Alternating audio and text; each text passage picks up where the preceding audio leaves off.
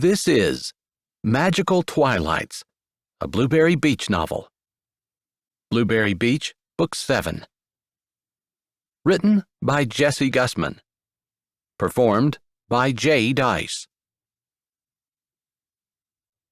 Chapter 1. The church loomed in front of her like Judgment Day. Tiffany Grant swallowed past the tight lump in her throat and gathered up every shred of courage she had. Maybe it was an old wives' tale that when someone with a lot of sin in their life walked into a church, the ceiling would fall down on them. She was about to find out. She'd bluffed her way through a lot of uncomfortable situations that were worse than setting foot in a church. Much worse. Her friends had always said she was cool as a cucumber. She lifted her chin. On the outside, she was cool. On the inside, it felt like there was a volcano erupting and people were running for their lives. One foot in front of the other up the wide front steps. Her back to Lake Michigan, her front to her destiny. Or death, if the ceiling thing were true. Reaching the heavy wooden door, she almost lifted her hand to knock. Church wasn't exactly where she felt comfortable, but she'd made a decision a few months ago that she was going to turn her life around. She'd made a lot of decisions, made a lot of changes, but the one thing she'd been putting off was her vow to go back to church and help in every way she could. The pastor was here. At least, there was one vehicle parked in the lot. She assumed it was his. What did she know about churches? She hadn't been in one since she was 18 years old. Her old pastor was long gone, and she didn't know the one who'd taken his place. Her true friends, the ones who loved her whether she had money or not and who lived in Blueberry Beach, had told her his name was Pastor Kane, and that he was a good man, righteous, godly, and lived a life that could be an example to every congregant who darkened his door. The type of man who was exactly the opposite of what she was. The blood of Christ cleanseth us from all unrighteousness. The verse went through her head, one of a few that she'd learned since she turned from the life that she'd been living and held her hands out for the free gift that Christ's death promised her. It was a gift, and she'd received it, but sometimes she had trouble believing it was really true. Faith is the evidence of things not seen. Whatever that meant. It was another one of those verses that she'd memorized that seemed to have significance at the time, but that she wasn't completely sure she believed. Or she believed it, just wasn't sure she was living that belief. How did one live something they didn't really understand? Straightening her shoulders yet again and pushing past the lava that lapped at her ribs, she put her hand on the heavy white door and pulled. It opened. Whether the vehicle in the parking lot belonged to the pastor or not, the church was unlocked. She tried to pretend she wasn't disappointed. After all, if the church was locked, she would be able to say she'd done what she said she was going to do and had been unsuccessful. Now, she had to continue on, moving forward with the plan that would change her life, or that would show she had a changed life. The two got murky in her head sometimes. Wishing she hadn't sold all her expensive clothes, had at least kept one pair of Gucci shoes, she ran a hand down her old college t-shirt and tried to pretend her loose pants didn't make her look like a bag lady. At least they were modest. Modesty was more important than style in her new life. Some people said the two could coexist, but Tiffany hadn't given that much consideration when she'd been tossing clothes left and right. She walked into the vestibule and pushed through the swinging wooden doors into the sanctuary, stifling a laugh. The laugh was probably 3/4 because of nervousness, but the other 25% was because the swinging wooden doors reminded her of an Old West saloon. Lakeland, one of her friends who lived in Blueberry Beach and who owned the Indigo Inn with her, had told her that the new pastor was sincere in his calling, fervent in his messages, and had a heart to help people. What Lakeland had neglected to mention was the man was extremely good-looking. He was also probably about their age, although she felt like she'd lived far more lifetimes than he had. She'd seen things and done things that he probably didn't even know were possible for people to do. She fought the urge to turn around and run out of the church. She had never run away from anything, and she wasn't about to start today. The changes she was hoping to make in her life were positive ones. Running away felt like regression, even if this was more change than she thought she could handle. Who was she to think that she actually belonged in a church? But the idea was short-lived, because deep brown eyes set in a darkly tanned face with a square jaw and just enough stubble to be ruggedly appealing looked up from the altar where he kneeled. Part of her thought it was funny that the church was set up so the pews were facing away from the lake, while the pastor would stand in the pulpit, facing the big picture window in the back and the gorgeous view of Lake Michigan. She supposed the view could be inspiring for sermons, but distracting for people listening to them. It was probably a wise decision to set the church up like that. Not that it mattered. Her brain was just going crazy because she wasn't expecting the pastor to be attractive. Or maybe more accurately, she wasn't expecting to be attracted to the pastor. But this pull, this invisible tugging that made her feet want to move forward, could hardly be anything but. She wasn't interested in attraction, physical or otherwise, nor in men in particular. She had come to Blueberry Beach to get away from men. After all, the ink was barely dry on her third divorce, and considering that she averaged less than 4 years per marriage, she was hardly eager to jump back into something she'd been such a failure at. It was part of turning her life around. She didn't need a man. She didn't need marriage. But she did need to make up for the things she'd done and the person she'd been. "Good afternoon. Welcome to Blueberry Beach," Pastor Kane said, and his voice was the kind of voice she could listen to for hours. Perfect for delivering a sermon. She'd most definitely hang on every word. "Good afternoon. You must be Pastor Kane," she said, summoning the confidence that she'd been known for all her life. She'd been confident in the things that she was good at. Now that she was turning her life around, she felt off-kilter, out of sorts, and definitely not confident. "I am," he said, standing with little effort and moving toward her with the grace of an athlete. "I'm Tiffany. I'm here to volunteer." Nothing like jumping right into it and foregoing the small talk. Not that it mattered.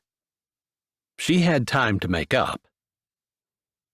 His eyes blinked like her comment startled him. Isn't that what people did in church? Do-gooders? They went around helping everyone? Why in the world would he be so surprised to have someone walk in and want to help? "Nice to meet you, Tiffany." His voice curled around her name, and a shiver traveled down her backbone. She thought she'd outgrown reactions like that when she was about 15. His hands clasped hers, and his fingers did the same thing to her hand as his voice had done to her backbone. She managed to not snatch her hand away, but she could hardly believe this man was a pastor.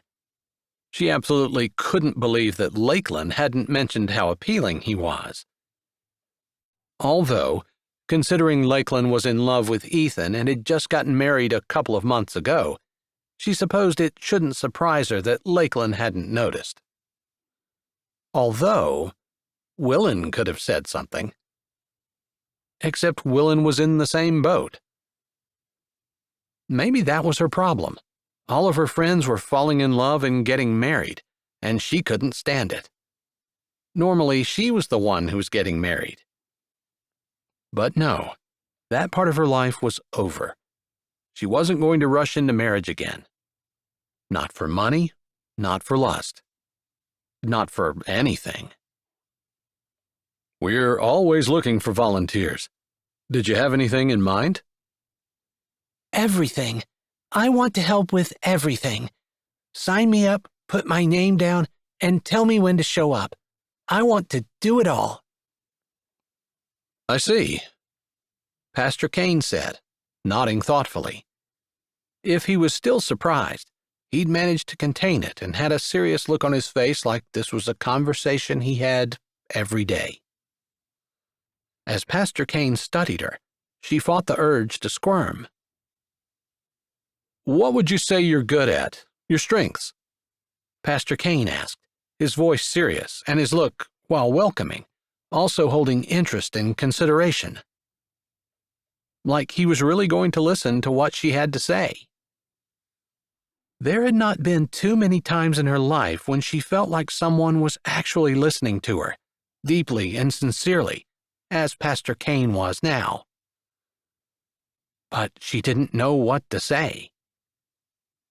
She didn't have any strengths. None she could use at church, anyway.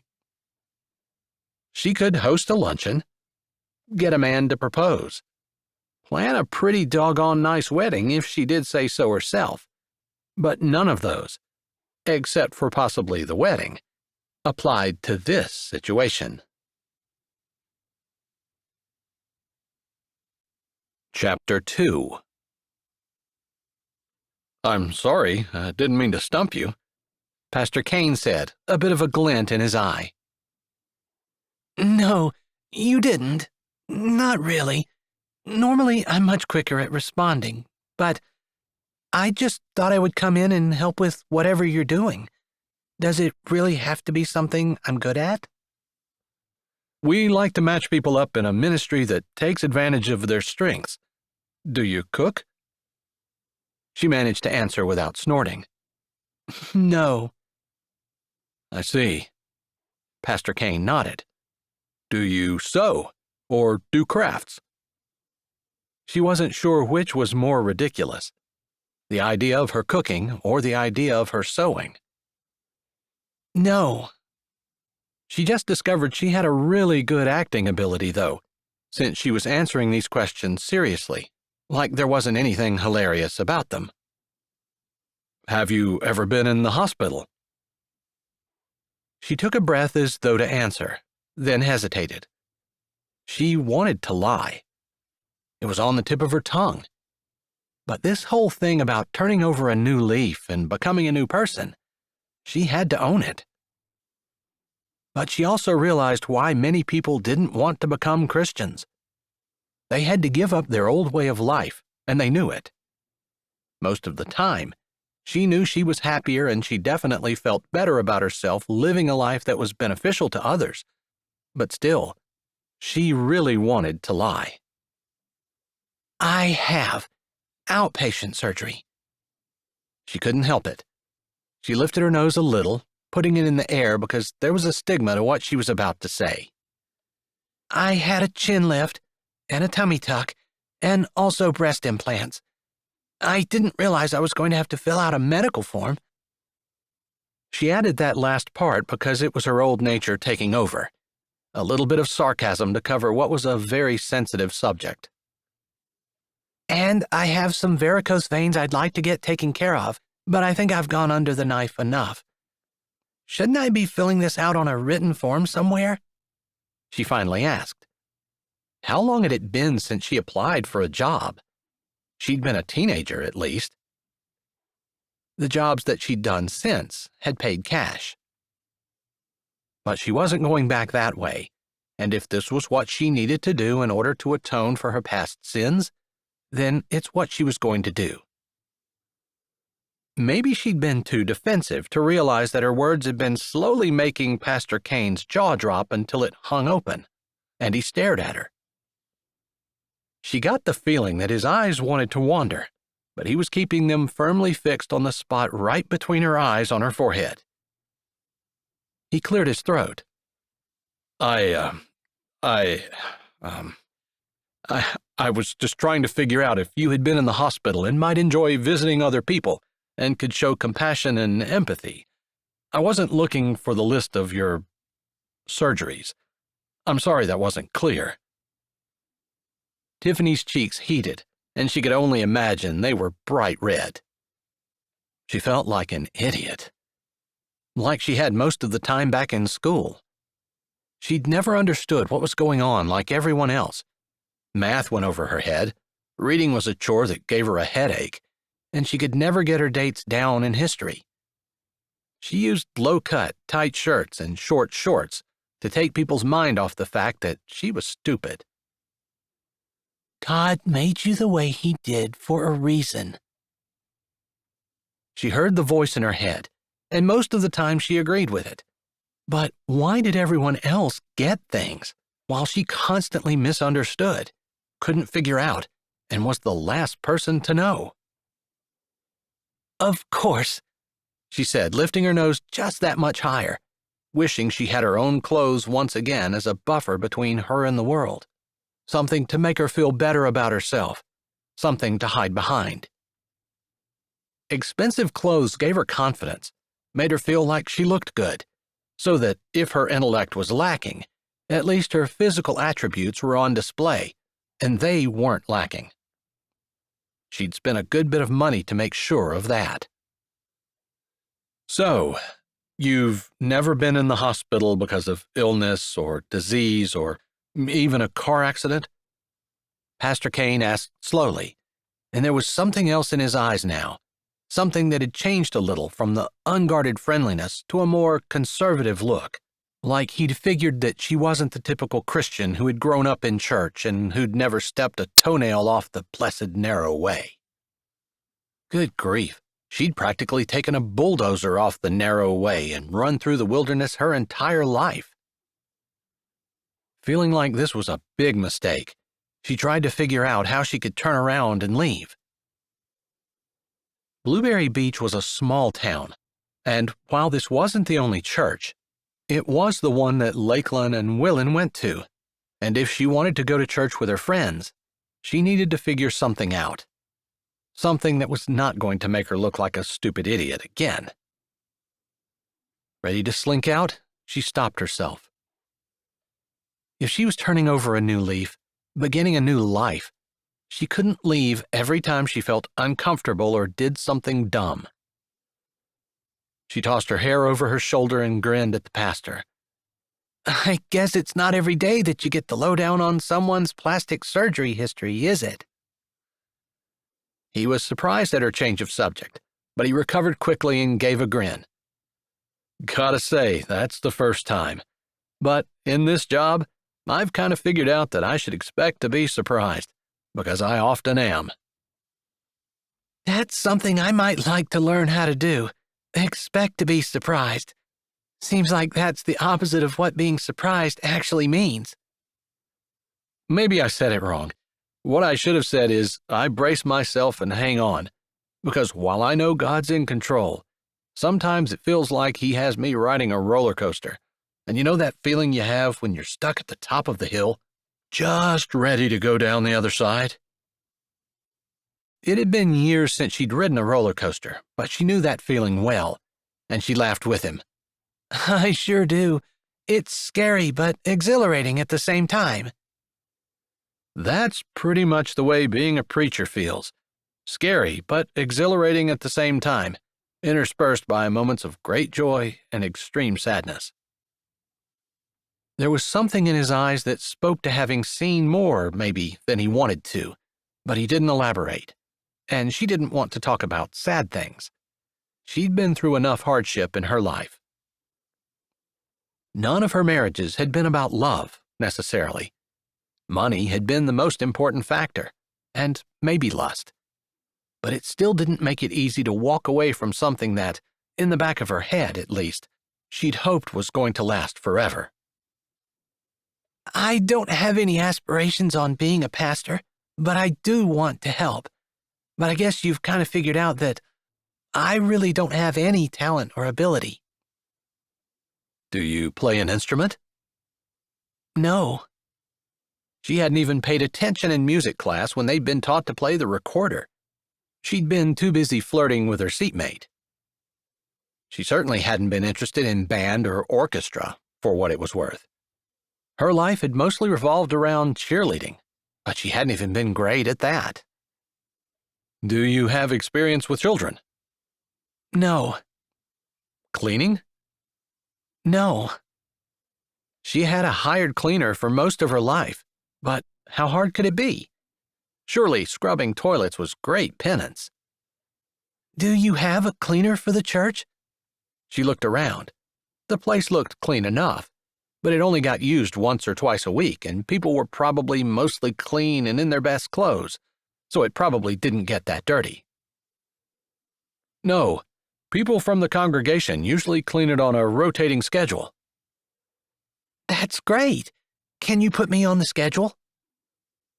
Sure, he said, sounding less than enthused. Have you belonged to a church before? Do you live in Blueberry Beach? He asked the questions kind of tentatively, like he didn't want to offend her, especially if she'd been living in town for a while and he missed it. No, I just moved in, she said, giving the church another glance around. I don't think it would be too hard to clean all this. I'm sure those other people probably don't enjoy doing it, so I don't mind taking it over. What else?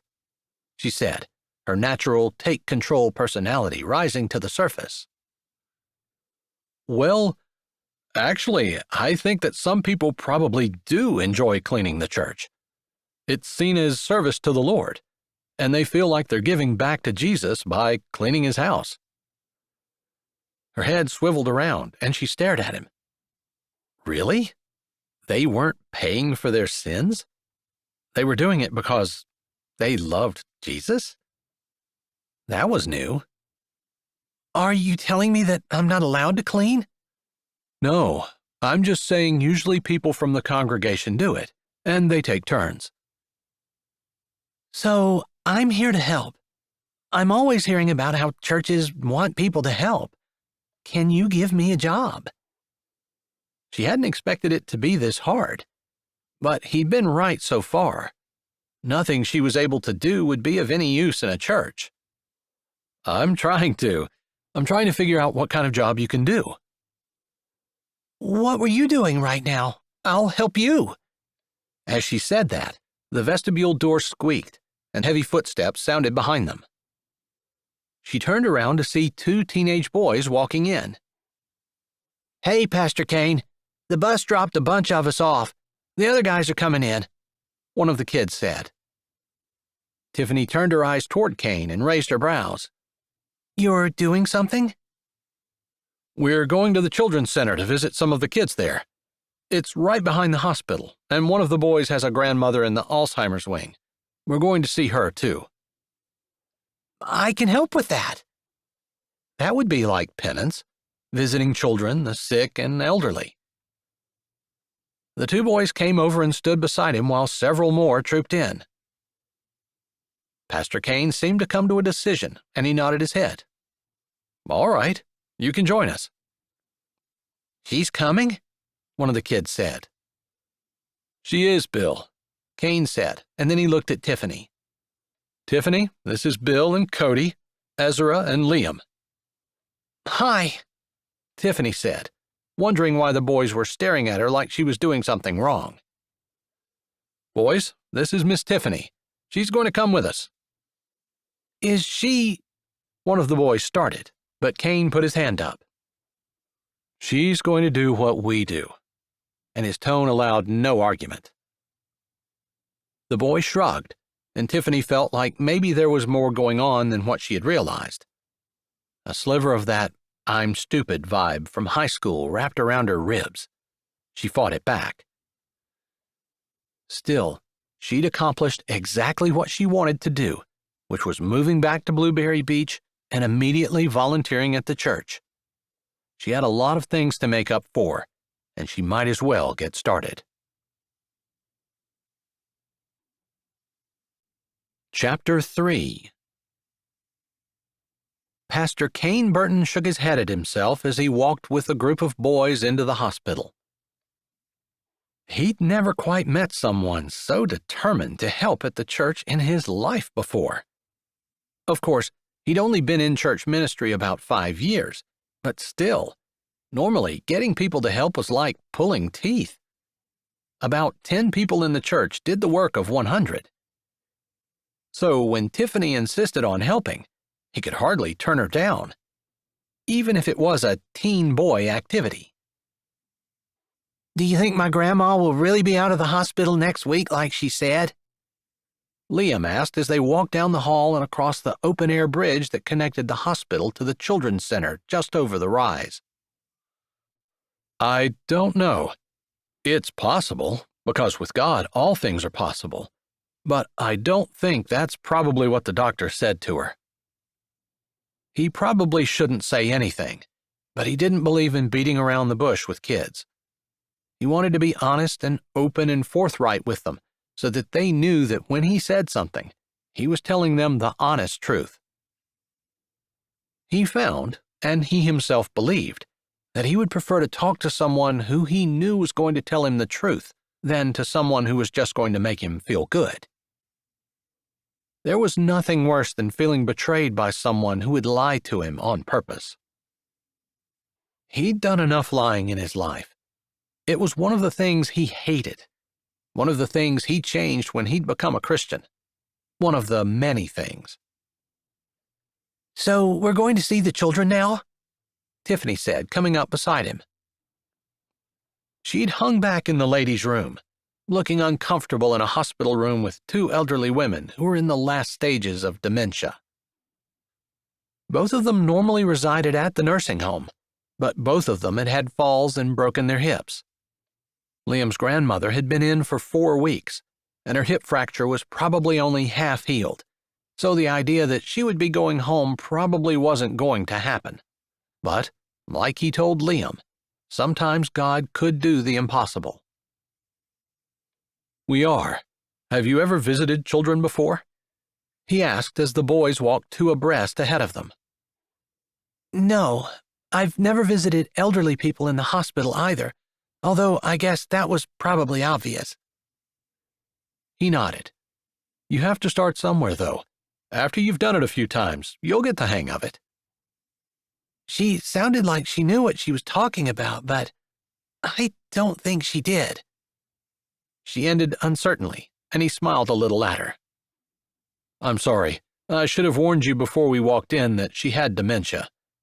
Liam seems to be pretty much okay with it, but I try not to say too much where he can hear me, he said, his eyes on the boy in front of them, walking about 20 feet ahead and chatting with his friends. I get that. I was pretty upset when my grandmother died.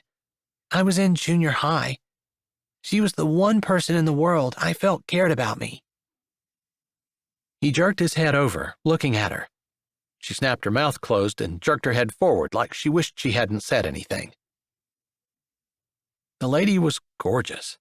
Perfect figure, but she'd confided to him where she'd gotten that, and he wondered how much of her face was perfect because of natural beauty and how much of it was perfect because of adjustments made by a professional. Not that it mattered. Beauty was beauty, and he had a tendency to be leery of it. Not solely because he had been sunk deep in sin on the basis of his own looks, but also because when he'd been in that sin, he'd seen a lot of beautiful women. A lot of wicked, beautiful women. A lot of beautiful women engaging in great wickedness. Not that beauty equaled wickedness in his mind, but sometimes women worked hard at making themselves look beautiful so they could be a trap for someone else. Proverbs was clear that this wasn't something new women had all of a sudden figured out how to do, but rather something they'd been doing for thousands of years. Men had their own sins, and he'd certainly engaged in those as well.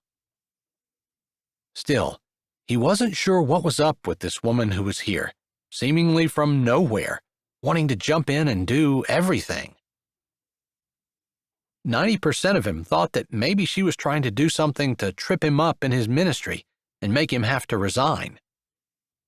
10% of him thought that the other 90% was terrible and couldn't figure out why he would be so distrusting of someone who seemed so sincere. Unfortunately, he knew pastors who had fallen into temptation over women who looked less beautiful than the one who currently walked beside him. Death is hard. It helps when you know where you're going and can't wait to get there. She didn't say anything, but her eyes, rather than staring straight ahead, dropped down to her feet. They took about 10 steps before she finally spoke low.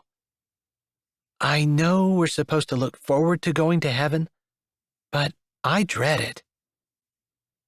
He huffed out a breath and almost stopped short. He'd never heard anyone say they dreaded going to heaven. "Dying?" he asked, pretty sure that's what she actually meant, even though it was not what she said. "No, I dread going to heaven." Why?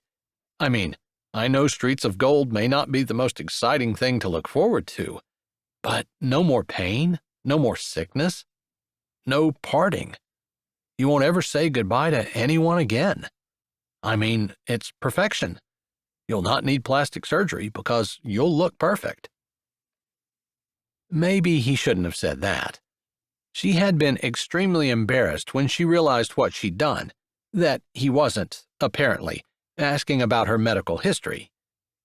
He still didn't understand how that misunderstanding had come about. He could hardly believe she'd never had a job interview before, although what he was doing certainly wasn't even close to a job interview. Maybe she was just nervous. He supposed if she wanted to hang around the church as much as she seemed to, and he was going to be seeing a good bit of her, maybe he'd figure out her history.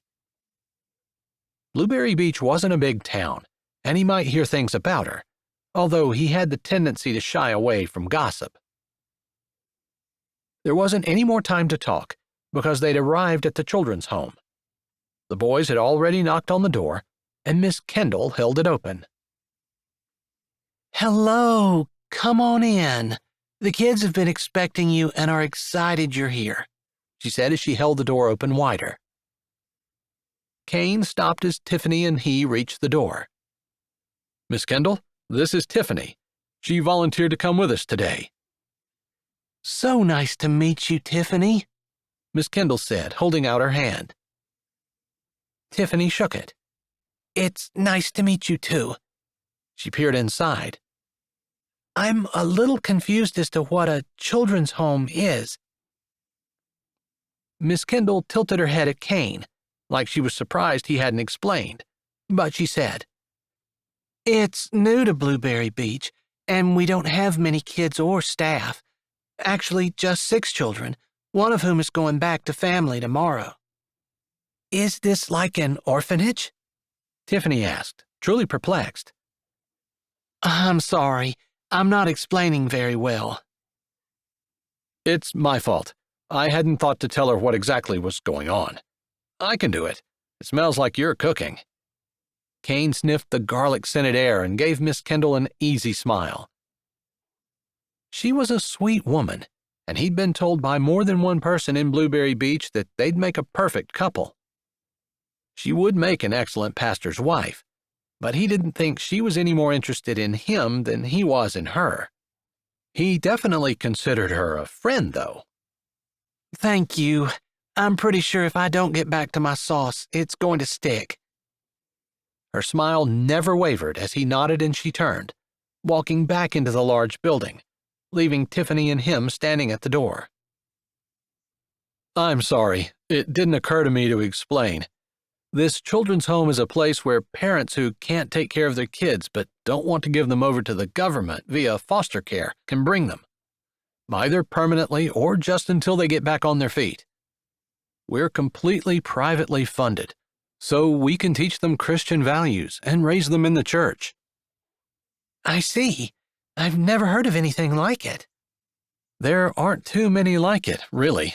It takes a lot of money. We're blessed to have private funding. She was chewing it over. Come on in. The boys have been here plenty before, and you can watch them until you feel comfortable enough to interact. She walked in the door, and he closed it behind them. Typically, the boys might push some trucks around, play games, or read stories to the kids. As they walked into the big play area, he noticed Haley and Sammy over by the window, sitting with Jasmine.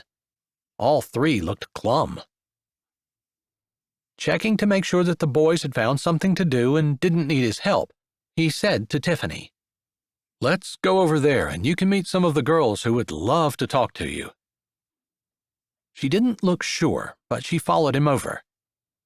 Again, he wondered what her story was, since she was acting like she'd never set foot in a hospital before or done any type of volunteering.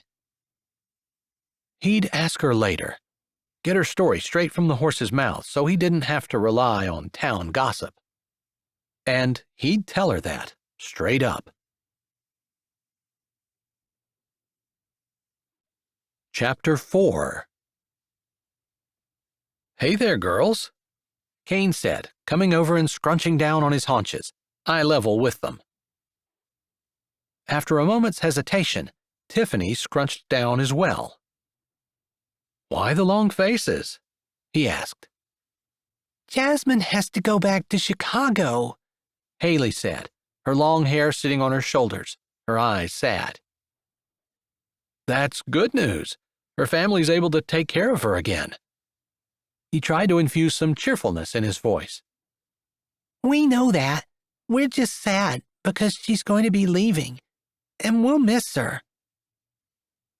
Normally, Kane had a whole repertoire of things that he could say.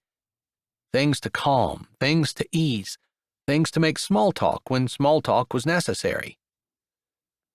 But he wasn't sure what to say to children who knew that their friend was leaving and might never return.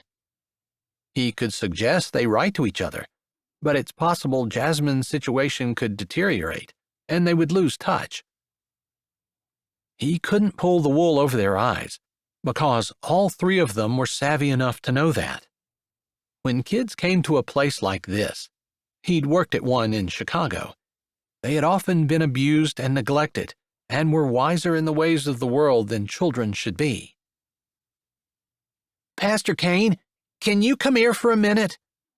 Liam called from about 3 feet away. Kane hadn't even heard him come over. He'd been trying to figure out what to say to the girls, anything that might cheer them up or take their mind off the imminent departure. "Right now?" he asked, not wanting to leave without at least saying something. Not saying anything was almost like admitting that they were right to be glum. Yeah, Liam said, sounding urgent. Cody has his mom on the phone, and she wants to talk to you.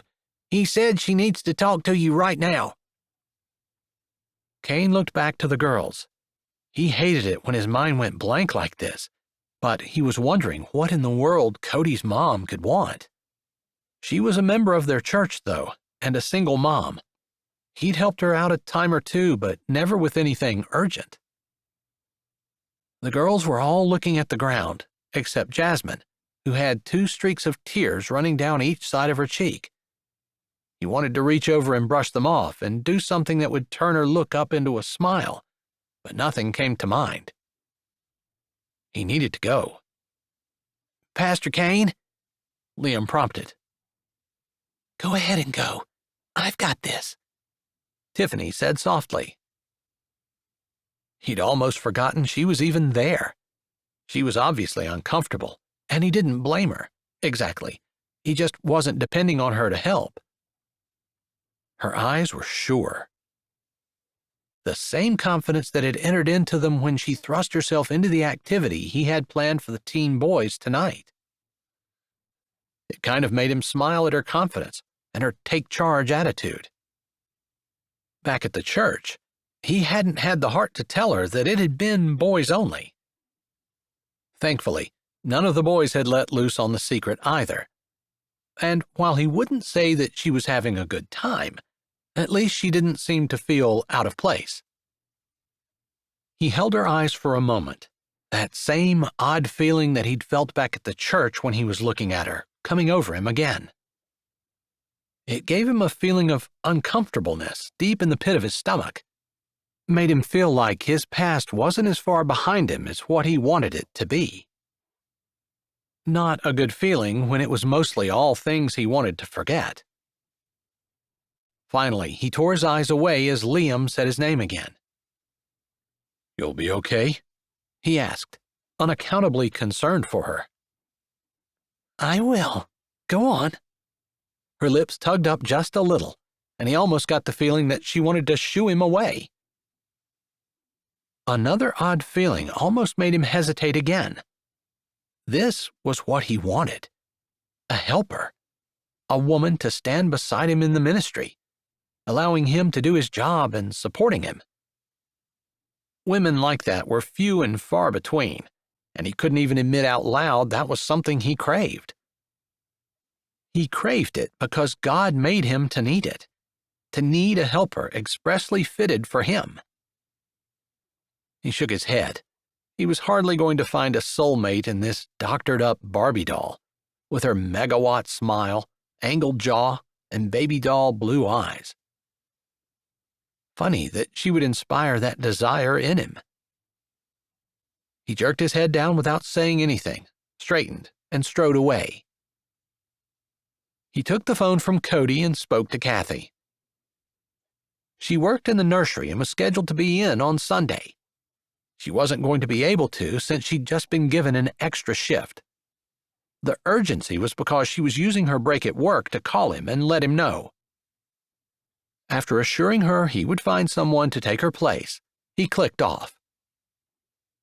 In small churches, it was common knowledge that the pastor did everything. What wasn't so commonly known was that the pastor's wife usually worked just as hard. Since he wasn't married, all of the jobs fell on his shoulders. Sometimes it was overwhelming. The call hadn't taken that long, less than 5 minutes, but then his own cell phone rang, and when he saw it was the hospital, he answered, never knowing if it could be an emergency. It wasn't, thankfully, but was a nurse calling about a patient who didn't have any family and asked if he could visit them. He got sidetracked again, with one of the boys asking for help with a light that wasn't working, and before he knew it, 20 minutes had gone by, and he was in a completely different room before he thought to look to see how Tiffany was doing. He had made it back down the hall and into the large children's area when he heard chanting. Like one might hear cheerleaders doing at a football game. His brows knit together as he put the burned-out light bulb in the trash and tried to make out the words. He took another step and looked around the corner. Tiffany stood in front of Jasmine, Haley, and Sammy, like a cheerleading coach in front of her students, and she was leading them in what sounded like a cheer, although no cheer that Kane had ever heard. "Give me an F," Tiffany said in a voice just slightly lower than a shout. The girls all screamed, "F," and threw their arms up in the air, imitating Tiffany to various degrees of effectiveness. "Give me an A," Tiffany called out. The girls yelled, "A." "Give me an M." Tiffany put one hand on her hip and raised her other arm with her hand clenched in a fist. While the girls shouted out the M, they imitated her position. Kane shook his head, watching. The girls were smiling, up from their drooping positions on the floor, and totally absorbed in watching and imitating Tiffany. By the time Kane had noticed all that, Tiffany had almost gotten to the end of the cheer. "What do we have? F, A, M, I, L, Y. Family," she said, changing her body position with each letter that she uttered, while the girls giggled and struggled to keep up. "That was fun. Let's do it again," Haley said, collapsing with another giggle on the floor as Tiffany sat down slightly more sedately in front of them. Didn't you say you had a funky chicken cheer? Let's do that one. She laughed and started to shake her head no, but then Jasmine glanced over and saw Kane standing over by the doorway. Get Pastor Kane to do it, Jasmine called, bouncing up and down a little on her matchstick legs. She would make a good chicken, Kane thought to himself, but he didn't have a lot of room to talk. His legs were pretty skinny, too. He smiled good-naturedly as the girls all joined in, calling that he should do the chicken cheer. Universally, it seemed, everyone wanted to see the pastor make a fool out of himself, whether that was getting a pie in the face, or getting blindfolded and set on the dunking seat, or, apparently, doing a funky chicken cheer. But he wasn't a cheerleader. He'd played sports in school, not cheered on the sidelines. That part of his life was behind him. He was no longer using his looks or his muscles to impress anyone. But Tiffany had glanced over her shoulder, her cheeks red, her eyes sparkling, and her lips grinning. He hadn't seen such an unguarded look on her face since she'd shown up in the church 2 hours ago. Her smile widened as she started shaking her head. Then she got a crafty look on her face and glanced at the girls, pushing to her feet and turning to face him. She didn't say anything to him, but immediately started on the cheer. Come on, everybody. Get your legs a-kickin'. Come on, everybody. Do the funky chicken. She kicked her legs, not high, but alternating each one in rhythm with her words. Now she spread her feet and put her hands under her armpits, slapping her elbows and sliding one step to the side as she said, "Bok, bok, bok, bok, bok, bok, bok, bok, bok." She repeated the chicken noises, then did the cheer the whole way through again. By the time she was done, the girls were up amid giggles, although they tried to imitate her chicken stance and slide. The rest of the kids had come over and started watching, some of them joining in, some of them just laughing, but all of them encouraging him to join her as soon as she was done. Chapter 5. Even Liam and Bill stood, grinning at the idea. Come on, Pastor.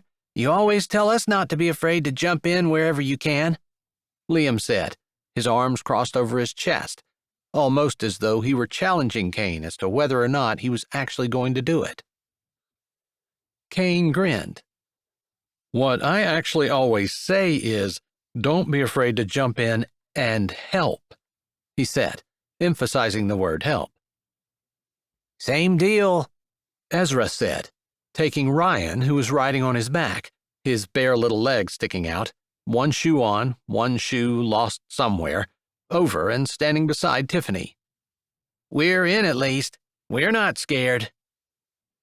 The other boys lined up, along with the children, and Tiffany didn't hesitate but started her cheer again. They locked elbows this time, although Tiffany and Cody were the only ones who were able to get their feet kicking in time with the chant.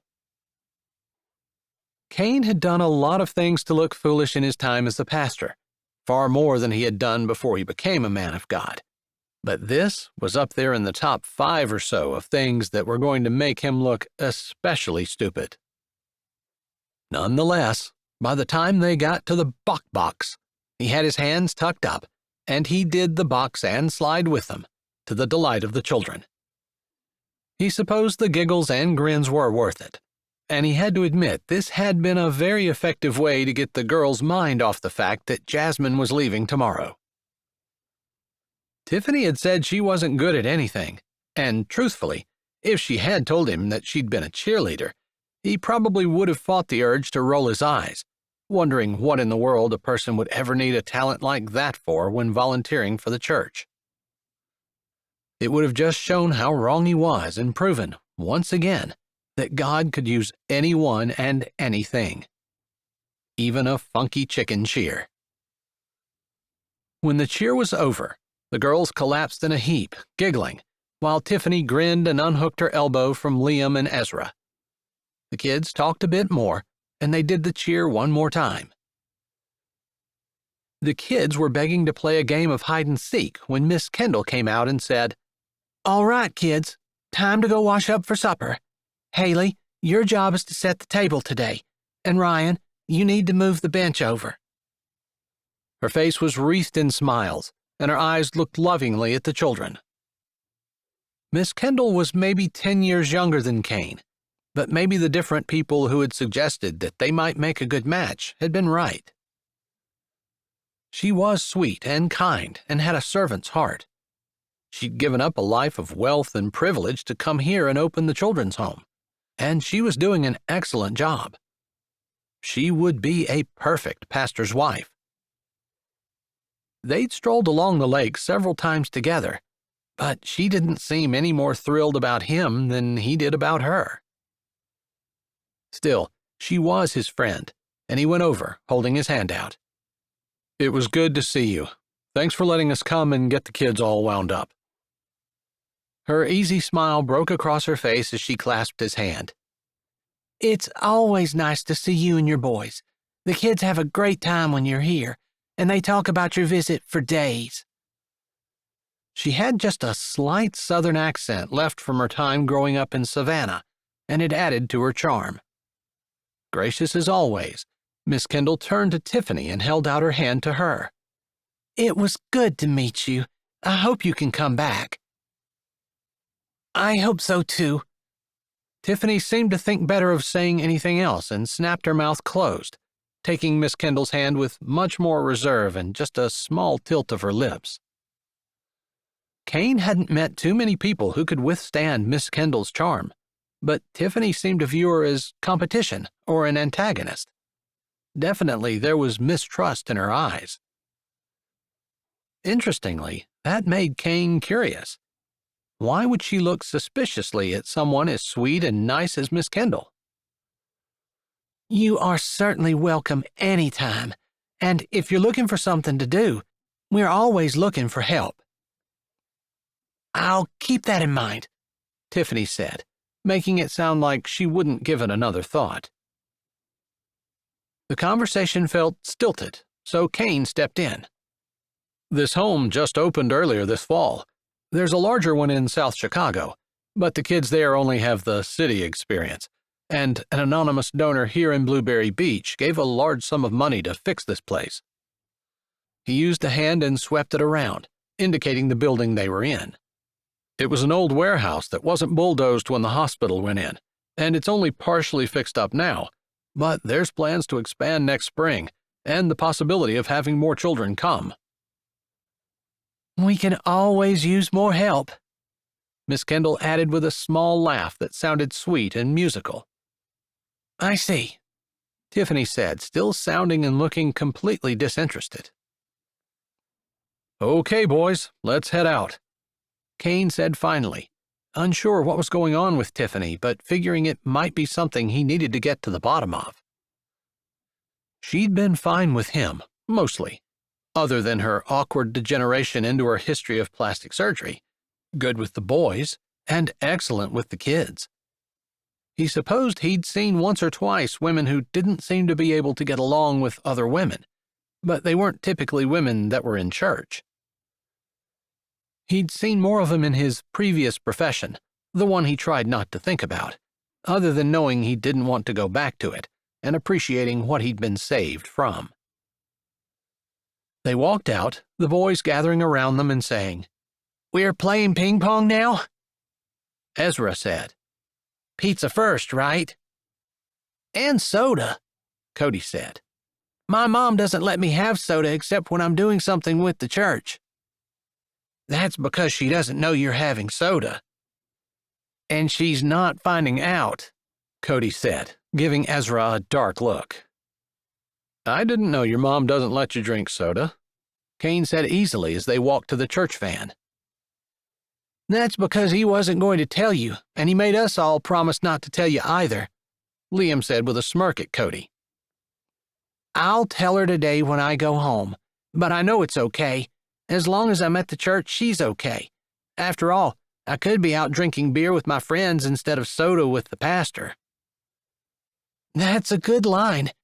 My parents never gave a flip what I did, but I can imagine that line would convince a parent to let their kid have a can of soda every once in a while, Tiffany said, her look serious but her eyes smiling at Cody.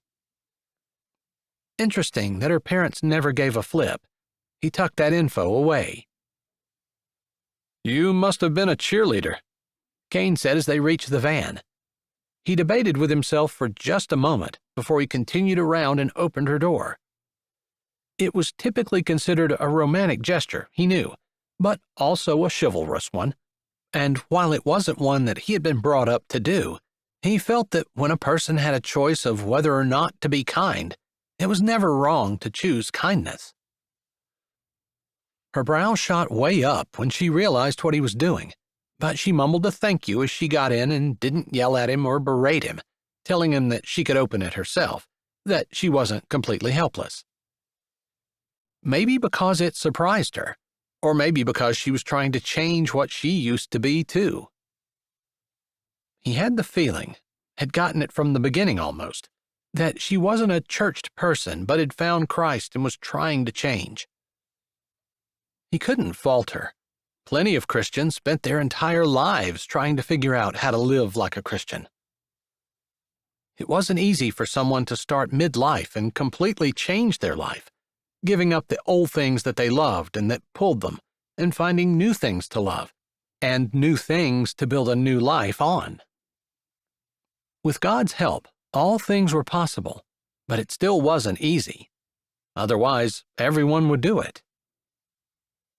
He started to close the door, his eyes going toward the western sky, where the sun had set and darkness was starting to settle down. That magical time between daylight and dark, the sparkling twilight that shimmered and whispered and wrapped around him. His favorite time of day, where two became one. The dark of the night and the light of the day shared space for just a bit before day slipped away and night emerged victorious. It always put him in a contemplative mood, but there was no time for that tonight, so he shook it off. Tiffany snapped her seatbelt and looked up, surprise in her eyes, like she was wondering why he hadn't shut the door and moved on as the boys climbed in the back. "You're welcome to stay at the church and play ping pong with us if you want to. I did order pizza, and it should be ready for me to pick up on our way home." She kind of seemed like the type of woman who might be on a no-carb diet, so he wasn't too surprised when she shook her head. I can't, as tempting as that sounds. I'll be working the desk in the evening at the Indigo Inn, through midnight. I need to go. Maybe their eyes would have met and held. Maybe the shimmering waves of orange sunlight, the whisper of the wind, the trail of darkness as it draped around them would have created a spell, a magical cocoon for the two of them to get lost in. But Liam called from the back seat. "She's just afraid we'll beat her butt." "I've never played ping pong before, so I'm probably terrible at it. I'm not exactly known for my coordination." Tiffany didn't seem to care if they would beat her or not. "You were pretty coordinated during your cheerleading session," Kane pointed out. "I was imitating a chicken. That doesn't take coordination, that just takes brass. I have that. Haven't you figured that out?" She lifted an eyebrow, and it was a challenge. He nodded slowly. "I did." He met her raised brow with a challenging look of his own. "I liked it." Chapter 6. When Tiffany walked into the Indigo Inn, she wasn't surprised to see that there was no one at the desk. Willen and Lakeland had told her that the evening shift was a hard one for them to cover because of their families.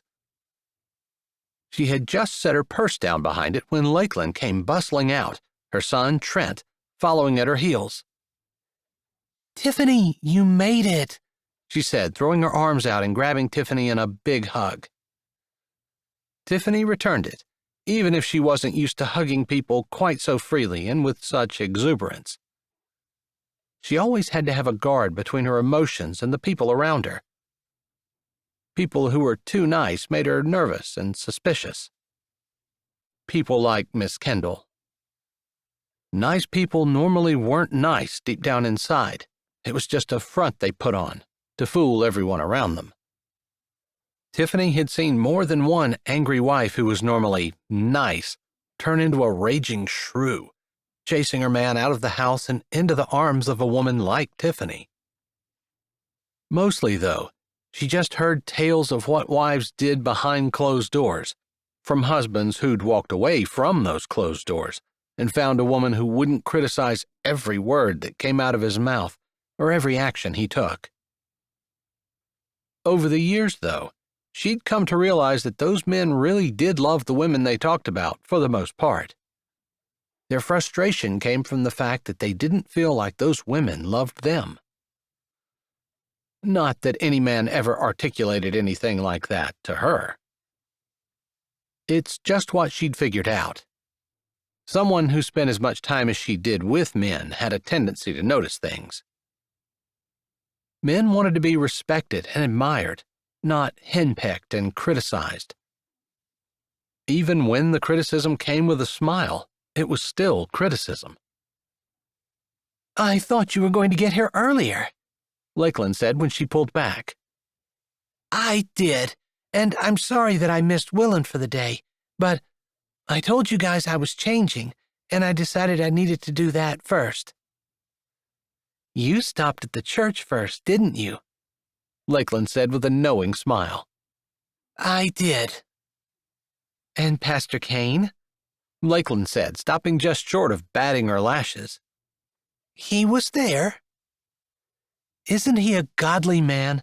So wise and sincere and just passionate about God and the things of God, and about helping people, and just tirelessly working for the greater good of mankind. That's enough," Tiffany said, feeling bad for interrupting her friend, but feeling like maybe her friend was laying it on just a little thick. "Oh, yes, and he's exactly your age. What a coincidence," Lakeland said, and that time Tiffany was pretty sure she did bat her eyes. "Mom," Trent said with an elbow on the front desk, "is this the way the girls always talk about guys?"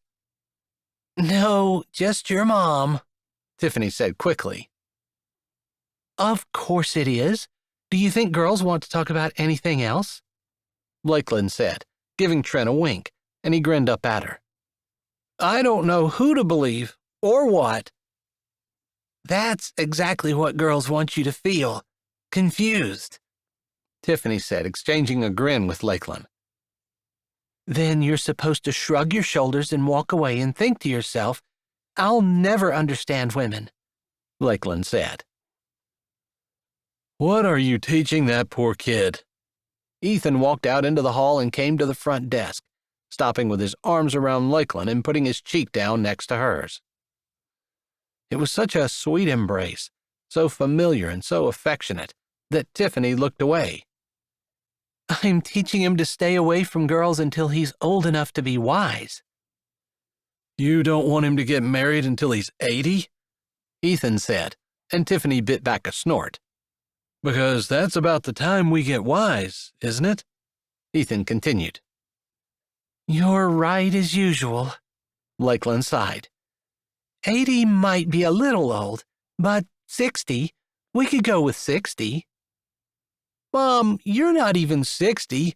I want to find a girl before I'm old enough to be dead," Trent said, half irritated, half amused. "Don't worry about finding a girl, sweetheart. I'll find one for you. You just concentrate on your schoolwork and keep helping your dad with fixing up the inn." "You just want a slave," Trent said, now sounding more irritated than amused. "Pretty sure that's what women think men are," Ethan said, and then he shook his head as Lakeland poked her elbow in his stomach. "I'm teasing, Trent. Your mom is right, though. At your age, girls are interesting, But it's probably a good idea to stand back and figure yourself out before you try to attempt to figure out something as confusing as a woman. Am I really confusing? Lakeland said over her shoulder. Not normally. Perplexing, confounding, baffling, but not confusing. Not really, Ethan said, his arms tightening around his wife as she smiled and closed her eyes. Think I'll go out and shoot some hoops, Trent said. You coming out, Dad? Tiffany was a little surprised at his use of the word dad, since Lakeland was divorced from his biological dad. But she didn't miss the sweet smile that Ethan and Lakeland shared, nor the proud look that crossed Ethan's face. Sure, son. I'd love to. He dropped a kiss on his wife's forehead before his arm slipped from hers, lingering just a moment on her waist. Then he followed his son out the door. I'm so happy for you, Tiffany said sincerely. There was obviously some banter and teasing and a sweet spirit between the three of them, and it made her wish that she'd made different choices when she was younger. Choices that would have given her a loving husband and children that grew up to admire and respect her. Instead, she was alone, desperately trying to atone for past sins, and almost penniless to boot. Thank you. You know, there was a time in my life, right after my divorce, and various times while I was raising my children alone, that I didn't think I'd ever be happy. I didn't know what the point was other than living for my kids, because life just felt so hard. Lakeland had a bit of a faraway look in her eyes, but then she shook her head and huffed out a breath. But I've learned through those years that you choose your own happiness, and you have to put the past behind you. It's over with, and all it does is eat you up if you let it. Your husband was a jerk. I admire you for saying you put it behind you. Is that true? Tiffany asked, unsure how anyone could put the cheating of their husband and the breakup of their family behind them with no bitterness. It is. Because if I don't put that behind me, if I let that bother me, I'm not punishing him.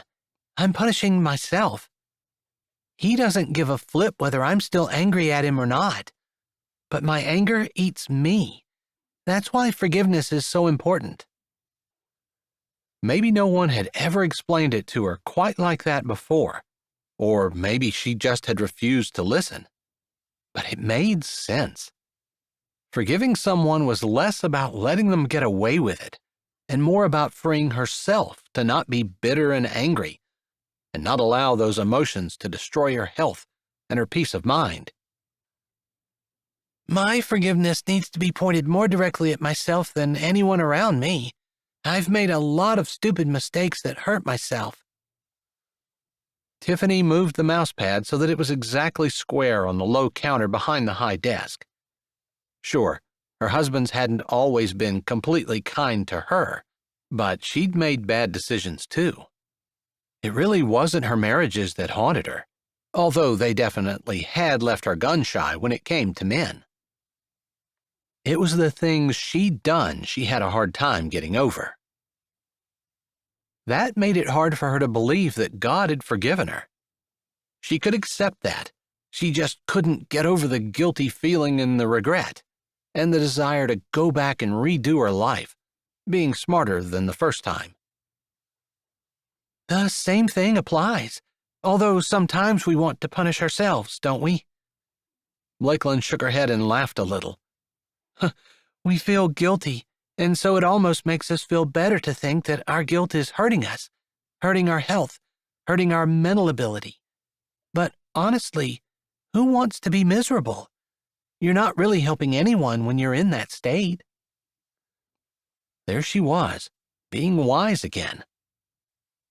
I think that's why God gives us friends, isn't it? What are you talking about? Lakeland said with a chuckle. To make us feel guilty about ourselves? I hope not. No, just to show us when we're being stupid. I didn't say anything about anybody being stupid. Lakeland said, her eyes wide and innocent. Lakeland knew exactly how Tiffany felt about her mental abilities. She'd been called a bimbo, an airheaded cheerleader, and much worse in high school. Kids had made fun of and teased her for the stupid answers she'd given in class, to the point where she'd stopped caring and laughed along with everyone else, pretending her dumbness was a joke. Lakeland would never call Tiffany stupid. Never. I know. I was saying that about myself. Stop it. You're not stupid.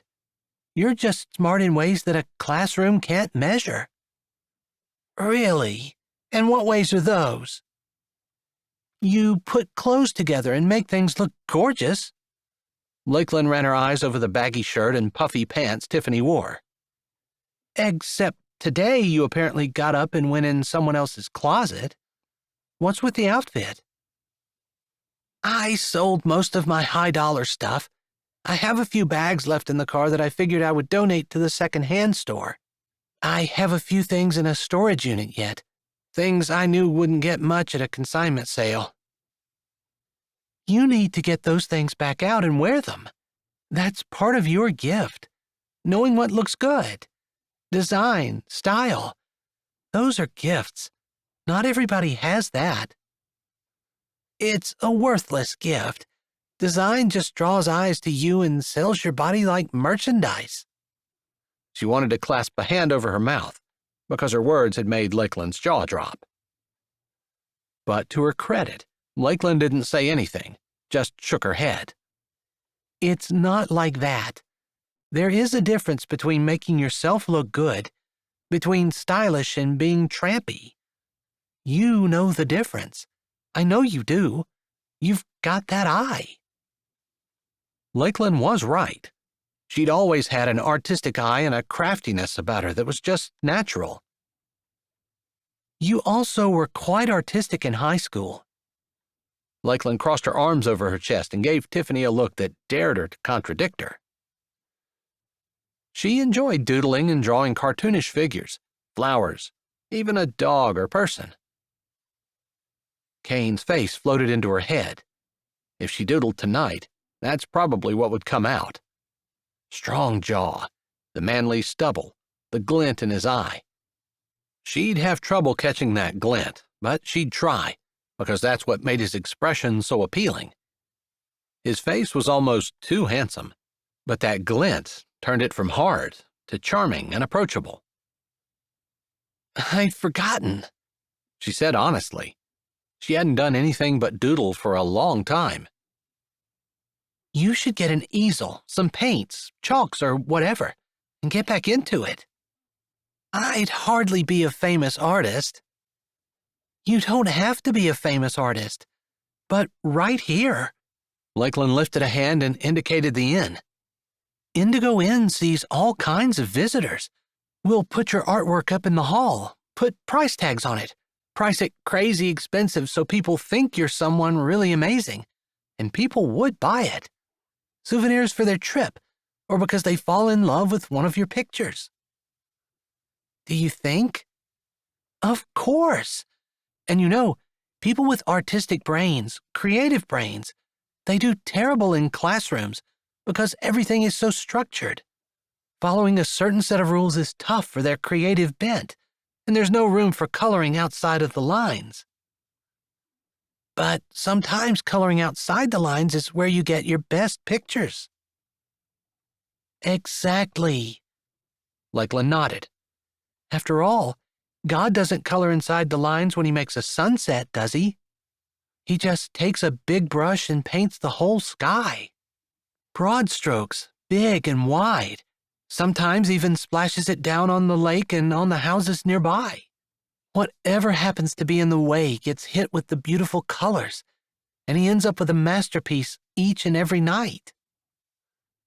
I never thought of it quite that way, but you're right.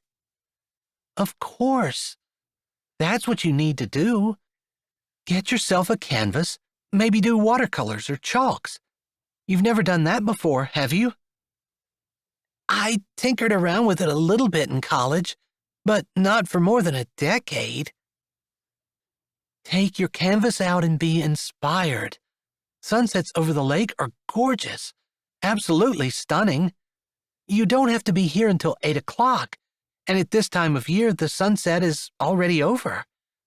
You can take the early morning shift too, and then you'll get all of your hours in and still have time to paint. They'd agreed that she'd work at least 40 hours a week, and the inn would pay her.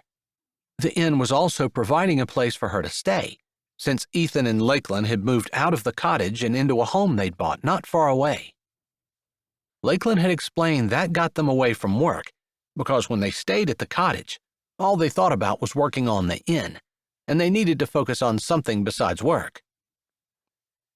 Maybe I will. Let me just say, all teasing aside, if you sit in the parking lot of the church and you face the lake, it's a gorgeous view.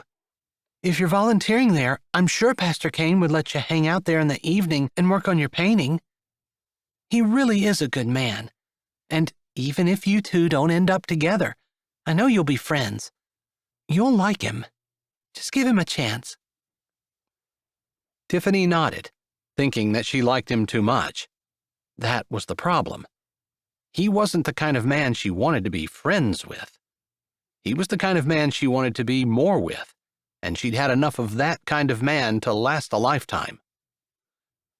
Plus, Pastor Kane wasn't exactly her type of man. He would be more than horrified if he knew her background and the things that she'd done. How long has he been pastoring here?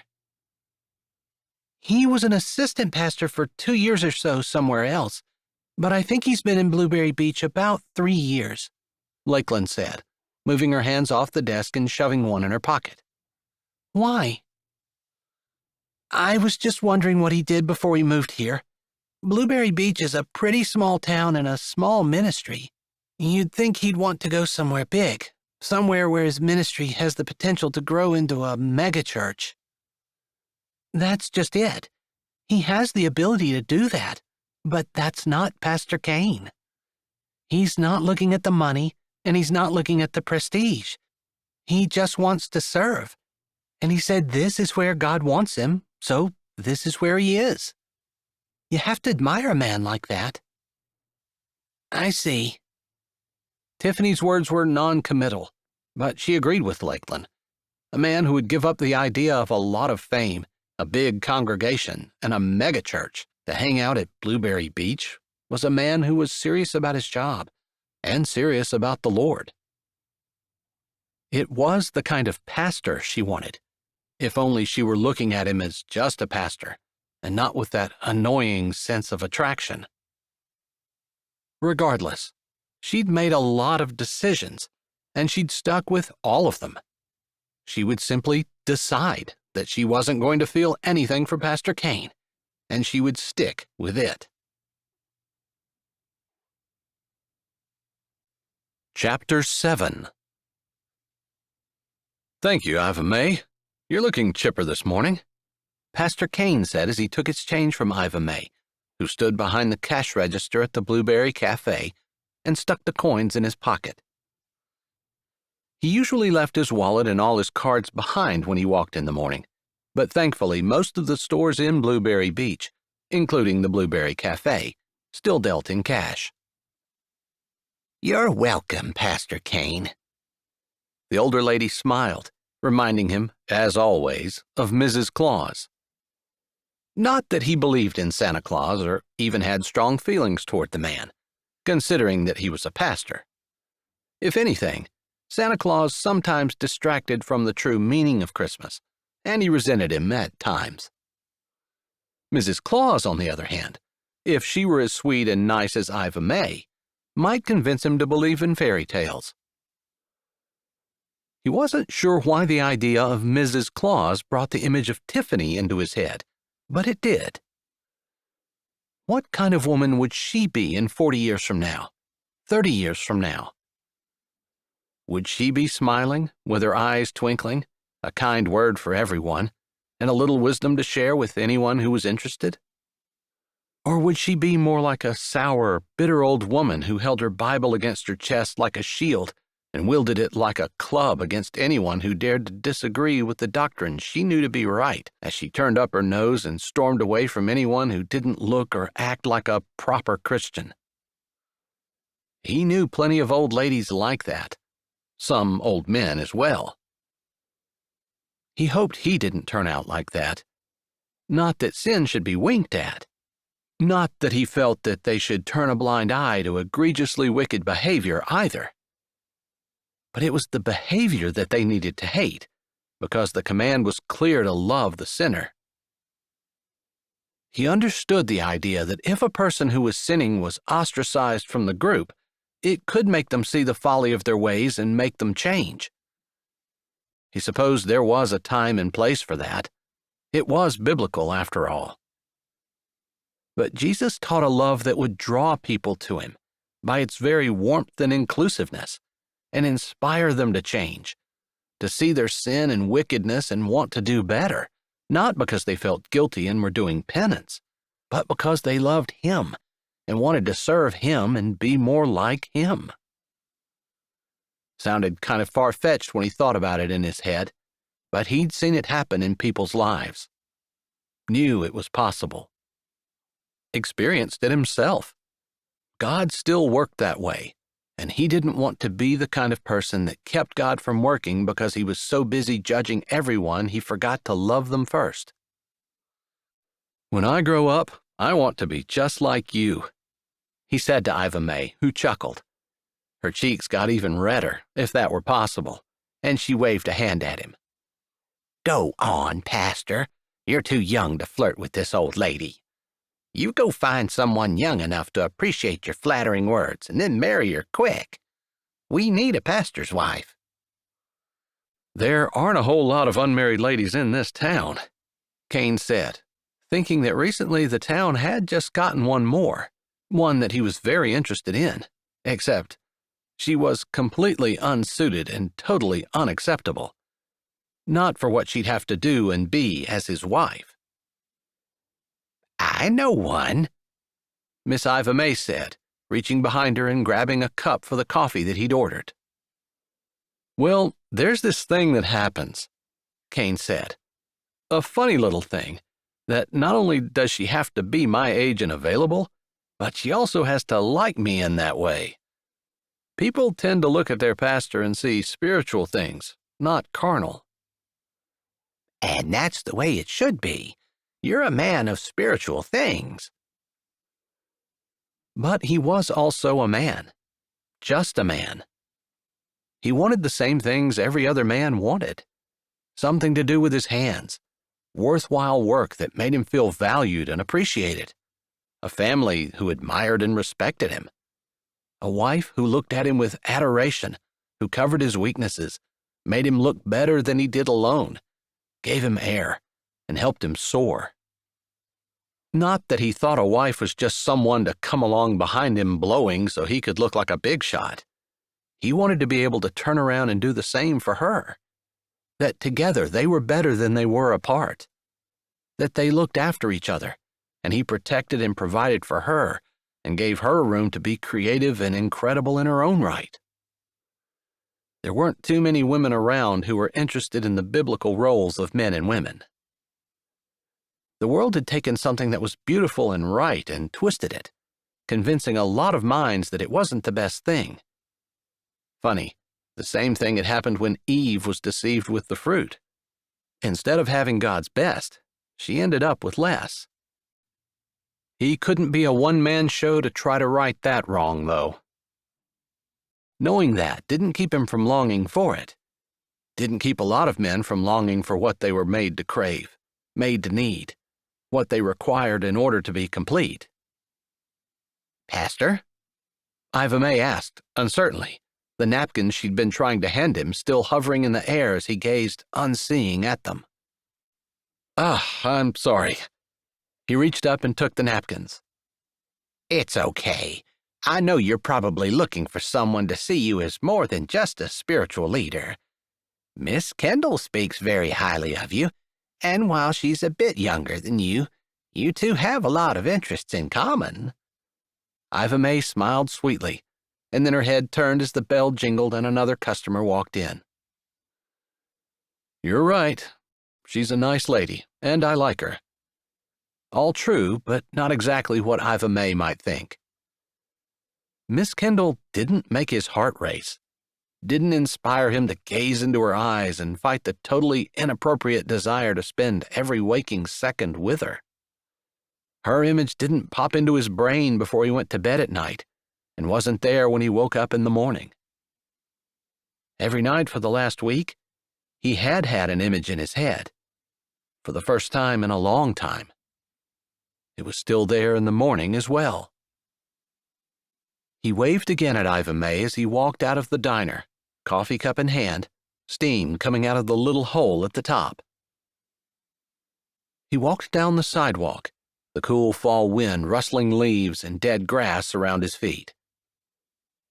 Nodding to Bill at the surf shop, he continued on down past the Little People shop and the hardware store, nodding to the man who was outside sweeping. Wishing he had worn a beanie hat to go along with his jacket, he squared his shoulders against the wind and kept walking toward the church. It was up on a little rise, not quite overlooking the town, and angled so that the view out the big picture windows in front took in Lake Michigan.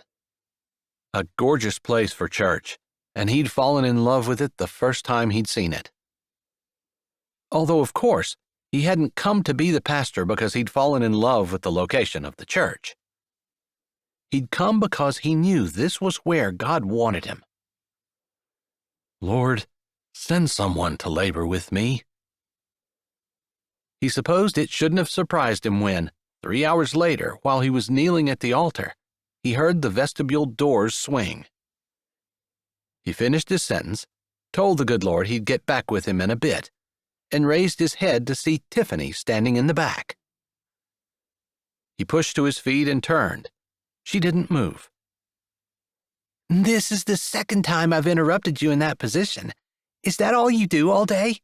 she asked, and while the words could have been taken sarcastically, that wasn't her tone. "Kind of funny that I have a job where I get paid to pray," he said, wondering why he couldn't think of anything better to say. Just looking at her seemed to have stolen his words. Not good, if she was going to be showing up here at the church every Monday, since it had been a week since she'd last been there. She'd been in the congregation yesterday, paying close attention to his sermon, but she'd left without speaking to him. "That sounds easy, except when I go to pray, I end up thinking about everything in my life except the things I need to pray about."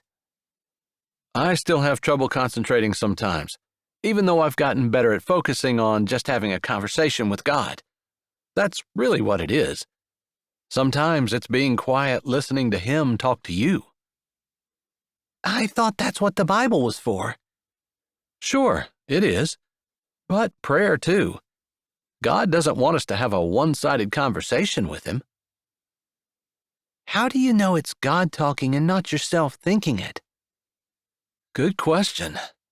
I guess it's kind of one of the reasons I know the Bible is true.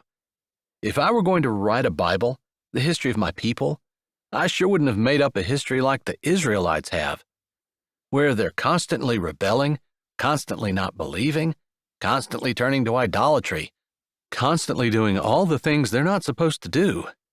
I wouldn't have David commit adultery. I wouldn't have Jacob steal his brother's birthright. I wouldn't have Eve eating the apple. "It's always the woman's fault," she said and rolled her eyes. But her face was interested. She was listening. He kept going like she hadn't interrupted. I wouldn't have had Judas betraying God's son, and I wouldn't have Stephen stoned. I could go on and on. There's just so much junk in the Bible that wouldn't be there if I were writing the story, or if anyone were just making the story up and trying to say that they were God, you know? God just puts it there and shows men the way they are, sinful and hopeless, helpless without Him. And He doesn't need to say that, although He does, because He shows us. She had a thoughtful look on her face, like she hadn't considered all the things that he was saying before, but then she tilted her head.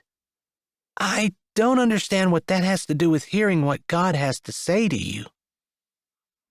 Well, if I'm doing the thinking for myself, I'm thinking the things I want to think, right? I think things that are convenient to me, things I want to know or want to do or want to hear. Not that God doesn't speak those things to me, but sometimes He says the hard things too. For example, I was just complaining to Him this morning about something, and when I was done complaining, He said to me, "If I thought you needed that, I would have given it to you. But since I didn't, maybe you should stop whining about what you don't have and start appreciating what you do." God said you're whining. Okay, so that's a little bit of a paraphrase. I think He might have spoken in a little bit gentler way. But yeah, sometimes we need our wake-up call. I see. Then she looked around the church. Well, I'm here to volunteer. What are we doing today? He laughed, even though he tried not to. He just couldn't help it. Most of the time, he had to lasso people, hogtie them, and give them a tranquilizer before they were willing to do anything in the church. Here was this woman, who didn't know up from down when it came to Christianity, who was here begging to help. What? She asked. What's so funny? He shook his head. He couldn't explain it. She wouldn't get it, hadn't been in church long enough to understand. She crossed her arms over her chest and got a bit of an offended look on her face. He put a hand up. "I'm not laughing at you. I promise. It's just sometimes, most of the time, really hard to get church members to volunteer for anything. Oh, there's some who volunteer for everything, but we say in church all the time that 10% of the people do 90% of the work. And it's true. And here you are, practically begging me to do something, and I don't have anything." You weren't going to do anything today? I was going to pray and study my Bible, work on some sermon notes. That's it. Those are pretty important things. Prayer changes things, and how can I shepherd my flock if I'm not in God's Word, studying and reading and feeding myself? She seemed like she understood that, and her chiseled chin lost its jutting out position. So I need to find something to do myself? She looked around the sanctuary, as if a job was going to jump out of the corner somewhere. "Miss Kendall has told me over and over again that if anyone is available, they can come and read a Bible story to the children, but most of them are in school now." The ones that aren't don't understand. There's no point, Tiffany said dismissively. "Oh, that's not true at all. Children are very impressionable when they're young. In fact, the Bible says, 'Train up a child in the way he should go, and when he is old, he will not depart from it.' Some people say if you have a child until they're 6, you have their heart for the rest of your life." He liked that she didn't come off disagreeing with him right away, but thought about things first. Like now, her face scrunched up, and she seemed to be considering what he said. Pretty soon, she nodded. I don't know if that's entirely true, but I guess it is accurate. You kind of feel like you're born with a certain knowledge, but it's actually what was instilled in you at your home, whether it was by your parents, whoever watched you, or what you figured out for yourself. That's why it's so important for children to have stable homes, good influences, for people who care and not just leave their kids unattended as long as they're being quite good. He thought for a second and then decided, since she was here, he might as well take advantage of it. Some people got really excited about being a Christian, ready to jump into everything, and sometimes those people burned out, disappeared from the church, and never came back. He probably shouldn't let good help go to waste. I told Zariah, who owns the second-hand store, that I would spend some time in the back separating donations and seeing if there was anything that would work for our missionaries. She donates a good bit to the church rummage sale every year, and in return, I usually try to donate some time to helping her out. Would you be interested? He almost didn't ask that last question because it was obvious from the way her eyes lit up and the smile on her face that she was more than interested. Even though her clothes looked rather old and baggy, she seemed like the kind of woman who would have good taste and a flair for fashion. I have some sizes, children, adult, man, and woman, for our different missionary families, and I'll grab those from my desk on our way out. Sounds great.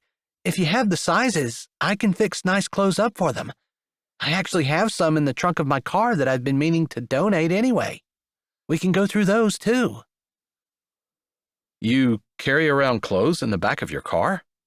He asked, knowing that wasn't the case, but curious about her, wanting to know more. Odd, because he didn't typically have that problem. She was shaking her head but also smiling. No, I cleaned out my closets, sold what I could, and I figured I would donate the rest. That life is behind me, and I'm not going back. I might as well change my dress as well as my life, right? He eyed what she was wearing, baggy slacks and a frumpy sweater. He hadn't noticed until just that second that her hair was braided and tied just above her shoulders. It didn't look like she wore any makeup at all, and her coat was army green, unbuttoned in the front. In fact, it might have been missing buttons. Well, the sentiment is correct. When you choose Christ, it means you turn your back on your previous life, on your sin. That's what repentance is, and it's a necessary precursor for salvation. But it doesn't mean that you have to give up things that weren't wrong to begin with, like your clothes. You haven't seen my clothes, she said with a warning look. Okay, I admit I know nothing about fashion or women's clothes, so you could be right. I know I'm right, she said, walking with him and waiting at the door of his office while he walked in and rooted through his desk drawer until he had the piece of paper that he'd jotted the sizes on. So you're not up with the digital age? She asked. The sizes came in email, but they came in 5 separate emails, so I wrote them down, figuring that I would eventually need them all in one spot. I suppose I could have printed off 5 emails, but it seemed like a waste. Oh, so we're looking for more than just one family? Yes, the church supports more than 5 missionaries, but these are the ones who responded when I asked if they had a need for clothes. There are some particulars on here as well. This one family specifically asked for jeans and winter items, while this one is asking for girls' skirts. He waved the paper around and she took it out of his hand, skimming through what he'd scratched down.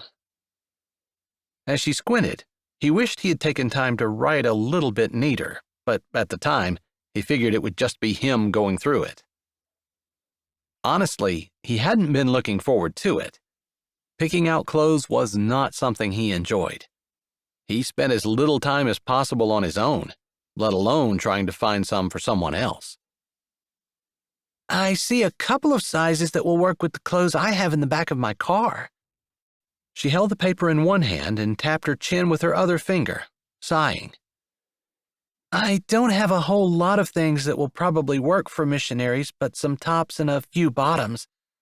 If we can't find the rest of the stuff going through the secondhand shop in Blueberry Beach, there are more shops around. Plus, I know people who know people. She smiled in a way that made him think she would do whatever it took to make sure the list was filled, correctly and quickly. I separated them here. That's what these lines are for, to show which clothes go with which families. I see. What you're saying is I can't throw all of these clothes in one bag or box because they're not all going to the same place? That's right. Perfect. She started striding out of the church, pushing open the back door. She stopped when she realized he wasn't behind her. She turned, lifting a brow at him. Are you coming? He wanted to. For the first time in his life, he wanted to go clothes shopping, or whatever it was called, because he was absolutely sure he would have fun with her, but he knew he shouldn't. He needed to stay away from her. She was too tempting, too much like someone he wanted to be with, and she was all wrong for him. Not to mention, Despite her baggy clothes, he got the feeling she came from an upper-crust background. She would be horrified to learn his. "You actually seem like you might have that in hand. Would you be offended if I just let you loose and I don't go along? I stink at shopping anyway." He held up both hands and hoped he hadn't offended her. Who was he kidding? She was probably relieved he wouldn't be there, bumbling and in the way. In his experience, when women shopped, a man's place was usually on the periphery, ducking to keep from getting hit by flying apparel. Maybe it was his imagination, but she looked disappointed. Of course not. I can handle this easy peasy. In fact, this is so up my alley. I can see it is. He forced himself not to sound disappointed. Taking another breath, he said, "I might run over and see Miss Kendall. Now that you're here and enjoying this, she might have some kids that need some clothes, and I'll get some sizes and information from her. Obviously, you're good at it, so why let your talent go to waste?" His words didn't make her as happy as what he thought they would. He figured she'd be beaming at the idea of more shopping, but if anything, her face seemed to fall. Yeah, why let it go to waste? I'm so glad we found something that I'm good at. Her words were the right words, but her expression seemed stiff. Maybe that was the plastic surgery. Not that he would know, but he nodded, and she waved the paper before turning and walking out the door. He felt like a teenager because he wanted to run after her, wanted to go with her, just for any excuse to be beside her. She was all wrong for him, and he needed to figure out how he could convince himself of that. He also needed to figure out how he was going to be able to work with her if she was going to continue to show up at the church and ask for things to do. He needed to give her jobs that would take her away from him. This was perfect, and he should thank the Lord for the inspiration, should ask for more ideas, because he was tempted to try to think of things that they could do together. And that was the worst thing he could do. Chapter 8. Tiffany had never felt like pouting so much in her life before. At one point in her 20s, she pouted a lot. It never did any good, so she broke the habit. She'd rather be strong and decisive than whiny and whimpering anyway. But today, she wanted to cross her arms over her chest and stomp away, annoyed. But she didn't. Obviously. She was an adult, and she was changing anyway. With God's help, she was changing. It was way too hard for her to do it on her own. But there's so much about God she didn't know. Just in 10 minutes today, Kane had taught her more than she'd learned in the last 6 months on her own. She spent the short walk into town and down the sidewalk getting a hold of herself. He was right to send her away to do this by herself. Of course he was. There was no need for him to go rooting through clothes with her when she could do it perfectly fine on her own. There was no need for her to be offended or upset. It just made her feel like he didn't want her, which was ridiculous. Not that he didn't want her, but that she was upset about it. He was absolutely reasonable in saying that he didn't want to go shopping. What man did? She almost knocked on the door, then came to herself and shook her head. She needed to be paying attention and quit walking around in a daze. Walking into the store, she smiled when Jingle Bells played. It was still fall, but Jingle Bells made her smile. Blueberry Beach was an amazing town. She was staying. She was going to be in Blueberry Beach. She was putting down roots. She was volunteering. She was creating a new life for herself. "Good morning," a kind voice said as a figure stood from a rack toward the back. "Is there something in particular I can direct you toward, or are you just browsing today?" The lady wore a long flowing skirt and comfy-looking sweater and seemed to flow toward her. Actually, I'm here on behalf of Pastor Kane. I have a list of sizes and clothes that he would like to have picked out for the missionaries. Oh, yes. He mentioned that he'd be down. I think that was like 3 months ago. The lady laughed, and she sounded like she'd be a fun person to have a conversation with. He doesn't like to shop. She leaned in and said that close, like it was a secret. Tiffany shrugged, but she leaned forward and said back in the exact same tone, What man does? See, it wasn't a personal thing. Normally, she didn't have any trouble with confidence, but maybe it was her clothes and the fact that she felt like she didn't have her normal armor on. Whatever, she was over it. I'm Zariah, and I don't think I've seen you around before. That's why I thought you were a customer. I am Tiffany, Tiffany said, taking the slender hand that was proffered and meeting Zariah's eyes as she shook it. And I'm new in town. I have a 1/3 interest in the Indigo Inn, and I'm planning on staying. Oh, I vaguely remember you and your friends from our high school years. I was with my grandma a lot during the summer. She used to own this shop. Zariah! I remember now. I'm so sorry. I didn't recognize you. I'd heard you moved away, and it never even occurred to me that you'd be in your grandmother's shop. Honestly, it wasn't something that I ever thought of either. It's just the way the Lord works things out sometimes. He certainly does things that I don't understand, I admit. Let me show you to the back, and you can see the things that we just got in first, and you can take anything there you need. Aren't those the things that you're going to sell? They are, Zariah said. But Pastor Kane always makes a huge contribution that more than pays for what he takes. I tell him to use the money for something else, but he insists. So, of course, I give him anything that he wants, and he gets first pick if he's fast enough. But I can't let stuff sit back here for 3 months, so he missed out on some. If I'm around, he won't miss out on much anymore, if that's the way it really goes.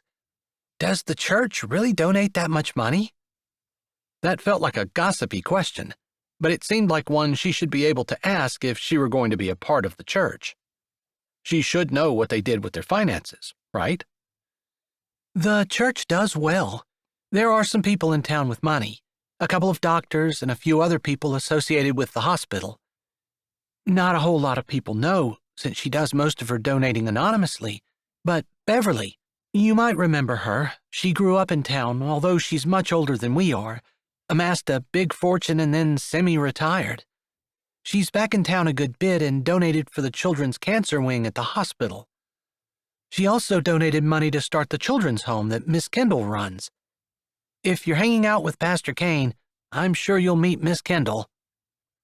Zariah leaned forward, like she was sharing a secret again.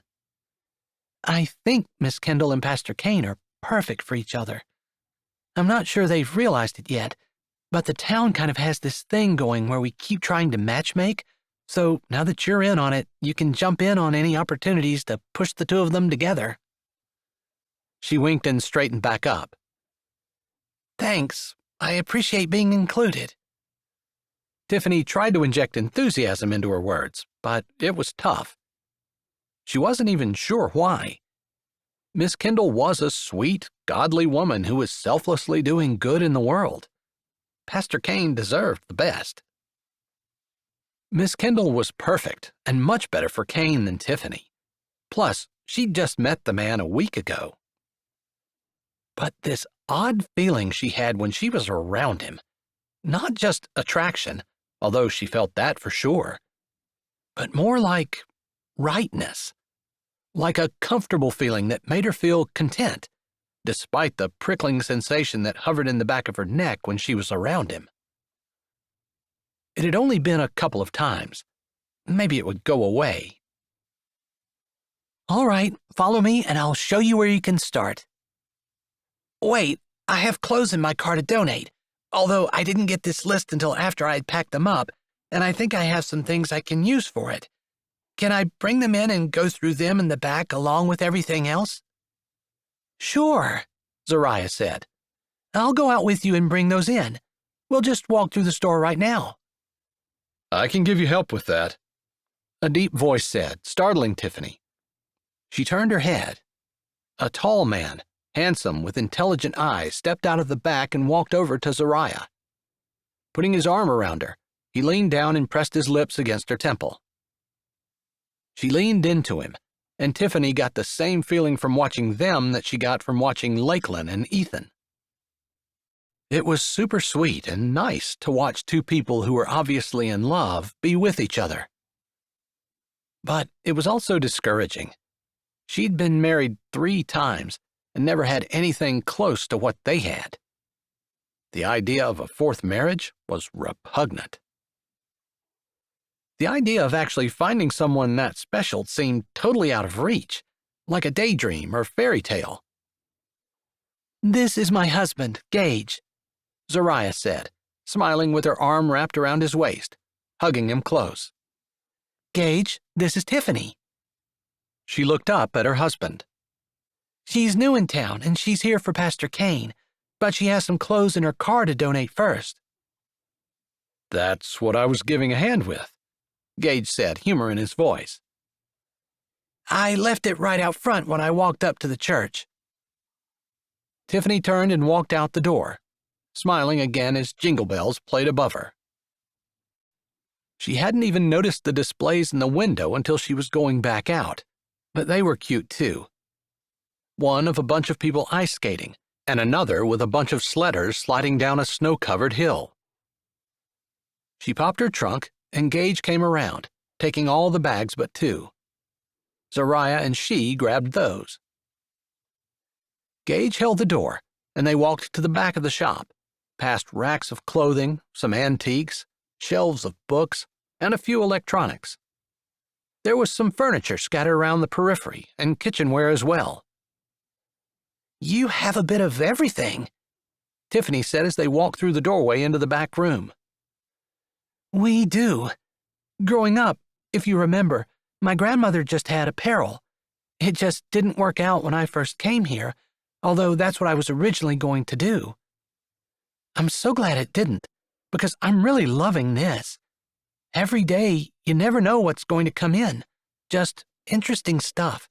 And a lot of times, people bring it in with a story. It's hard to find good help anymore. The help I've got likes to talk to the customers rather than selling stuff to them, Gage said, smiling fondly at his wife.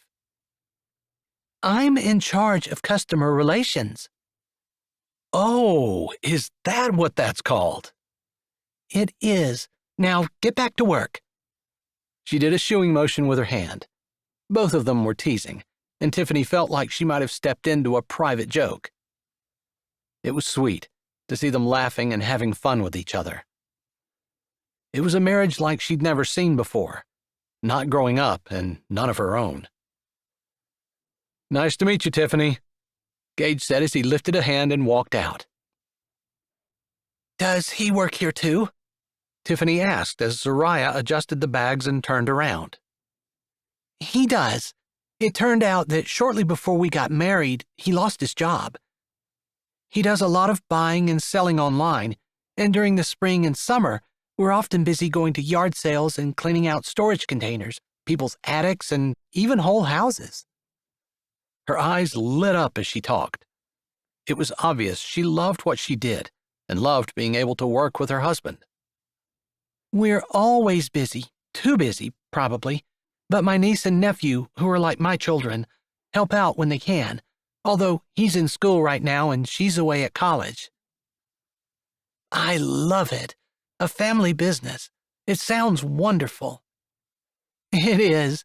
More wonderful than I could have ever imagined. I never dreamed that my life would turn out like this. So much better than I expected. She smiled, her eyes glowing, her movements graceful and sure as she moved around, adjusting a couple of racks and moving a few boxes. Here are all of the new things. I have some things hung up on racks, as you can see. I have a tendency to organize them by size and, of course, gender. If I can't tell, I just use my best judgment. She smiled and lifted a hand like what else could she do?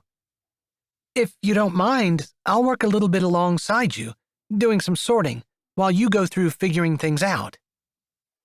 I don't mind at all. It was true. Zariah was such a sweet and genuine person, Tiffany almost totally forgot her distrust of kind people. Zariah took a few minutes to get settled, and they got into a rhythm with their work before Zariah broke the comfortable silence that had fallen between them. So you're working for the church?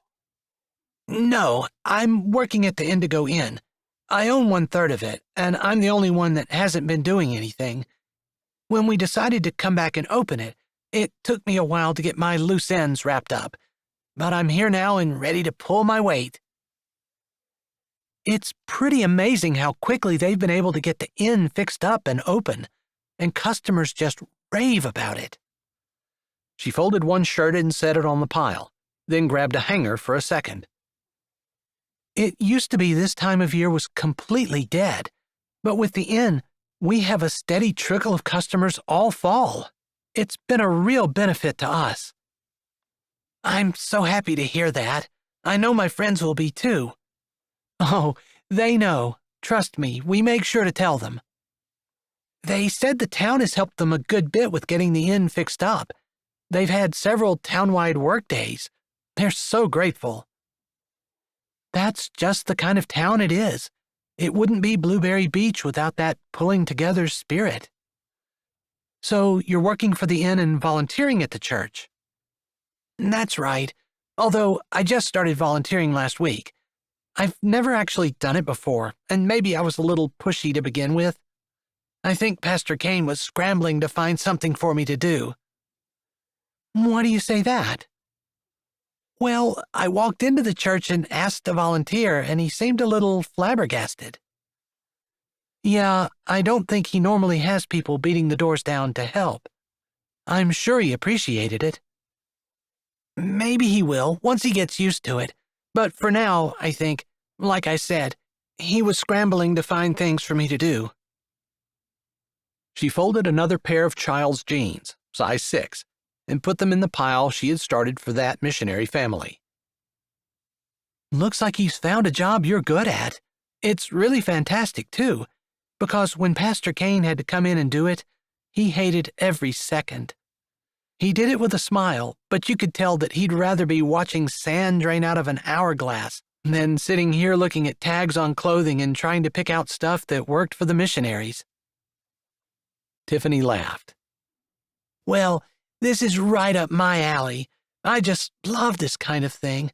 I love shopping, love clothes, love fashion, love trying things on and feeling like a princess. Oh, me too. Even you saying that brings back memories of my grandmother and just growing up in her shop and spending rainy afternoons and snowy days playing dress-up. Funny how that's something girls love and boys can't seem to stand. Little boys in particular can't stand it. I remember when my nephew was little, and he absolutely hated to change his clothes. But my niece would have on 5 or 6 different outfits every day if she was allowed. Just funny how that works. Girls and boys are so different. It's kind of crazy that we try to pretend they're not. Tiffany had never really thought about it like that, but she supposed it was true. They really were different. Different, not necessarily better or worse, she said as the thought came into her head.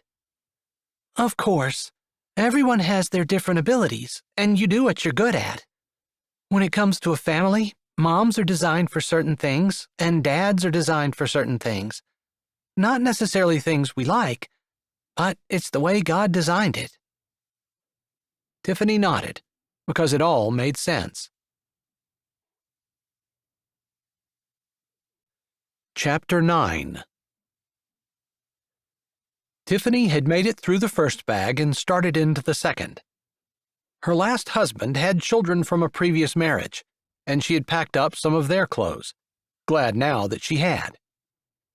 They hadn't been around her much, but had been at their home long enough to have an entire wardrobe of things in each of their rooms. So, why are you so forceful about volunteering?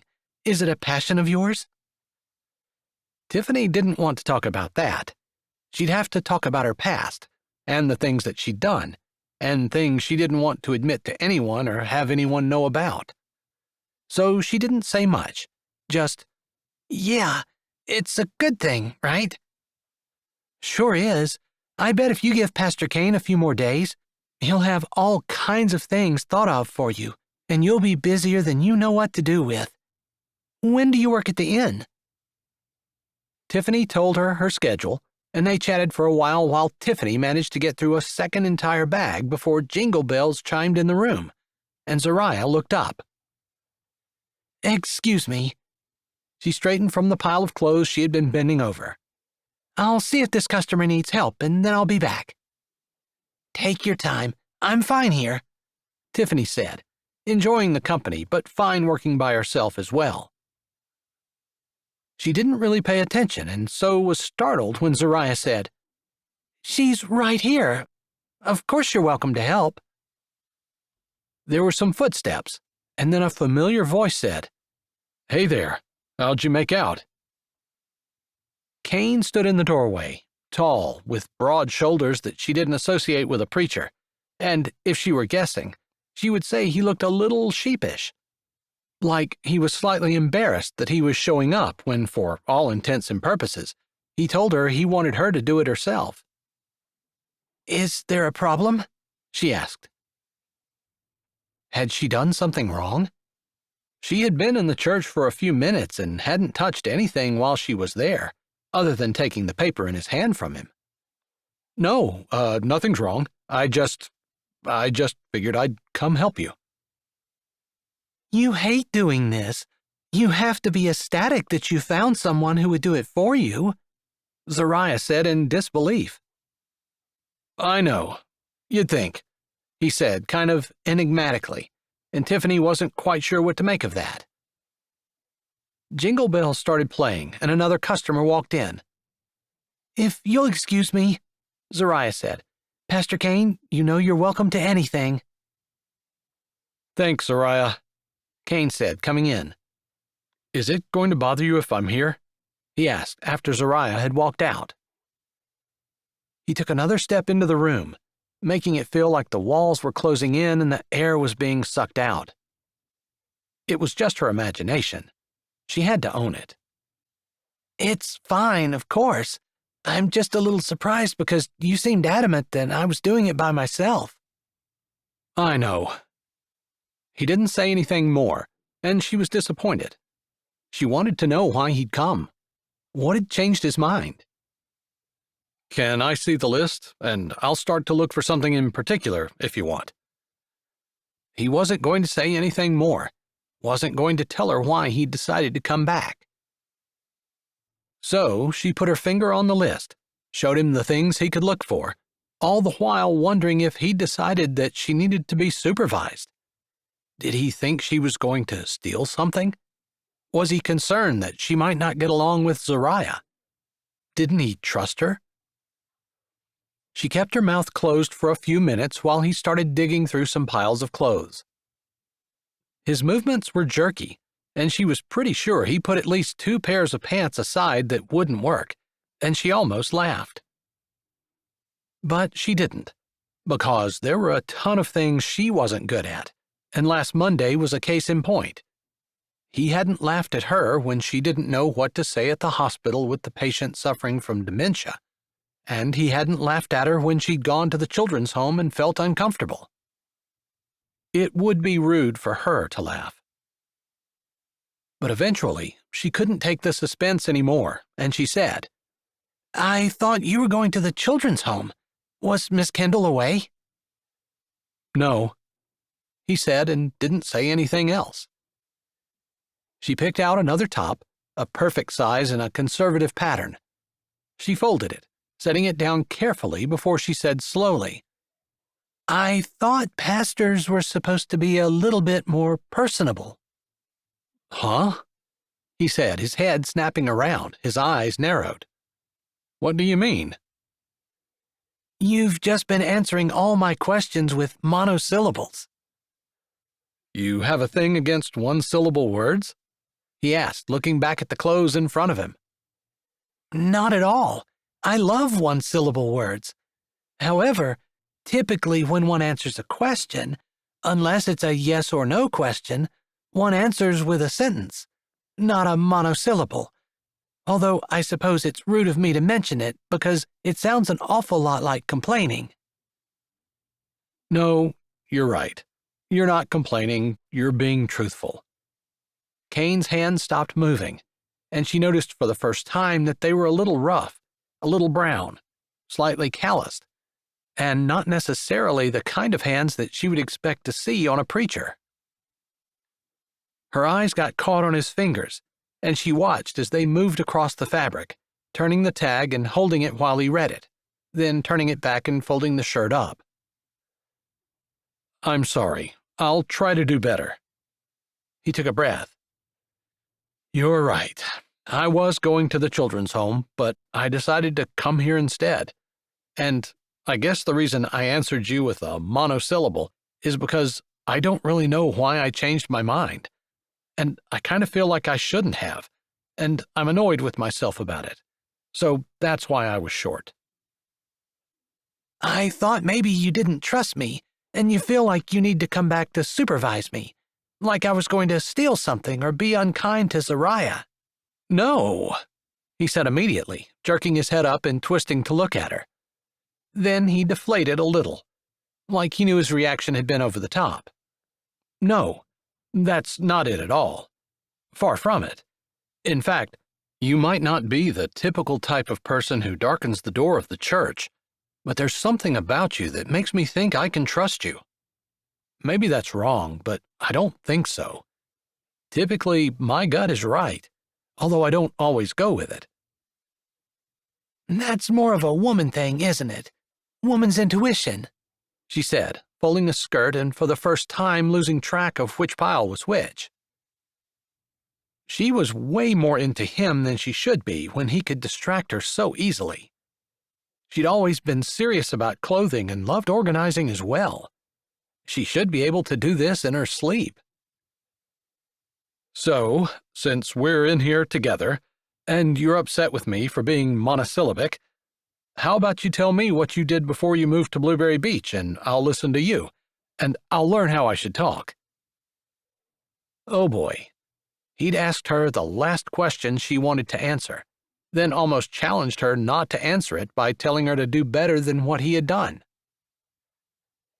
Maybe it's my turn to be monosyllabic, she said, buying time, because she wasn't sure what to say, scrambling to say something that was true but not the whole truth. She definitely didn't want to give him the whole truth. You're supposed to be the good example here. Show me what's right. Teach me to talk. Isn't that what men need? You're a pastor, although that might be a good thing. If you need to be taught to talk, that must mean your sermons aren't very long, right? She looked over and looking at the side of his face could see his grin. He didn't look over but was smiling down at his hands. You can say that if you want to, but when you come to church on Sunday, you'd better pack a lunch. Wow, I've never heard that one before. I said lunch, not supper, so don't get too scared. So I'm packing 2 fish and 5 loaves of bread and you're feeding the entire congregation? I talk about Jesus. I'm not him. But then he mumbled. Sometimes people get confused. Really? She said, just as though he'd meant to tell her that and she was replying. Maybe he wouldn't answer, especially since he hadn't been planning on saying it, but he nodded. Yeah, at least in the sense that they think I should be perfect. Maybe not perform miracles exactly, although people come to me and talk about their kids that are in deep sin and they want me to somehow fix it. The time to fix it was when they were little and cute and nobody wanted to discipline them. Once they're old and have decided to do their own thing, there's not much I can do. It breaks my heart, regardless. I always try, but the results aren't usually good. He paused while folding a pair of jeans. I'm not blaming the parents. Sometimes things happen. Sometimes people just make bad decisions that lead to more and more bad decisions. I was one of those kids that thought they knew better than all the things that they'd been taught when they were kids, and I went off and did my own thing. She figured she could talk in generalities, and he wouldn't know exactly how terrible she'd been. Which, of course, my own thing was a lot of things that I knew I shouldn't do, but thought were good ideas anyway. Nothing turned out right. I was a miserable failure for most of my adult life so far, which is why I came back to Blueberry Beach, and which is why I showed up at the church wanting to volunteer. I have a lot of paying to do for the sins I've committed. You do know that you don't need to pay for your sins. It's already been done. Yes, I know. I understand the theology. I just feel like that wasn't enough. Like, in order for me to show that I'm truly repentant, I have to pay. Then you don't have faith that Jesus' payment was enough, right? If you still feel like there's something to pay. That stopped her cold. She stared at the little girl's pink fluffy skirt in her hand and barely saw it. I never thought about it like that, she finally said, a slight amount of wonder in her voice. Was that true? If she still thought that she needed to pay for what she'd done, then obviously she actually believed Jesus' payment wasn't enough. That had to be right if she felt she had to make up for things somehow. I think a lot of people don't. I know this might shock you, but I have some things in my past that I'm ashamed of. It does. Everyone I've talked to in Blueberry Beach thinks you're a saint. They didn't know me 10 years ago, or they would never say that. And I don't typically talk about that too much, because some people are pretty judgmental. Thankfully, God is the righteous judge, but He's not judgmental. When Jesus paid the price, He paid it all. When we accept it as an individual, there isn't anything left for us to pay. But why do you do good things then?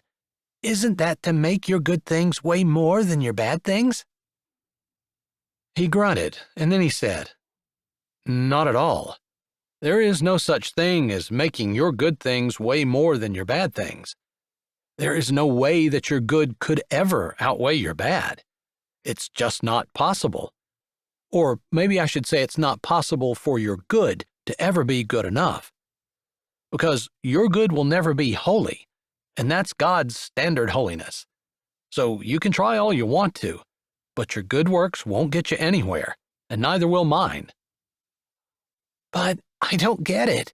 What's the point of good works then? She was starting to get agitated. He was knocking everything she thought. Although she believed that Christ's work on the cross was enough, she just also believed that she needed to work to be good enough. I guess if you didn't have good parents, maybe it's kind of hard to understand. And sometimes you can see it in your children. But just pretend you have kids that you love. Do you want them to listen to you and obey you because they feel like they have to? Because they're paying you back for something? Or do you want them to do kind things to you because they want to? I guess you could say that about friends or anyone. You don't want people to be nice to you because they have to. It's drudgery, but they have to do it anyway because they have to. He said that with a certain amount of flair, and she smiled as he acted like he might be imitating someone that was whining about the work they had to do. You're right. I guess there's a lot I have to learn, because I wasn't thinking like that at all, but I can totally see what you're saying. God wants us to serve Him, not because we have to, or because we have to meet a certain standard, but because we want to. That's right. Same thing's true about dress, or about modesty, or even about traditional gender roles, or anything else you do as a Christian. Loving your neighbor, loving God, going to church. God doesn't want you to get up in the morning and go, it's Sunday, and then grumble your way to church. He wants you to get up and go with a cheerful heart, grateful you have the opportunity, thankful that you get to spend a little time with him and other Christians. See the difference? So easy to see the difference when you're explaining it to me. But I'm guessing tonight when I'm alone, I'll start trying to validate my need to work to be good enough. Well, don't get me wrong, because God calls us to holiness. After all, He wants us to be like Jesus, and Jesus was sinless. But He wants us to do it because we love Him, not because we have to, although that standard is impossible. Then why try for it?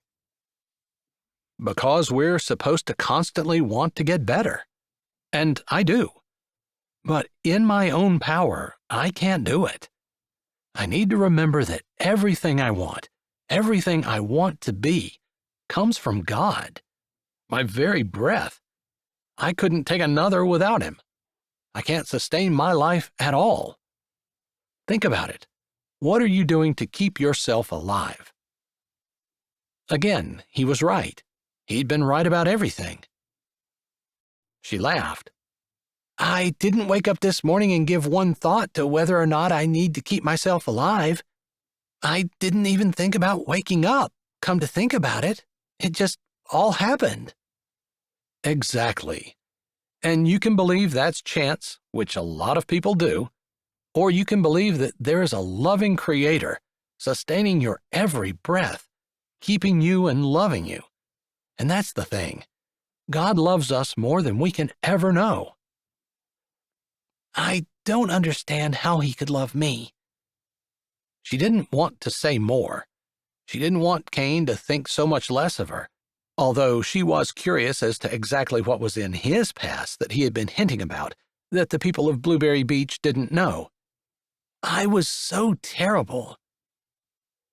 It doesn't matter how terrible you are. Even though He's holy and can't stand sin, He loves you with a love that you can't even comprehend. As in, the same way we don't understand the universe, we can't comprehend how big it is, we don't know what's in it, and we don't know how those things work. Oh, sure, we can guess, but we don't know. That's the same way it is with God's love. We don't understand it. We can't really see it. We have no idea of its depth and power, and we won't. Not in this world. Honestly, when she'd started doing the clothes and Kane had walked in, she hadn't thought she'd be getting another theology lesson, but she needed it. She had needed to hear that she wasn't supposed to be throwing herself into the work, pushing to do whatever she could, trying to make up for what she'd done. It was a relief to know that she could do it because she loved God, not because she felt guilty. I guess I'm giving you my sermon for Sunday. I'm sorry. You wanted me to talk, and you know I'm a man, so I'm going to talk shop. She laughed. Theology is shop talk for you. I'll keep that in mind. She hadn't minded, not at all. In fact, he made her feel a lot better. Just to prove I can do it, let's talk about something else. You picked the subject this time. I think I picked the subject last time. At least, I don't think it was just you going off. I was interested, she added, almost defiantly, because she had been interested. Truly. But he was determined and started talking about Christmas and the decorations the town put up every year and how the lake looked in December. And pretty soon she was laughing and adding to the conversation, because, after all, she grew up in Blueberry Beach, and she could tell him where he was wrong and what had changed over the years. It ended up being a very pleasant morning. Chapter 10. November had come and almost gone. Kane hunched his shoulders against the wind. As the sun had disappeared beyond the horizon, chilliness had descended. Still, Tiffany sat at her easel in front of the church. She'd helped serve their Thanksgiving meal, although she wouldn't have anything to do with cooking it. She'd scrubbed every dish and hadn't rested until the tables were wiped and the floor swept and everything put away. He had a lot of hard workers in his church, but he'd never seen one who worked like Tiffany. Still, he thought that their conversation of almost a month ago had changed her attitude, and instead of seeming desperate to atone, she almost seemed like she was cheerfully serving. Maybe that was his wishful thinking, since they hadn't spoken about it again. They'd fallen into a routine, where she came every Monday morning after he'd had his devotions and prayer time, and possibly made a couple phone calls, and done a little studying. They often visited the children's home. She'd cleaned every inch of the church. Sometimes they entertained kids dropped off by the bus or visited a new family who had moved in. Whatever he had on the agenda, she did. He couldn't tell her no when she'd asked if she could sit in the church parking lot each evening as the sun went down.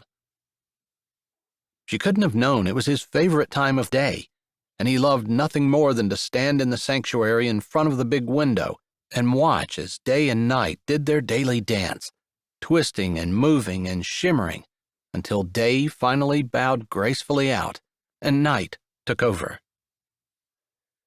The whole performance was enchanting, magical, and he never failed to think of the Creator and his infinite creativity in having every single day be completely different than the day before, even if there were similarities. How could something be so completely different and yet so much the same? He couldn't answer, but it awed him and thrilled him too. And now, almost every night, Tiffany sat in front of him. Eventually, the cold wind from Lake Michigan would have to drive her inside until spring. Part of him dreaded it. Part of him looked forward to it. He already spent at least 8 hours with her every Monday. Sometimes she came in another day during the week. He didn't need her to be part of each magical twilight as well. It was almost full dark, and she had started packing up her things. Occasionally, he went out and helped her, but he didn't want her to know that he watched her each evening. If he went out every night just as she was cleaning up, surely she would start to get suspicious. So instead, he went to his office and sat down. His Bible was open on the desk, and he leaned his head over it. Lord, I want to look at her all the time. I can't stop thinking about her. I make excuses to spend more time with her. You have her here. You brought me to Blueberry Beach. You brought her to my church, begging to help. What am I supposed to do? Knock, knock. Tiffany's voice broke into his prayer as she tapped on the doorframe. She never came into his office, and he appreciated that. It wasn't exactly his sanctuary, and they would never have the door closed behind them, but he felt like a man in his position could never be too careful. You all finished? He asked, rhetorically, since she obviously was, considering she was holding her canvas and her easel along with the paints. I am. I was wondering if you had a minute where you could come down and look at this mural that I've been working on in the teen room. More, Lord? He smiled and nodded, pushing up from his chair and waiting while she put her things in the copy room closet. She'd gotten comfortable in the church in the month that she'd been there, and people had accepted her without question, especially when she was willing to do whatever anyone asked, including singing in the choir, even though she insisted she wasn't that great of a singer and she didn't know most songs. He'd refrained from rolling his eyes when the choir director said, "If you don't know the song, just sing softly." He'd wanted to say that kind of defeated the purpose of having her in the choir, but he didn't, because he was just happy to have someone who was willing to do anything. You're quiet, she said as she led the way down the stairs.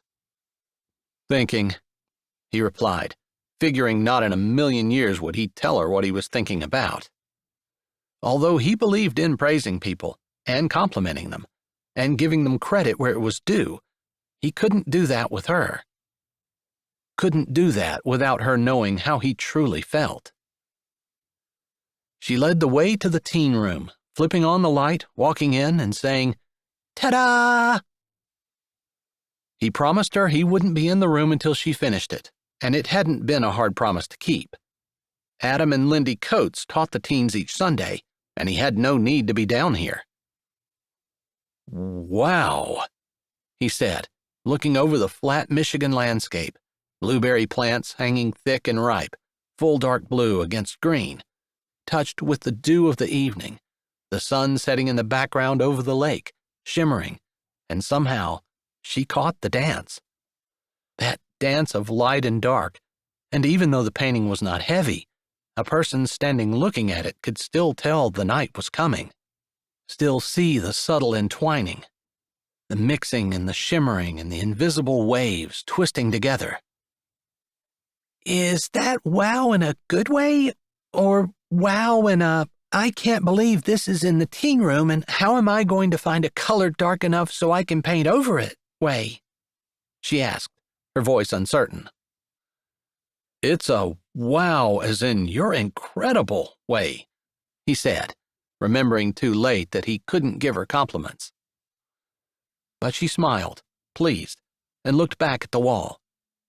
It took long enough. "As big as it is, it should have taken a while. Even if you hadn't caught everything that you did in it, just the sheer size of it would have taken a long time." I work on it almost every afternoon for at least 3 or 4 hours. "Time well spent. That's unbelievable. You have real talent." He looked at her as he spoke, and her eyes looked pleased, but then they widened slightly as they roved over his face. Maybe she could see what he was thinking, what he felt, what he wanted. He just hadn't decided whether it was the right thing or not. Sometimes God answered clearly, and he knew beyond a shadow of a doubt what he was supposed to do, like moving to Blueberry Beach, like becoming a pastor, like supporting the Children's Center, and even knowing which message to preach on Sunday. Normally, God was quite clear. But his feelings got in the way when it came to Tiffany, and he couldn't tell where what he wanted stopped and where what God wanted started. Do you really think so? She asked, and while there was hesitation in her voice, there was also pleasure and maybe a little bit of admiration, like she was glad to please someone she admired. He didn't need her admiring him. It was one of the last things he needed. But it was there in her eyes, and he couldn't look away. He wanted to walk toward her, close the distance, touch her. All 3 of those things were a bad idea. Still, he wasn't exactly thinking about that as he took first 1 step, then 2, and then his hand reached out and touched her cheek, running 1 finger down the cool softness. Her breath hitched, but he barely noticed since his own heart and lungs were not cooperating at all.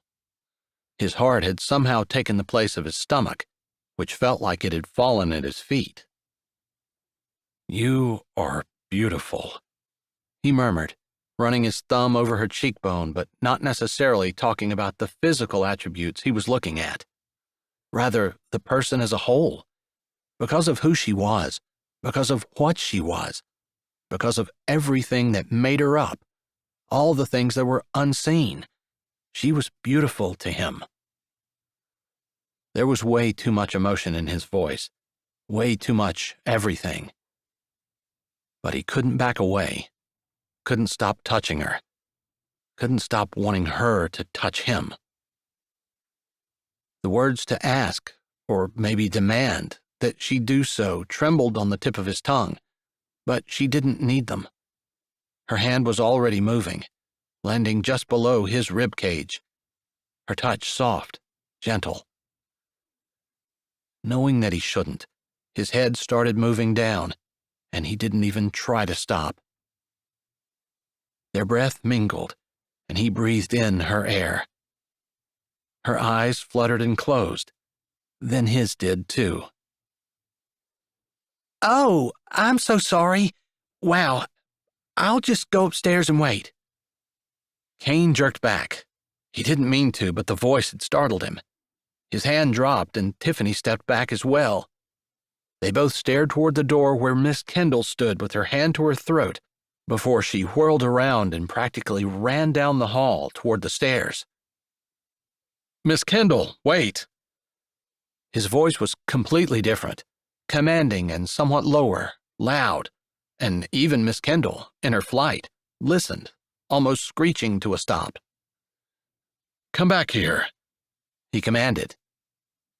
Now that the spell had been broken, he realized he'd made a huge error in judgment, a major mistake. He slowly turned his head and looked at the woman he'd almost kissed. Yeah, there was hurt in her eyes. Confusion, too, both of which slowly gave way to anger as her eyes narrowed and her arms crossed over her chest. But then a smile, plastic and insincere, pulled her lips up. Yeah, he'd been a jerk. He'd almost kissed her, and she knew it, and then he jerked back like a teenager caught shoplifting. Now he just called another woman back rather than explaining and apologizing to the one in front of him, the one he really wanted. Still, the damage was done, and Miss Kendall stood in the doorway again. Really, I would rather wait upstairs, she said, her voice devoid of emotion and her eyes flat. "I'm sorry," he said, looking at Miss Kendall but knowing the words should be directed at Tiffany instead. "I'm sure that wasn't what you were expecting to see when you came down here." No, it wasn't. I wouldn't have come down if I'd known you two were... But I was looking for you because I have a favor to ask of both of you. Miss Kendall's kindly eyes went from him to Tiffany, who didn't look very happy, but he knew the anger was justified from the hurt he'd inflicted, and that he couldn't do anything about. What is it? Tiffany asked, no longer looking at him, and her smile seemed to melt into something that looked sincere. He deserved that, too, since he'd treated her so badly. I was hoping you two would be able to watch the kids for me next Monday. I need to go home because my mom is having a procedure. While I'm there, we were going to do some Christmas shopping and meet friends, and I was going to do all of that in one day, but Becky, you know, the lady who helps me, is going home for Christmas early, and she won't be there. The kids are really good, and usually one person would be fine, but I would be more comfortable with two. Kane struggled to put his pastor persona back on. He'd just gotten caught doing something that no pastor should ever do, and Miss Kendall was kind enough to overlook it and still ask him to do what she'd come for. Maybe that meant she wasn't going to tell anyone, but he didn't want to bank on that. He needed to confess, or at least own it. "I'd be happy to help you out." "Tiffany?" he asked, and his tone had been completely businesslike until he'd said her name, and somehow it just curled off. Even he could hear the notes of affection, of wanting, of admiration. He couldn't take it back, nor did he really want to. A man couldn't trust his feelings. So many times, people got into trouble because they thought their feelings were true when they really weren't. Feelings came and feelings went. It was what the person had put their trust in rather than God. But the fact was, he was falling for Tiffany, and he was very close to not caring who knew it. I would love to, Tiffany said, sounding sincere. He believed she was. She loved to help. That hadn't changed. If you're going to be gone past 8 o'clock, you'll have to let me know so that I can find someone to take my place at the front desk at the Indigo Inn. I think it would be a good idea. It will be late before I get back. That's fine, Tiffany said. I'll find someone. What time would you like for us to be there? Kane asked. As early as you can make it. I'll have a long drive ahead of me, and I'd like to get started. They settled on a time, and Miss Kendall thanked them and turned to go. Miss Kendall? Kane said, and she stopped, lifting inquiring eyes to his face. Yes? He swallowed. His throat was tight, and his mouth wanted to move up and down, flopping with no words. He gritted his jaw. I'm not sure how Tiffany feels about me, but what you walked in on was sincere on my part, and honest. Miss Kendall put her hand up. Please, stop. I was actually here because I've seen you two together when you've been at the children's home, and just the way you look at each other, the banter between you, the way you both seem to know what the other's thinking, what they're going to do, and the way you look out for each other. Just different things like that. She lifted her shoulder. It's made me think that there's maybe more than friendship between you, although I feel like neither one of you know it. Her smile was a little crafty as she said, I feel like the whole town has been conspiring to get you and I together. She looked directly at Kane. So I decided it was okay for me to do a little matchmaking of my own. It's possible that I might have scheduled the day I needed to be away for the exact date that Becky wouldn't be there, and I would need to ask 2 people to sit and watch the children. And it's possible that the romantic in me decided that you two would be the perfect choice to spend the day together. Forgive me. Kane's mouth hung open. He couldn't help it. He wasn't thinking about his mouth or anything, other than glancing at Tiffany to see if she was as shocked as he was. If possible, her mouth hung open wider than his. And as for what was happening in here when I came down, I truly didn't mean to interrupt, but it didn't shock me. Whatever is between you two is between you two. No one will hear anything from me about it. She gave them both a smile, genuine and happy, before she waved a couple of fingers, turned on one boot, and walked out of the room. Her footsteps faded as they went up the stairs, and the silence of the room pressed down. It was time for another apology, the important one. I'm so sorry, he said after he turned to face Tiffany. She wouldn't look at him. Although she'd gotten her mouth closed, the expression on her face was anything but happy. I shouldn't have jerked back like we were guilty of some kind of mortal sin. I was surprised, but the truth be told, that wasn't really the way I had wanted our relationship to go. Stop. It's fine. You and I would never work anyway, so everything was for the best. She looked everywhere but his face, her hands fiddling with her jacket, pulling it down, and tugging on her gloves. I better get going. I'll be late for my job. I'm glad you liked the mural. Her words were short and clipped, and her movements jerky. She started toward the door. Tiffany, wait. No, it's fine. That wasn't the way I wanted our relationship to go either, truth be told, she said, mimicking his words with one of her plastic smiles as she swept out of the room, practically running. He almost called her back, but it typically wasn't in his nature to be commanding, and he'd already done far more of that than he was comfortable with this evening. Plus, she was right. She was going to be late. He watched her go, wishing he could do the last half hour over again. If she's not the one, Lord, please show me, because I'm afraid it's almost too late.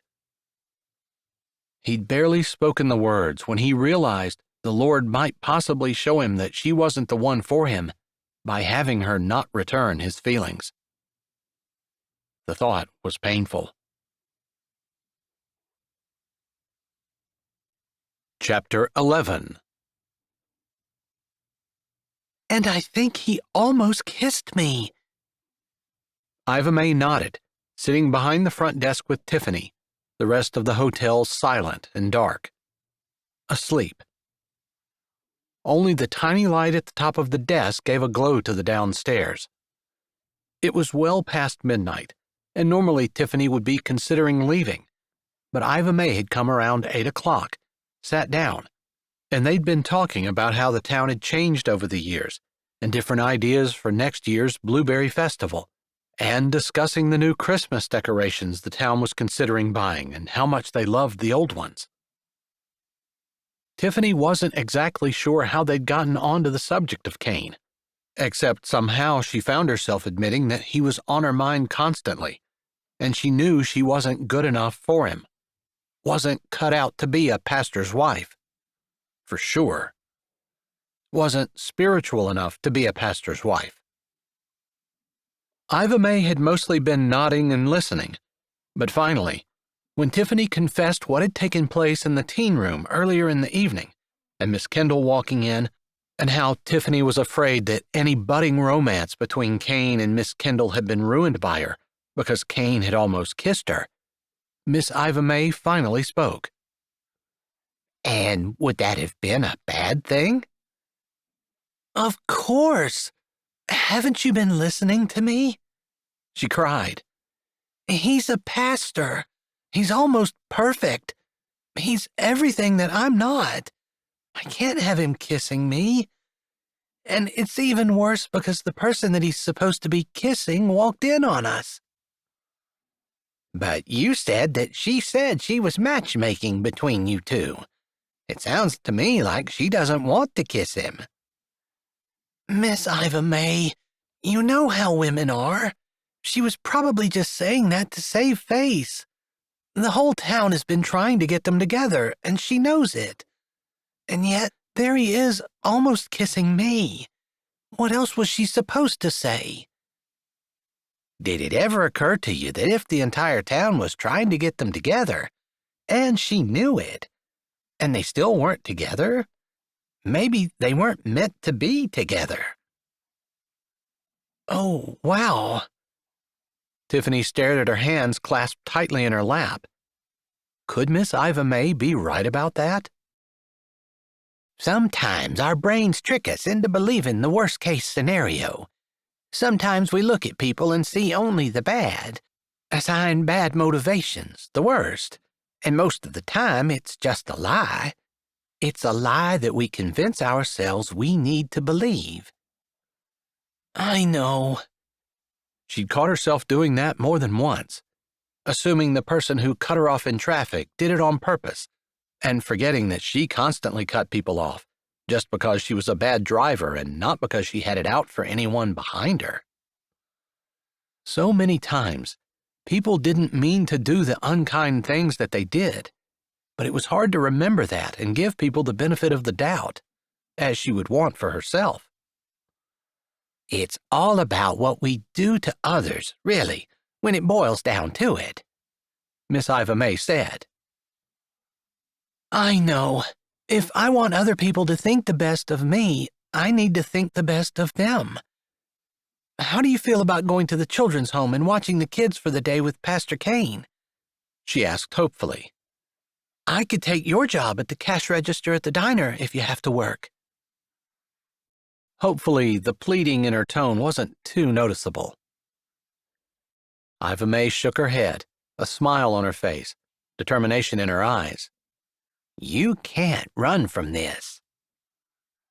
If I don't run from it, I'm going to have to tell him what I was, and that will make him run, and it will be easier if I do the running. Easier isn't necessarily better, Miss Iva May said, her hands clasped across her stomach, leaning back in her chair, her eyes tired. You're right. I've kept you up way too long. I think it's time for us to go. I'm old, and you're right, I'm tired, but I'm never too old, never too tired to talk. I appreciate it. I guess I never really had a mom to talk to, one who would give me good advice anyway. Maybe that's why the Lord never gave me children, because I would have been a terrible mom. From what I hear, you're excellent with the children. The boys come in the diner and I hear snatches, Miss Iva May said. The diner is a really great place to keep up with everything in town. It sure is. The smile on Miss Iva May's face faded a little, and then she said, I feel guilty, though, because I've definitely counseled you to tell your secret. But I have one, too, And I know it's rude of me to tell you I have a secret without planning on telling you what it is, but I can't. Still, I've been putting it off long enough, and I need to tell people before it's too late. Too late? Nobody lives forever, honey. Are you saying that because you know you're going to die soon? Or because everyone dies? Mostly the second. Her hand came over and settled on Tiffany's leg. I have a doctor's appointment in a month, but I just have a feeling. Get rid of that feeling. Stop it. I need you, Tiffany said, and her panic was real. Since she'd come to Blueberry Beach, Iva May had been a rock for her. Tonight was the first night that she'd really confided much, but every time she'd talked to Iva May, she felt like she was gleaning wisdom. She needed Iva May. Why did God seem to take people just when they were needed most? If you need me, I'll be here if I can, but that's for the Lord to decide now, isn't it? I know you're right, but I don't have to like it. That's true, you don't. Tiffany was just getting ready to suggest that they leave again when the door opened. They did have a room, several in fact, as they'd just gotten to finished this week. But as late as it was, Tiffany couldn't stop the churning of her stomach until she saw that their guest was a woman. Blueberry Beach was safe, a great town with small-town vibes, but one could never be too careful. Good evening, and welcome to Indigo Inn, Tiffany said, standing as the woman approached the desk. Good evening. Do you have a room? We do. Just one? The woman nodded. Her voice was a little harsh, the kind of harshness when someone was afraid, deeply scared. Do you know where the owner of the inn is? She asked, then immediately shook her head. Never mind. It's late. She's probably sleeping. Well, I'm one of the 3 owners. The other 2 are at home with their families. Tiffany tapped a few keys on the keyboard, and the computer sprang to life. She looked back at the guest. Do you need me to call them? She cringed inside as she asked. If it were an emergency, she would most definitely call either Willen or Lakeland. But she didn't want to wake them up if she didn't have to. But the woman's tired eyes, fear oozing out of them, snapped open as they landed on Iva May. You were in the room that day. She said the words like an accusation, and Tiffany moved closer to Iva May, unsure of what exactly the woman was getting at, but knowing that she needed to protect her friend. Iva May stood slowly. You're the woman whose husband left her, she said quietly. Yes, the woman said. I need to talk to you. I've tried everything, done everything that I know of to do, and nothing has worked. I've begged him on my knees, begged him to take me back, and he agreed to have a trial reconciliation. She swallowed, and her voice grew hoarser. It didn't work, and he says he just can't take it anymore. I dismissed everything you all said that day, but I'm willing to try anything. No one else will tell me what will work. I need to know. Iva May nodded. Are you staying here tonight regardless? She asked gently. The lady nodded. Yes, I told him I would give him time to cool off, and then he agreed one more time to a moderator, but the divorce is drawn up. The papers are ready. All we have to do is sign. Her voice broke, and she took a moment to compose herself. I don't want to lose him. He's a good man. He truly is. But I've driven him to this, and I don't even know how. I think half the battle is admitting that you're part of the problem, Iva May said softly. Does he say he still loves you? He says he wants to, but I've made it hard. And I honestly think he would have come back and allowed me to come back and stay, but I think he looks at our kids and doesn't want my example. Like I'm pushing them away from him, and so help me, I think he's right. Let's talk in the morning. Iva May patted her arm, her face wreathed in sympathy. I think you'll feel better. You'll be rested, better able to listen and think, and you can go home with some things that could potentially save your marriage. The lady gripped Iva May's hand, and to Tiffany's surprise, she felt her own hand being gripped as well. She covered that hand with her other hand, driven to give comfort, even though she had no idea what to say to the woman. I can't guarantee anything, but your husband was a reasonable man and a good one. You can fix this. I hope so. I've insisted for so long that it's all his fault, that he's the one that needs to see reason. I'm not sure that he's going to believe me when I tell him I finally figured out it was me. He'll believe you when he sees the changes. Tiffany finished getting the information for the woman's room, and she pulled her credit card out with trembling fingers. After Tiffany had run it and asked Selena to follow her, she said to Iva May, "Will you be here when I come back down?" I can be. It's about time for this old lady to get to bed. I'll walk you home. You don't need to. I want to. I have a couple of things I need to ask you. Iva May nodded, and Tiffany fought to not be impatient as she showed the lady to her room and explained that there would be baked goods and fruit on the buffet in the morning. True to her word, Iva May was waiting when Tiffany came back down the stairs, her hat and coat on, waiting by the door. Tiffany grabbed her things and shoved into them before opening the door and closing it softly behind them. The night was crisp and cool, the breeze from the lake chilly, as they stepped out onto the sandy trail that led to the town. It was a short walk and an easy one, especially with the moon at 3/4 lighting most of their way. What in the world are you going to say to her? Why are you so sure that she can fix her marriage? Iva May let out a slow breath, fogging up the air around them. You weren't here when she burst into the sunroom a couple of months ago. She wanted advice, but mostly she just wanted us to tell her that she was right and her husband was wrong. Then she wanted someone to go to him and talk some sense into him and demand that he take her back. And did you? No, we didn't tell her what she wanted to hear. We told her, gently, what she needed to hear.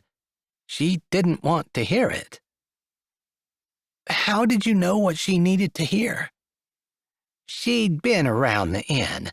Different people had heard her, and, well, let me just say this. Nobody could do anything to please her. If the ceiling was red, she wanted it to be purple. Actually, let me be more specific. Her husband couldn't please her, no matter what he did. If he walked right, she wanted him to walk left, and she didn't hesitate to tell him. And even if she said it in a kind way, a person, especially a man, can only take so much of that constant correction, the snide remarks, the acting like she's put out when she doesn't get exactly what she wants, before he can't take it anymore. I'm not saying her husband was right to leave or to insist that she needed to, but he wasn't the one who was asking for advice. It was her. I see.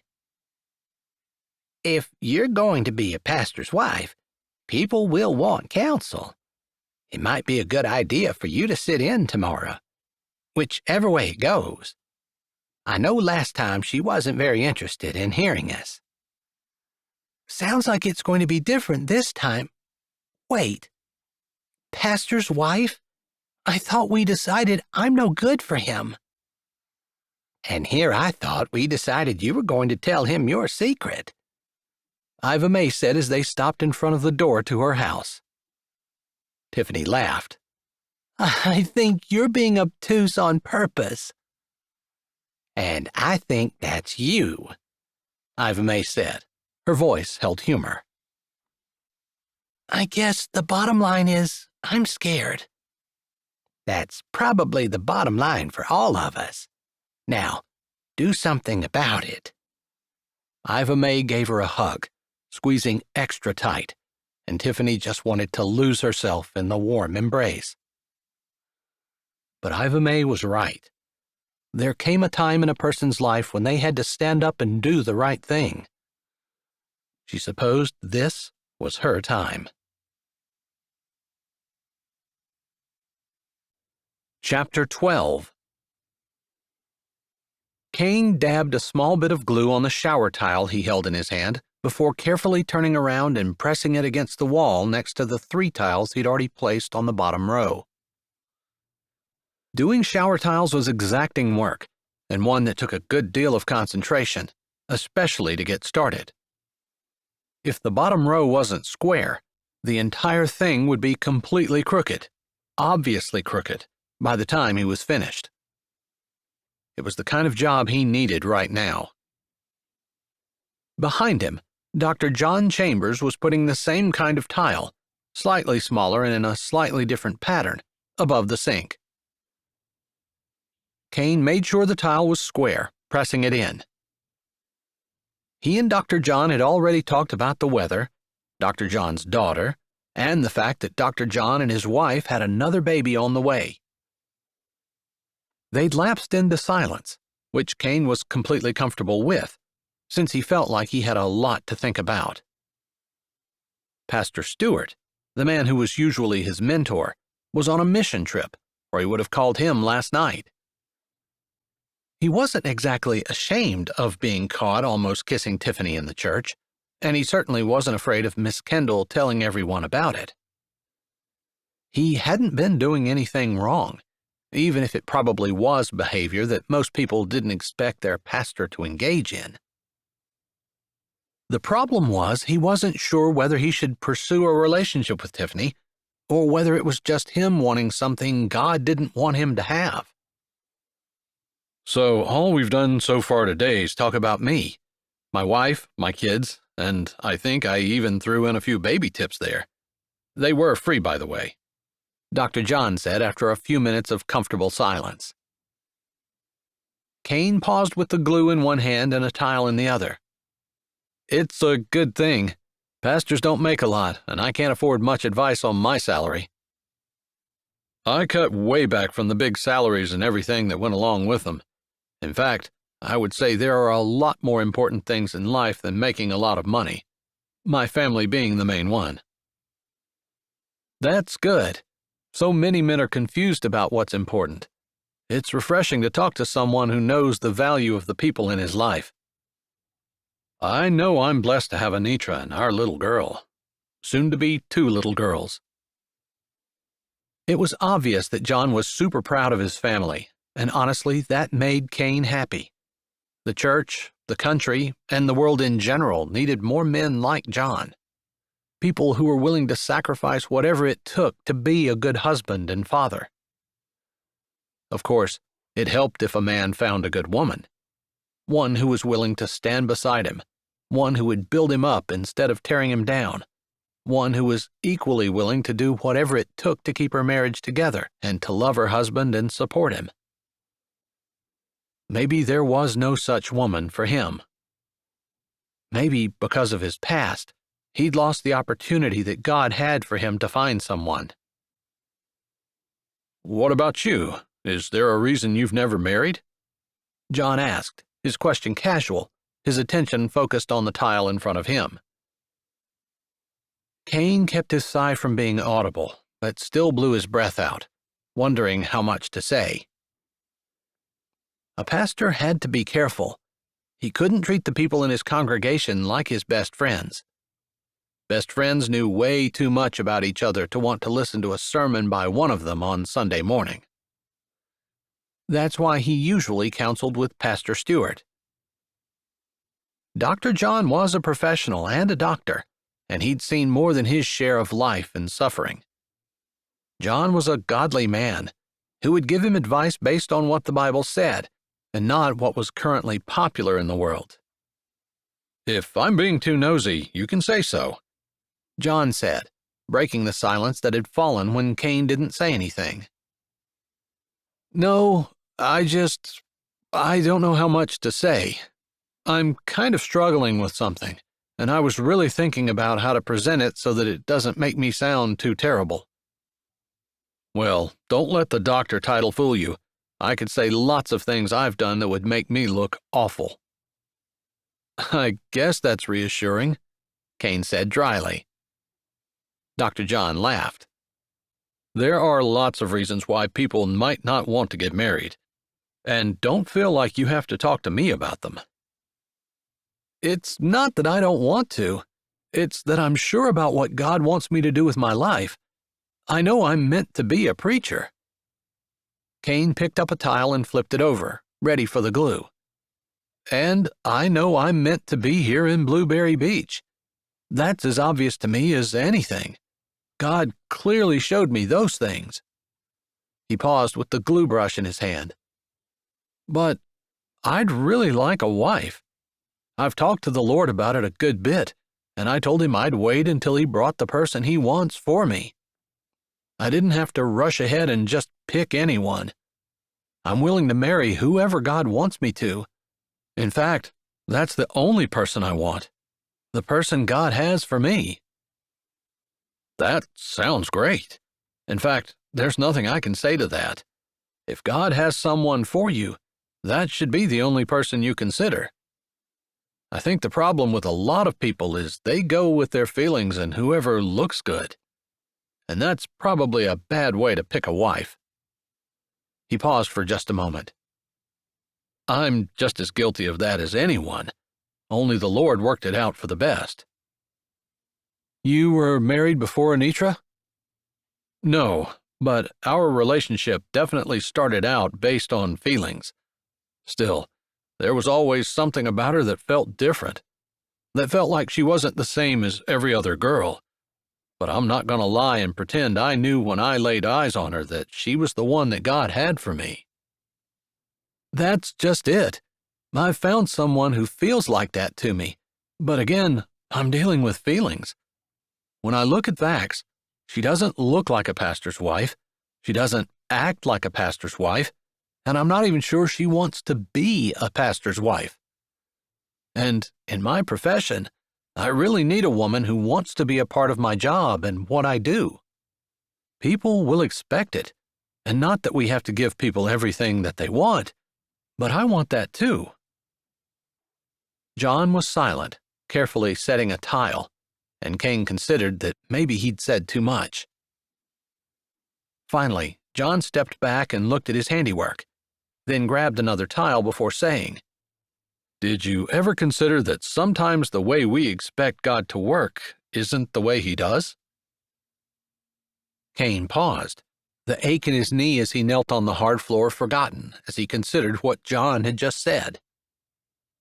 I mean, how many times have we asked the Lord for something and he answers our prayer, only the answer that we get isn't the answer that we were expecting to see? Or it's not in the way men see it. He laughed and threw a hand in the air as though saying, Look at this. Actually, Jesus is a prime example of that. People were looking for a king. They were looking for a Messiah. They were looking for someone to come with pomp and circumstance and riches and glory, and God had Jesus come to earth and make his appearance in a cattle stable. You know what I mean?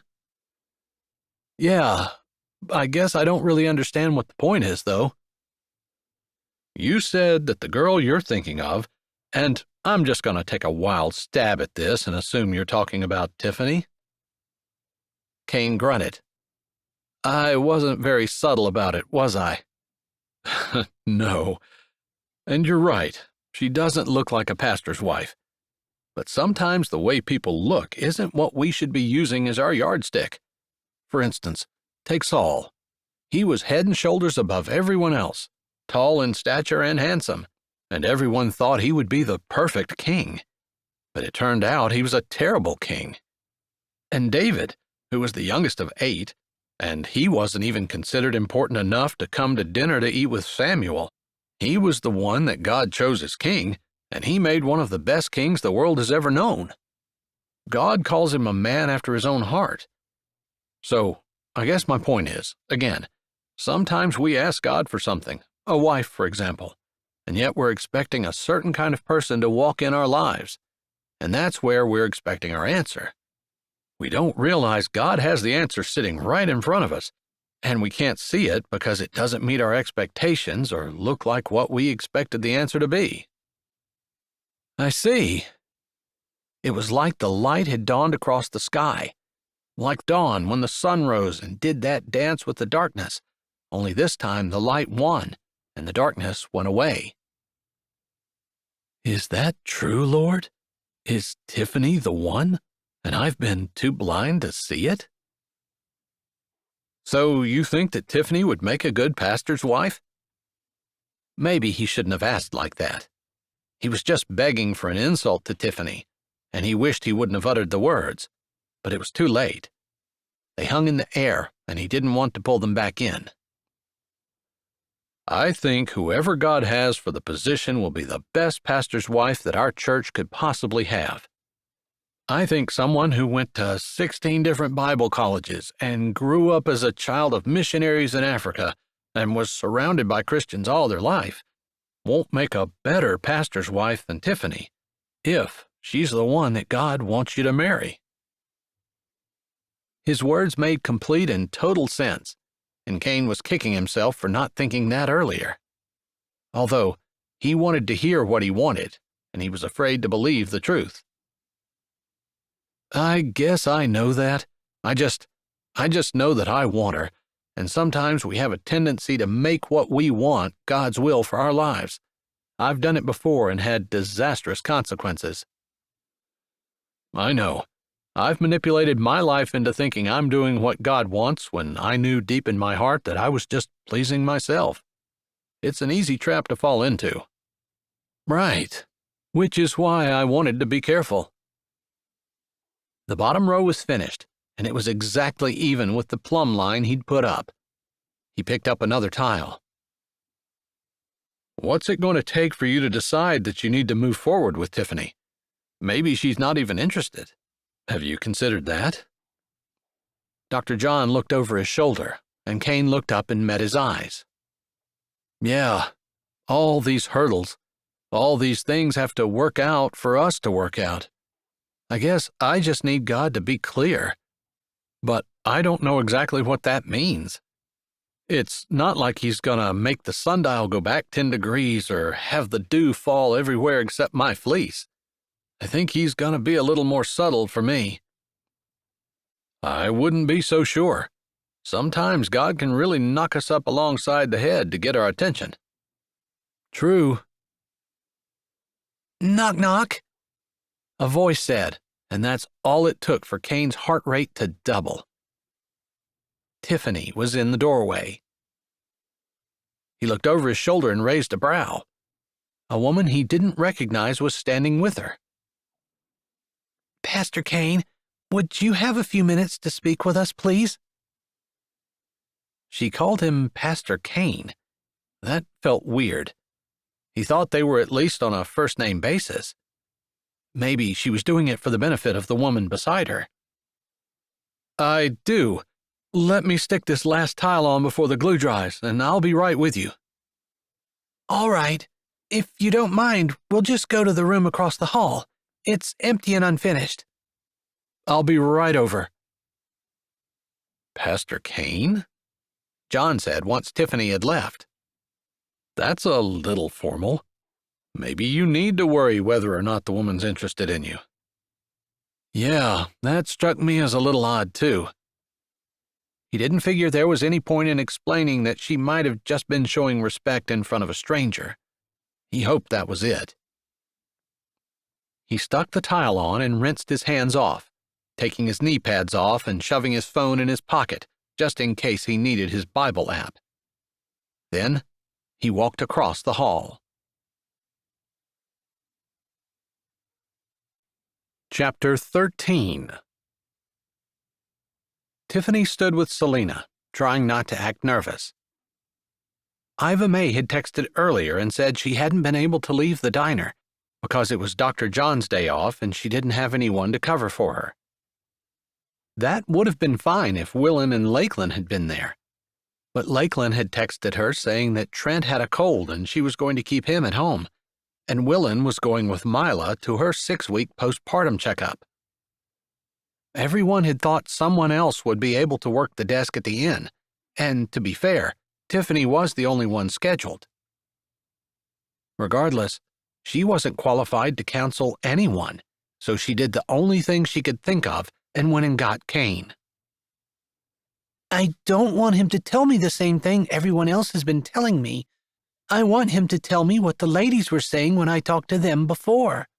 Something about me, what I need to do. Selena paced back and forth, obviously still as anxious and upset this morning as she had been last night. If she'd slept at all, Tiffany couldn't tell. Her eyes were bloodshot, with dark circles around them, and her clothes hung on her body. Obviously, she'd gotten to the point where she was willing to do anything. Sometimes, people had to get to that point before they would change. Tiffany could definitely commiserate with that. "Good morning, ladies," Kane's voice said from the doorway. "What can I do for you?" he asked as he shut the door behind him. Do you want me to leave? Tiffany asked, looking at Selena. "No," Kane said before Selena could say anything. If you don't mind, I would prefer you to stay as well, Selena said, sounding almost humble and a little scared.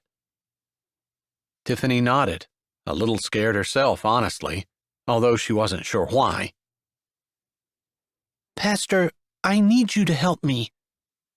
Selena folded her hands together and took a step toward Kane. "I will if I can," Pastor Kane said gently, looking around. "There are a couple of buckets of spackling over there. How about we sit down?" It was a question, a suggestion, but he walked toward them, and Tiffany followed him, figuring that if he wanted them to sit, she would sit. Selena didn't say anything but followed them over, sitting down as well. Pastor Kane arranged his bucket so that it was slightly closer to Tiffany. Had he done that on purpose? She wasn't sure, but she almost felt like it was him and her facing Selena. "Okay, let's start again. What's the trouble?" My husband left me. I was convinced it was his fault. I was convinced that people needed to go to him and convince him he had messed up, and he needed to fix himself and come back to me. That didn't work. Selena's lips pressed together, like she was frustrated with herself, and it took her a bit to start talking again, like she had to collect her thoughts. And so I came back to the only people who were willing to tell me what I needed to do. A ghost of a smile, albeit a bitter smile, crossed her face.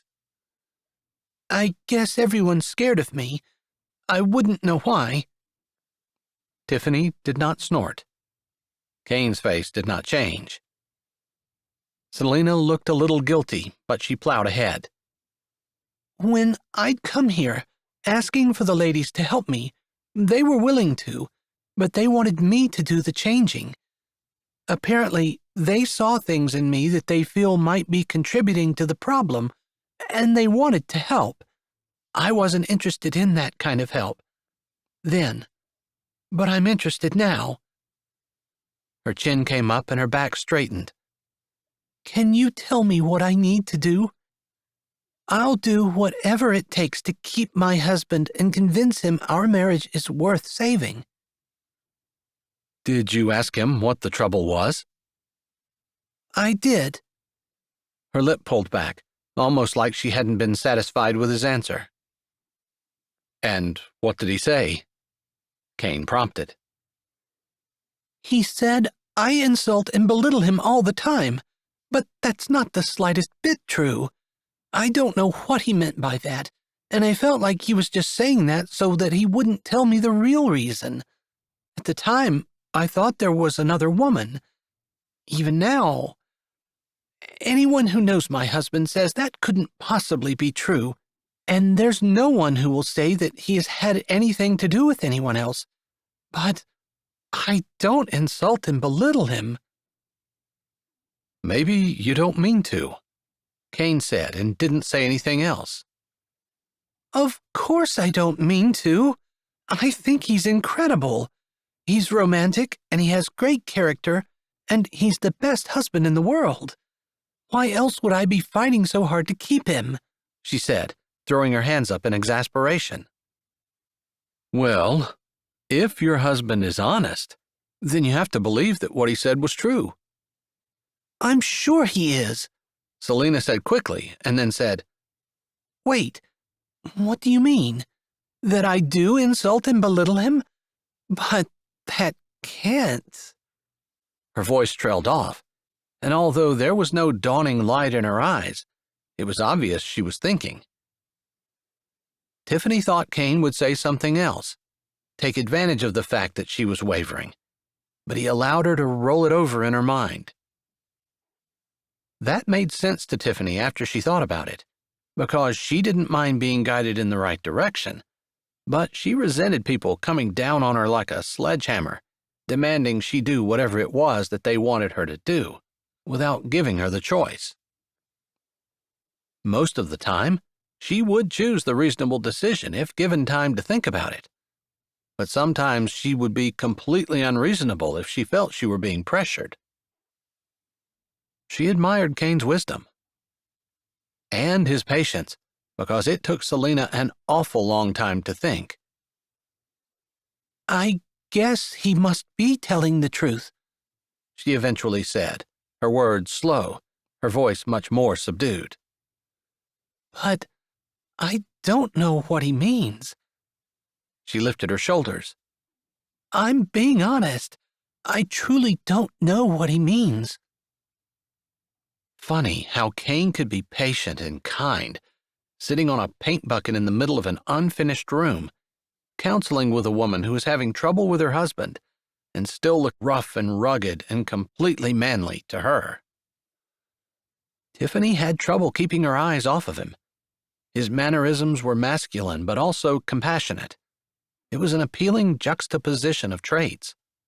Compassion mixed with masculinity, strength mixed with kindness, empathy mixed with uncompromising dedication to do right.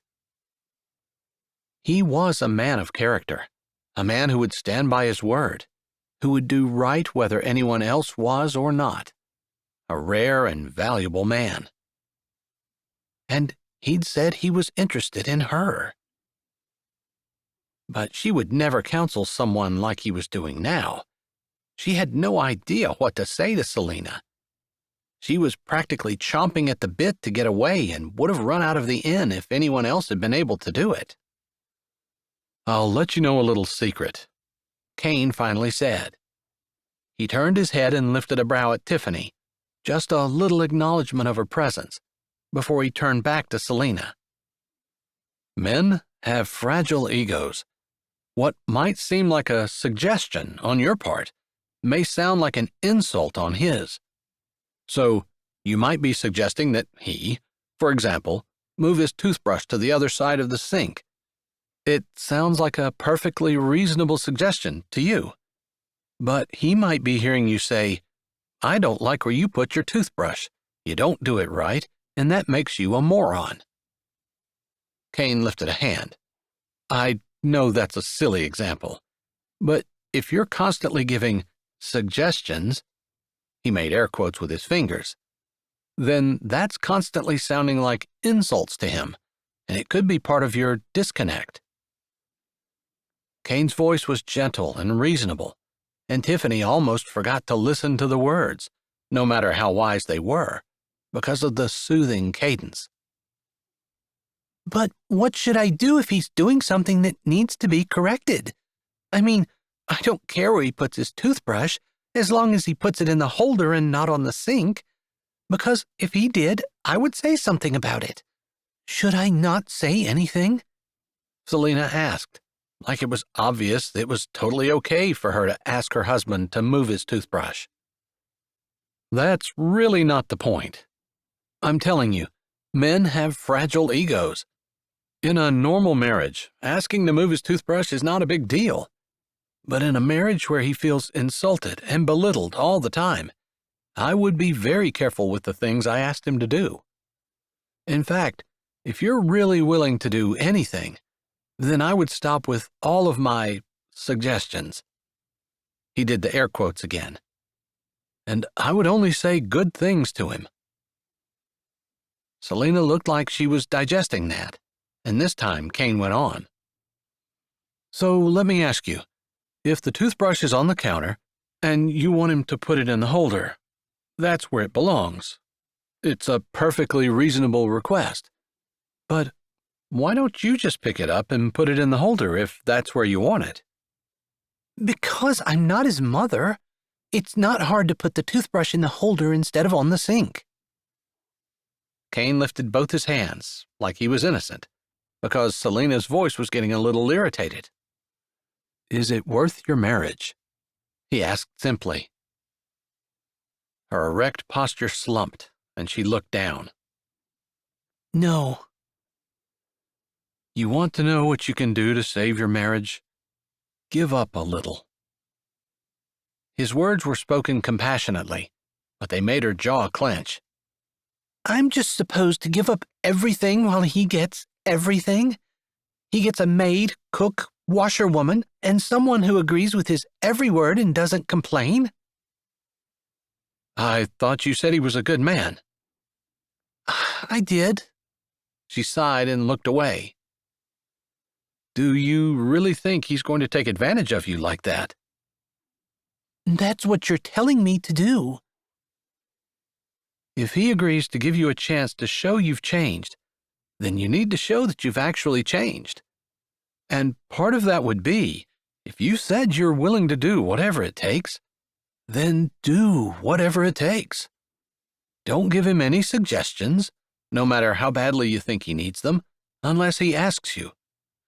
That's not for the rest of your marriage. Of course you have a voice.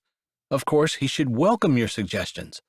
But make sure you're not giving him a suggestion every time you open your mouth. That was the strongest counsel that Kane had uttered, and Tiffany's eyes widened just slightly, expecting Selena to buck and kick. She hadn't taken any of it very well, as much as she said she was willing to do anything.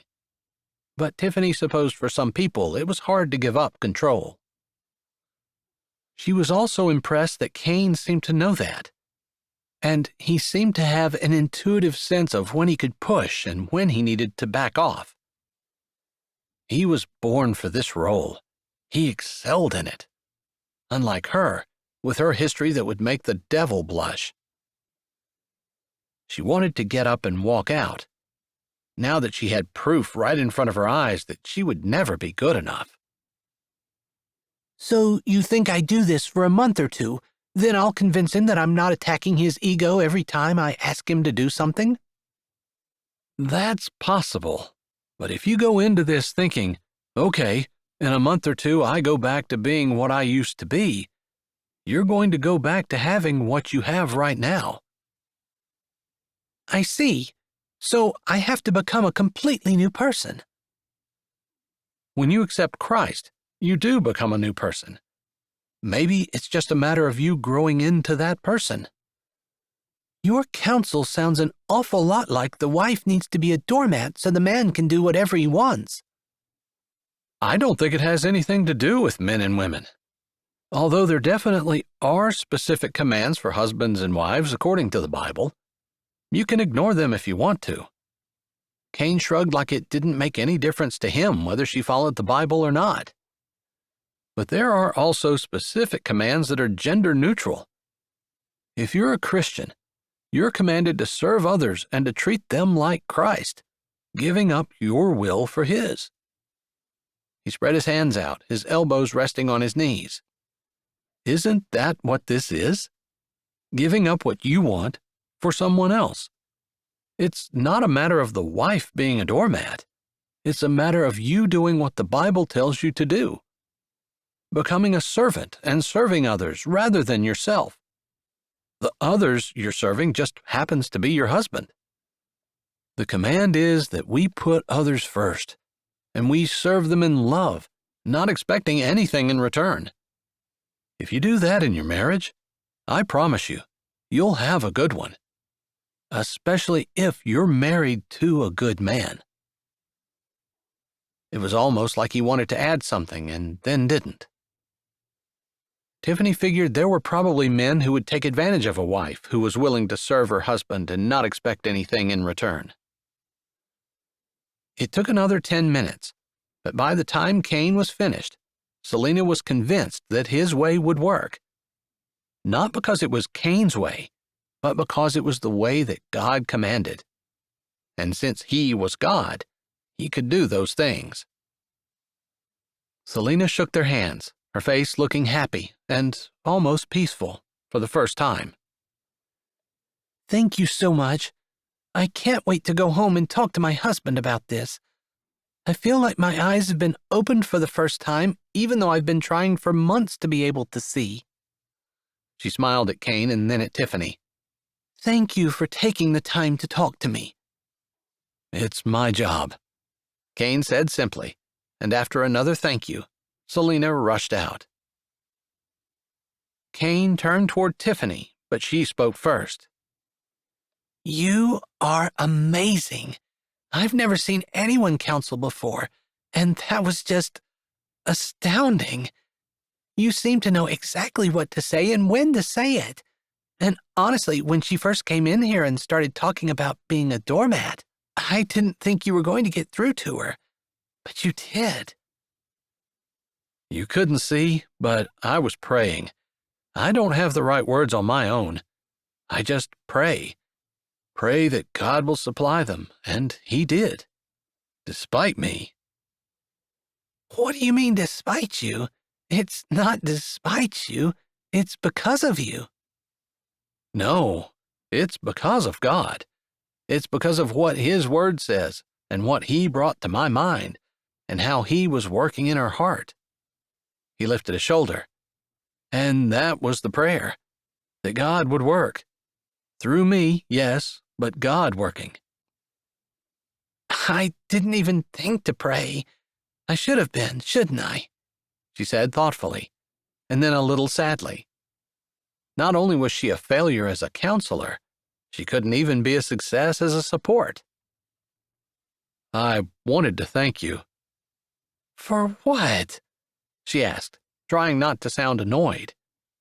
She hadn't done anything. She just sat there like a log. A stone could have done a better job of being support. For being there, being here. I didn't need someone to talk or to say anything. I just needed you here.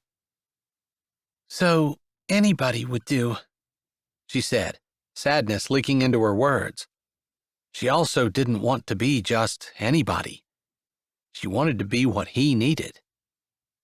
No, I needed someone I was comfortable with. Someone who wasn't going to interrupt me when I was talking. You appreciated the times of silence I had, understood that they were necessary to let her think. You would be shocked at the number of times I've counseled people and have been interrupted by someone who wanted to add to what I was saying or, worse yet, correct me. Plus, it just meant a lot to me to have you here. Thank you. Hey, Kane, I'm done with the sink, but I'll leave the glue there if you want it, Dr. John said as he stuck his head in the partially open door. Kane turned his head but didn't stand up. Thanks, man. I'll be right there. Sounds good. When you're done with that tile, we can get the floor down and we might be able to finish today. Dr. John slipped back out, waving a hand at Tiffany.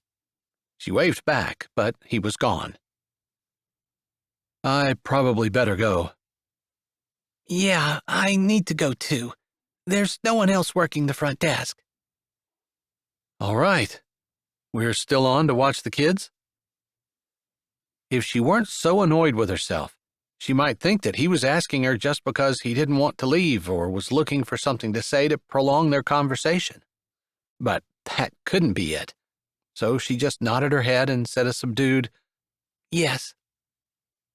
All right. Thanks again. He gave her another look before standing and walking out.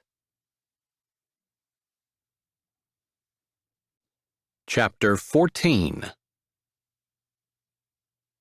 Dawn had not yet broken when Kane pulled up to the children's center.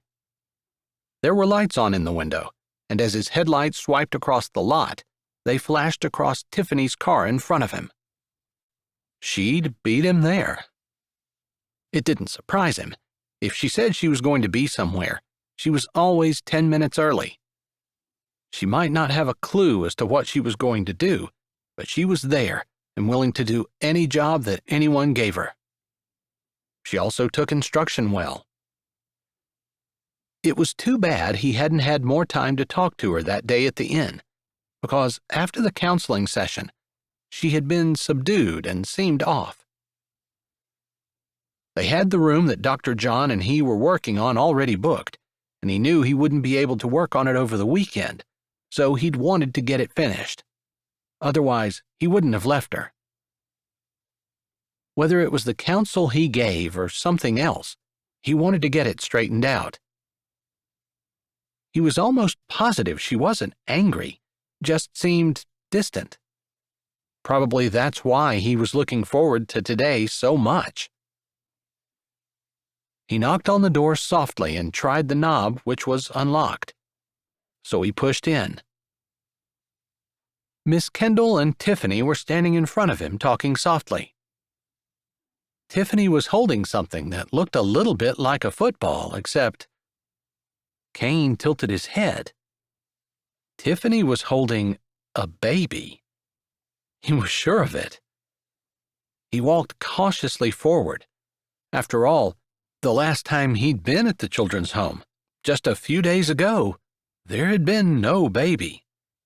Just Haley, Sammy, Lori, and Ryan.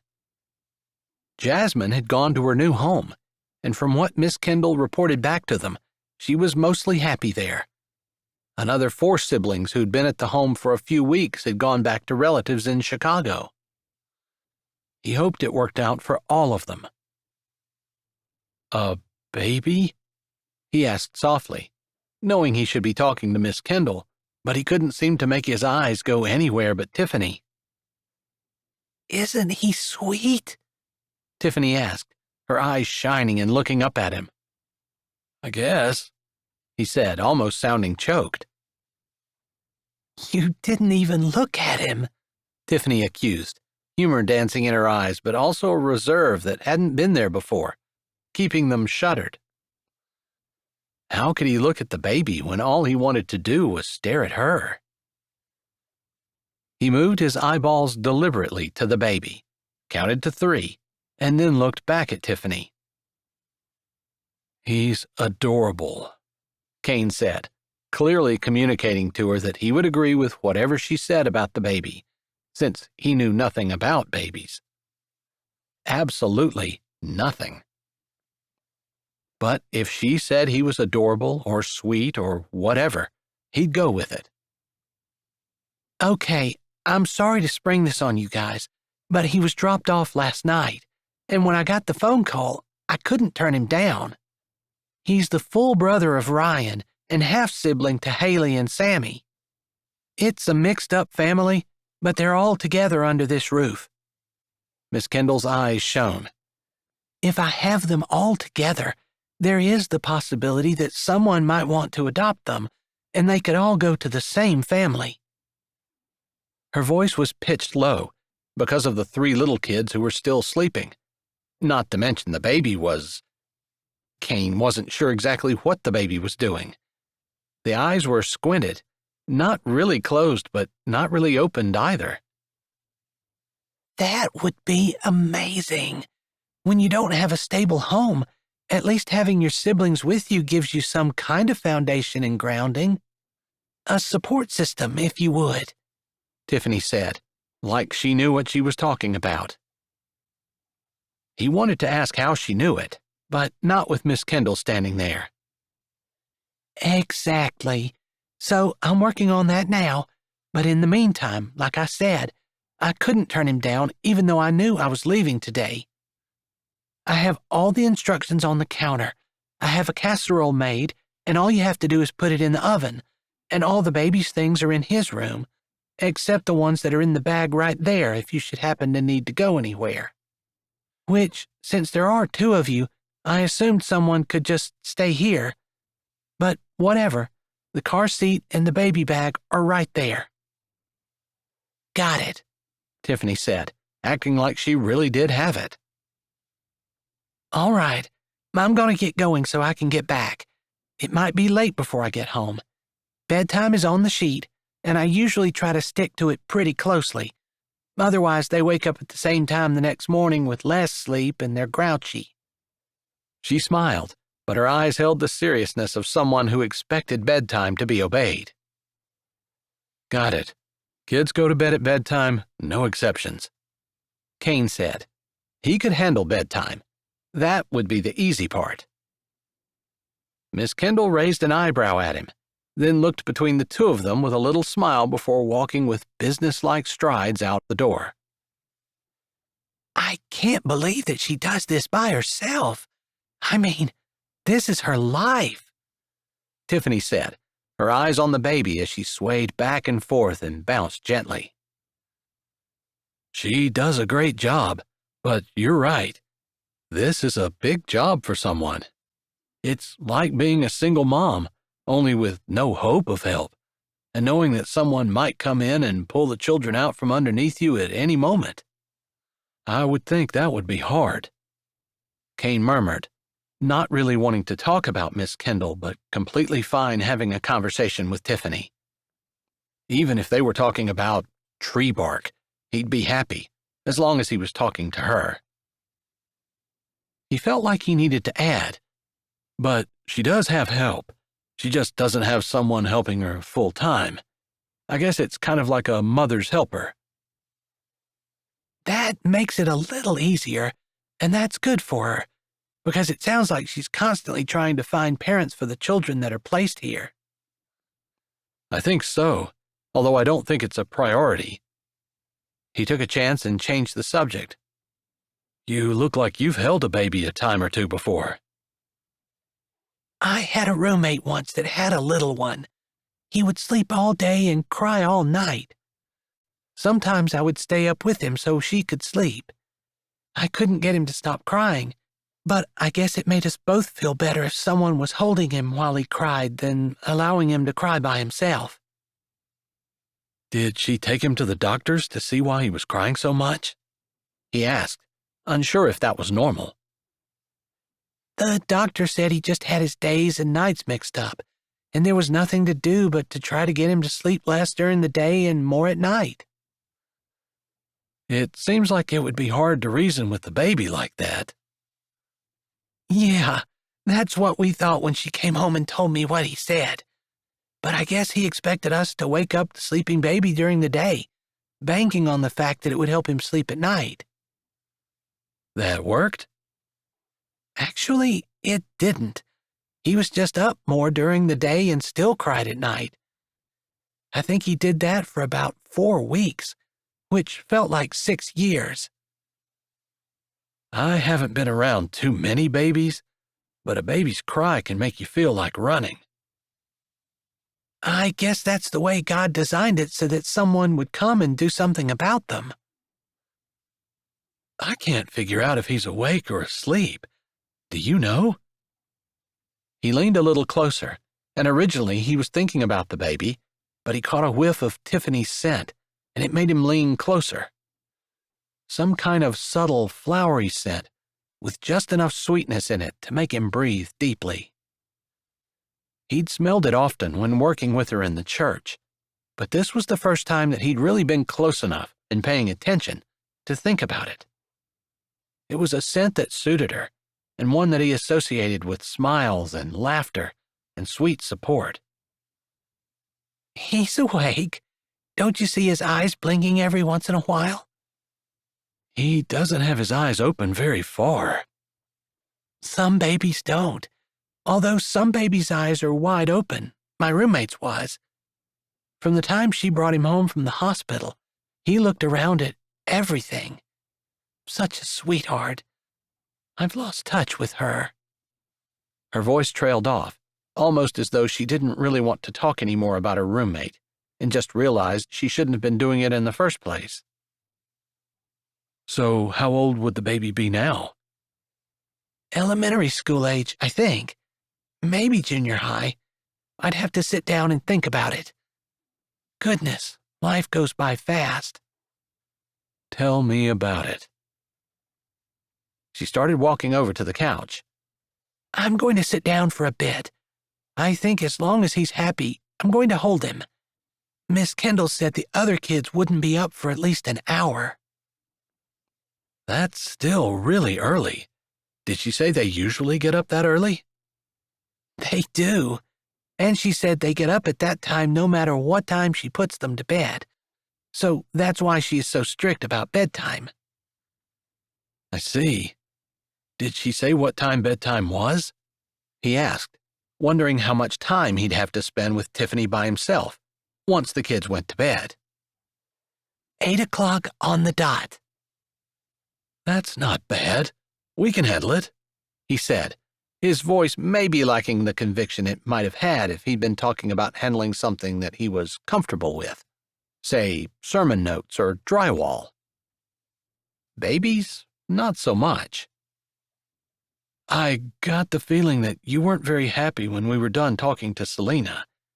I was wondering if you'd tell me what the problem was. There didn't seem to be a reason to beat around the bush or not say the things that needed to be said. Maybe he should be more subtle, but he wanted to be able to talk to Tiffany honestly, without pulling punches. If that's what he wanted, it's probably what he should try to do. One hand came up, and she touched the baby's soft cheek, smiling at him as he nuzzled his head toward her finger. Maybe she wasn't going to answer him. He had been pretty bold in asking. I just felt like a failure. You know, I don't know how to counsel. I had no clue what to say to that woman. None. And I realized I should have been praying for you, but I just sat there. It made me realize that I wasn't good at it. It was your first time, and you weren't counseling. You were just there. Just as a third person so that I wasn't closed up in a room with a woman by myself.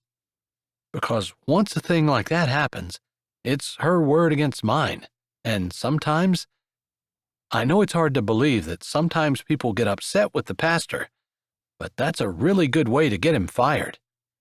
Even just the accusation, with no facts to back it up, can make a man lose his job. Really? Someone can lie about you and you lose your job? I know men it's happened to. I don't want to be one of them. Like she found it hard to believe, she shook her head. But then she said, I was glad to be there.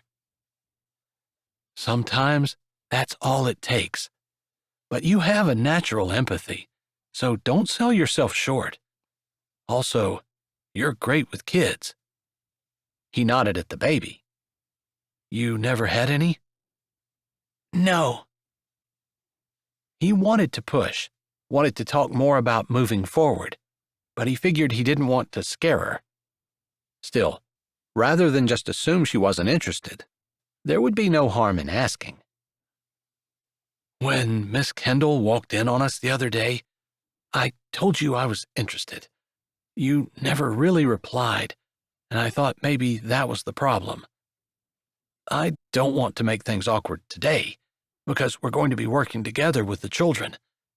But I just wondered if maybe I'm pushing too hard and you don't really like me. There. He hadn't laid out his whole hand, but he'd given her the opportunity to tell him no. I like you, Kane. He couldn't help it. His heart trembled at her use of his name. Such an odd reaction, but typical of his reactions to her. What? He made himself say. But I'm not right for you. You need someone who can be what you need them to be. Not like me. Not with my background. And that is? First of all, I went to church when I was a kid, but I never paid attention. I blew it off as much as I could, and honestly only went because I was forced or because my friends were there. That's for starters. God doesn't give you background checks when he calls you to his work. It wasn't what he wanted to say, not really, but it was applicable. I know. He's interested in your heart right now, and if you're willing to work, he's willing to use you. I know, and I can be used in the church, but it's a little different to be with you. And how is that? You know. He didn't want to get into that. It would just be a dead-end argument. So instead, he tried to grasp on the positive things she said. You like me? Chapter 15. Tiffany looked so sweet, so maternal, sitting there holding the baby, looking at Kane under her lashes, giving him a look that said, "Do I really have to repeat this?" Then her eyes dropped, and she nodded. You don't really seem like a shy, retiring type. He teased her just a little. Like he thought, her eyes flashed. I'm not. There's no point in me admitting that I like you when there's no future for us. When the church hired me, I didn't tell them what I had done before I became a pastor. They didn't ask. Really? What about references? Oh, I had to give references. I did tell them where I got my degree, who I'd served under, but as for previous jobs, they didn't ask. Okay, so does that matter? I kind of feel like I have to tell you what I used to be, since you seem to think our pasts are so important, but also because I wouldn't want someone who decides to be with me to be blindsided by my past when it shows up at our door. Somehow, your past always finds you, doesn't it? It was a true statement, because, yeah, your past was always there just waiting to find you out. I guess. Actually, yes, that's part of my problem. He really wanted to know what it was that scared her about what she used to do. How bad could it be? It couldn't be as bad as his. Well, can I ask you to tell me again that you might like me, before I tell you something that might make you hate me forever? Seriously, you're not going to tell me anything that you used to do that's going to change the way I look at you now? Oh, I bet I can. No, you have character, and I meant what I said about your ability to counsel. I've sat under your sermons, and they're not too long, so that makes them good. I'm not laughing. His laugh belied his words. I was kidding. Seriously, you have a knack for being able to say everything that needs to be said, and not too much, losing your audience. I always leave challenged but not discouraged. That's not an easy thing, and I admire it. Thanks. That's one of the nicest things anyone could have said to me. He had to admit he was surprised. He hadn't been fishing for compliments, and hadn't expected her to say something that he admitted was one of his goals. To touch people like that. It's true. Is that you saying you like me? He was pushing, but he needed her to admit it again, if she could. I do. I like you a lot. More than I've ever liked anyone else before. If you must know, most of the time, when I was after a man, or interested in him, it was because of his pocketbook. He admired her for being able to admit it, but still, he was going to shock her. I don't know what kind of life you led before, so you may not know what I'm talking about, but there's a whole party scene in big cities, male escorts, strip clubs.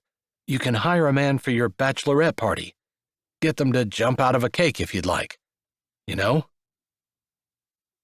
He'd been watching her face, and her eyes had widened, almost like panic. And then she ducked her head, her fingers coming up and touching the blanket on the baby, her head studiously lowered so that he couldn't even see her lashes. "I used to do that."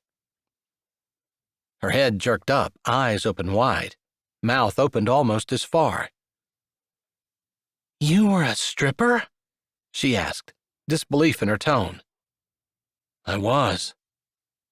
He smiled, although he knew it wasn't a good smile. It was an "I'm forcing myself to smile, but there's nothing funny, and I don't really feel like it" smile. He pointed to his face, making circles around it. "You see this?" "I do. You're handsome." Then she nodded. "You must have been a weightlifter as well."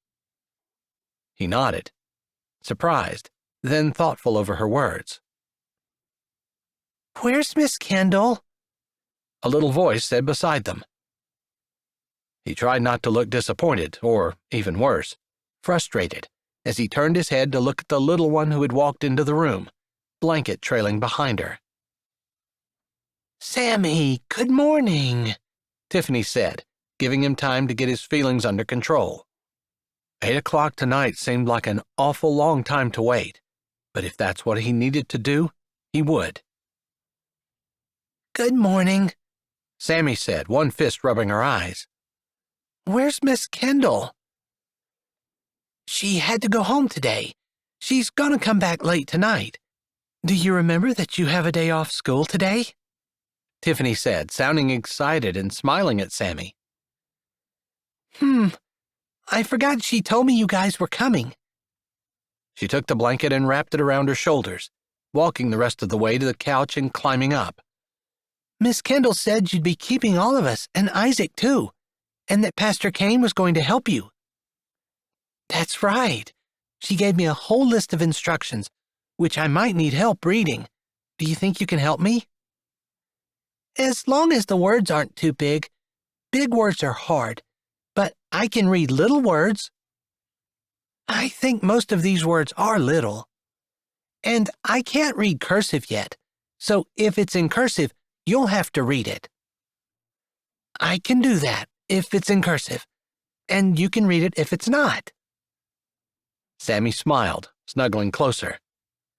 "Can I hold the baby?" Tiffany's lips pulled up, and her eyes met Kane's.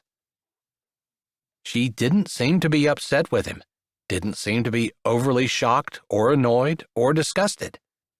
Maybe his past wouldn't bother her. He stood up. "I'm going over here and reading these mysterious instructions. Or maybe I'll just bring them back over to you to read for me, Sammy." "I'm holding the baby. You have to read them yourself," Sammy said very matter-of-factly, as she held her arms out and Tiffany put the baby in them, careful to support the head and keep her hands underneath the crook of her arm. The morning went fairly quickly, with Kane making breakfast while Tiffany talked to Sammy and supervised the holding of the baby. Eventually, Haley got up, and then she was thrown into the mix of holding the baby until breakfast was ready. Ryan was the last to get up, just as the scrambled eggs and toast were ready. The kids seemed happy with it, and Tiffany seemed, if not impressed, at least pleased that he was able to cook. He could as long as it wasn't anything fancy, but he supposed he didn't need fancy. He just needed to be fed. That had always been his motto, anyway. By lunchtime, he was ready for a nap, and the kids were too. At least, little Isaac had fussed only twice, both times because he was hungry. And then, when he went down for a nap, the kids begged to play a game, so he looked at Tiffany. "Blindman's Bluff?" "Oh, I'm playing too?" she asked, grinning. "Yay!" Haley and Sammy said, not hearing the question in her voice and apparently assuming she was going to play. They jumped up and down beside her. "That good with you?" he asked Ryan, who was a little more sedate but still looked eager. "I don't think I've played that before. Is it fun?" Haley and Sammy quit jumping up and down and looked to him.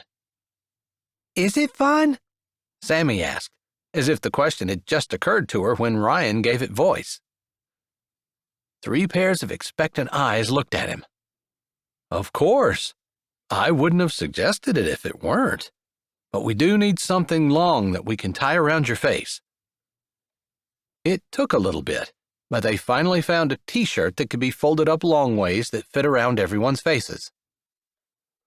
He explained the rules to them, keeping it down to a bare minimum, giving specific boundaries, and telling the kids they had to stay in their hiding spot until the blindfolded person found them.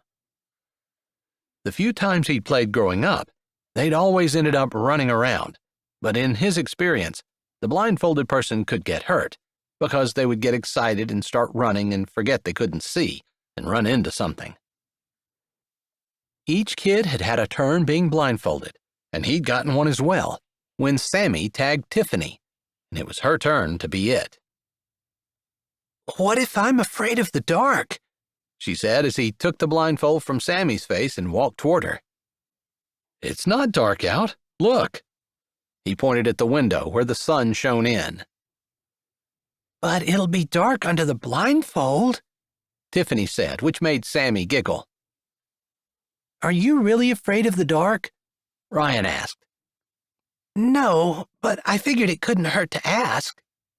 She's just trying to get out of her turn, Kane said, reaching her, taking her shoulders and spinning her around. As he tied the blindfold, the kids found their hiding places, with Sammy imitating what Kane had done several times, which was sit in the middle of the floor. Typically, people thought the best hiding places were behind a chair or another piece of furniture, but he'd found when he'd played with his friends as a kid that those were the first places people looked. But it was hard to look at an entire floor when one was blindfolded. It hadn't taken long for the kids to catch on, and it was one of the more successful and popular spots. Keeping a hold of Tiffany's shoulders, he spun her around 3 times. All right, can you see? He asked. I have my eyes closed. I don't think she answered the question, did she? He said, lifting a brow at the children. You didn't answer the question, Ryan said from his spot over by the armchair. Ryan's that way, Tiffany said, pointing her hand toward the direction the voice had come. Ryan snapped his mouth closed, his eyes wide, like he'd been tricked into talking and now she knew where he was hiding. Kane laughed as he stepped away from Tiffany. All right, give me about 5 seconds to hide, and then you can start looking. Be careful, don't break a toe or anything, he said, winking at Sammy on the floor so close to Tiffany that if Tiffany sat down, she could lean over and touch her. Thanks. Your concern for my toes is endearing. Good to hear. I'm glad you noticed. He walked over, just beyond Sammy, and sat down on the middle of the couch, pulling his feet up so that his entire body was on the couch. If she patted over the periphery, she might miss him. He hadn't really considered that he was directly in the line of where she would fall if she tripped over Sammy, which was what happened 5 seconds later. Chapter 16. Tiffany was looking forward to 8 o'clock, but dreading it as well. She wasn't sure whether Kane had actually been serious, but it was like he'd asked Selena when he was counseling. Is your husband an honest man? Would he lie about it? She could answer those questions. Kane was an honest man. He wouldn't lie. So he wouldn't have been teasing her about whether or not he'd been a stripper before he became a preacher. It boggled her mind, but it also made her feel like maybe there was a chance for them. Except he hadn't said he'd been married before. He might not be interested in being someone's 4th husband. Not to mention, she might not be interested in saying vows a 4th time. It seemed like there was no point. They hadn't made a difference the first 3 times. She hadn't kept them. It seemed almost sacrilege to keep making vows she kept not keeping. She wasn't always very good at putting things out of her mind. Normally, they sat in there and she chewed on them. But she didn't usually get to watch kids, and she considered it a treat. After all, she would probably never have children of her own, and if she only got to spend a couple of days a month with them, she wanted to enjoy it. Not to mention, she'd never played blind man's bluff before. She found it fun and a little exciting, but that was all about Kane playing with her and less about her actually loving the game. Just something about playing with him livened things up and kept her on her toes, made it fun.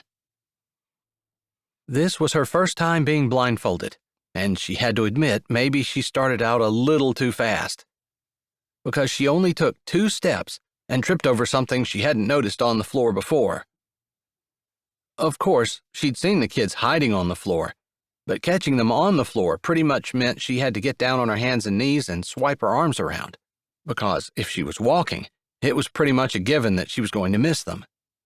Unless she made a beeline to them on accident, which is what she did. She barely had time to let out a startled, "Oh," before she went flailing forward. Vaguely, she remembered the couch was there somewhere and hoped she'd hit it in such a way that she didn't knock her head.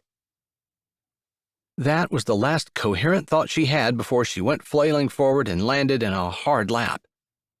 Strong arms came around her and cushioned her fall. She had to laugh.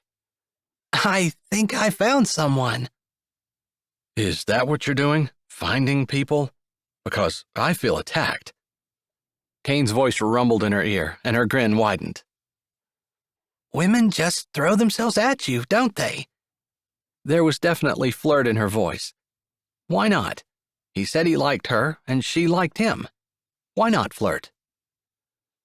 Maybe they do, but I don't typically catch them. I guess that makes you special. There was flirt in his voice, too. She liked it for sure. My goodness, special. Maybe she would have said more, but he pulled her blindfold off, and she hadn't realized how close she was to his face. That's right, special. His voice was lower and softer, meant for her ears only. It sounded like an endearment. I'll take it, she said. I was having fun with the kids, but I kind of wish it were bedtime and we just put them down. Pastor Kane is it! Ryan shouted, running across the room and jumping on top of them. Kane grunted, and maybe she did too a little, but she slipped to one side and wedged herself between the couch and his body. Of course, the girls wouldn't let Ryan jump on the pastor without them, and they landed on them in short order until they were all squished on the couch, laughing and bouncing. Not sure how I got on the bottom of this pile, Kane said, his eyes twinkling. But I'm pretty sure I got the short end of the stick. I might say that, except I think I like it. She had to smile, and maybe she wished the kids were in bed too, but they weren't, so she said, I wonder if Pastor Kane is ticklish. He's not, Kane said quickly. Too quickly. She laughed, her wicked, evil laugh. Let's find out, guys. And she ran her fingers over his ribs, wiggling them. It turned out Kane was very ticklish, but not so ticklish that he didn't have enough strength left to roll, turning and dumping them all off the couch and onto the floor where he landed on top of them, careful not to squish anyone, moving his own fingers around, tickling them back. All they needed was a dog running around barking and licking their faces to make it a family scene out of a good movie. The thought sobered her. She'd never thought she'd be part of a family in any kind of a movie. But she found that there was a certain amount of security and fun comfortableness as they played together. Why couldn't she be part of a family? Didn't Kane tell Selena that it was up to her to do the changing? Hadn't Tiffany decided she was going to change? If she wanted a family, why not go for it? Chapter 17.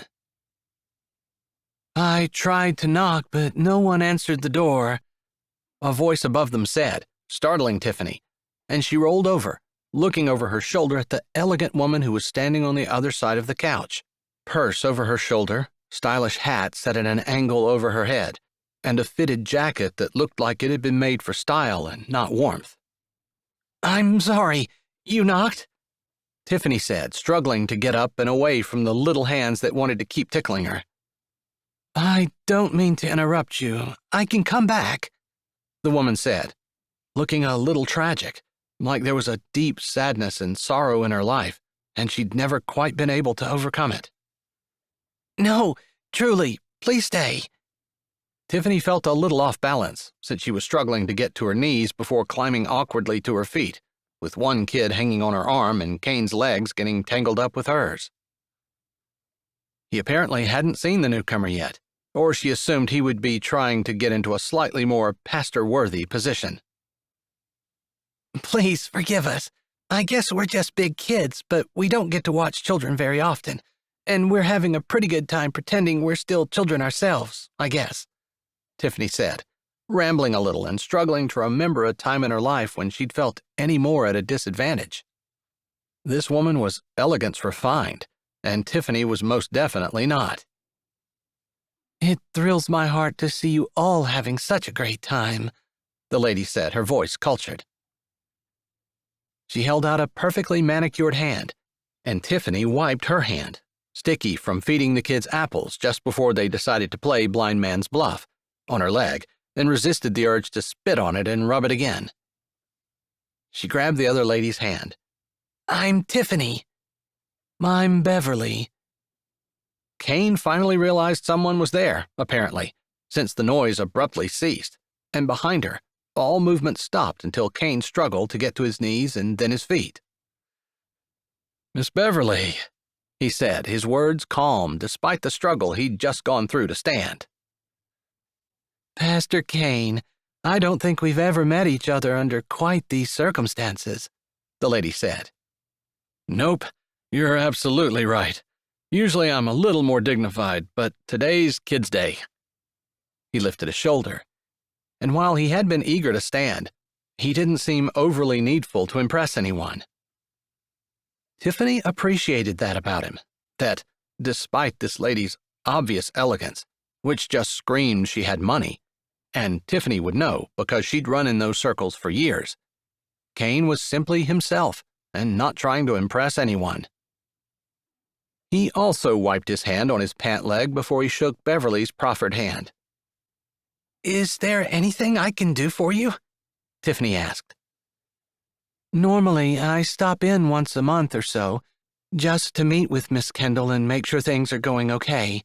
Make sure she has everything she needs and that the contribution I'm making to keep this open is sufficient and doesn't need to be increased." "Oh, I'm sorry. Miss Kendall isn't here.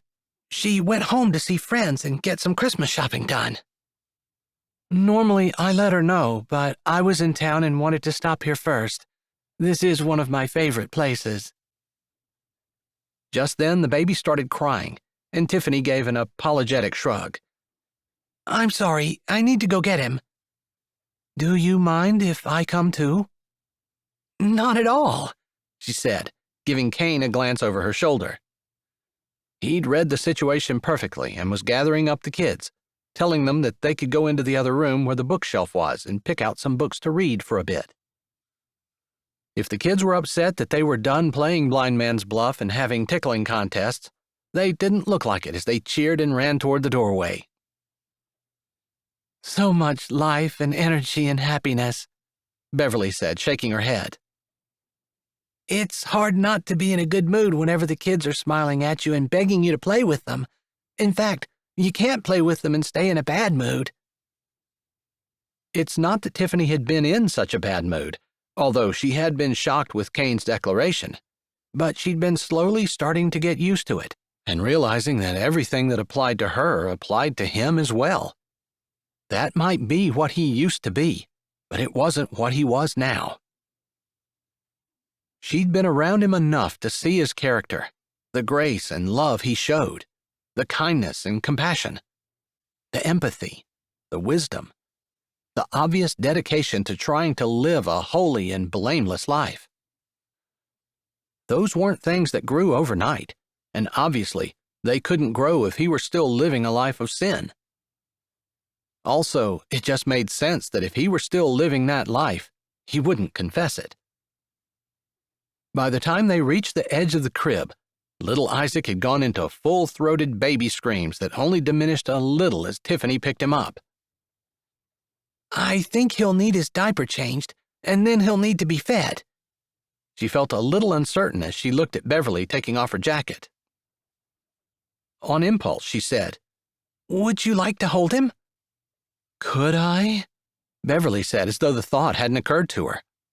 Of course. You can change his diaper too, if you'd like to. I can get the bottle ready. Oh, I'm not sure. I've never changed a diaper. You never had children? Tiffany never had either, and it was a source of sadness for her. Although she hadn't longed for children like some women she'd heard of, she'd always thought they would be in her future someday. Today, she felt that longing, that desire for family, anyway. I did, Beverly said, surprising her yet again. I didn't know.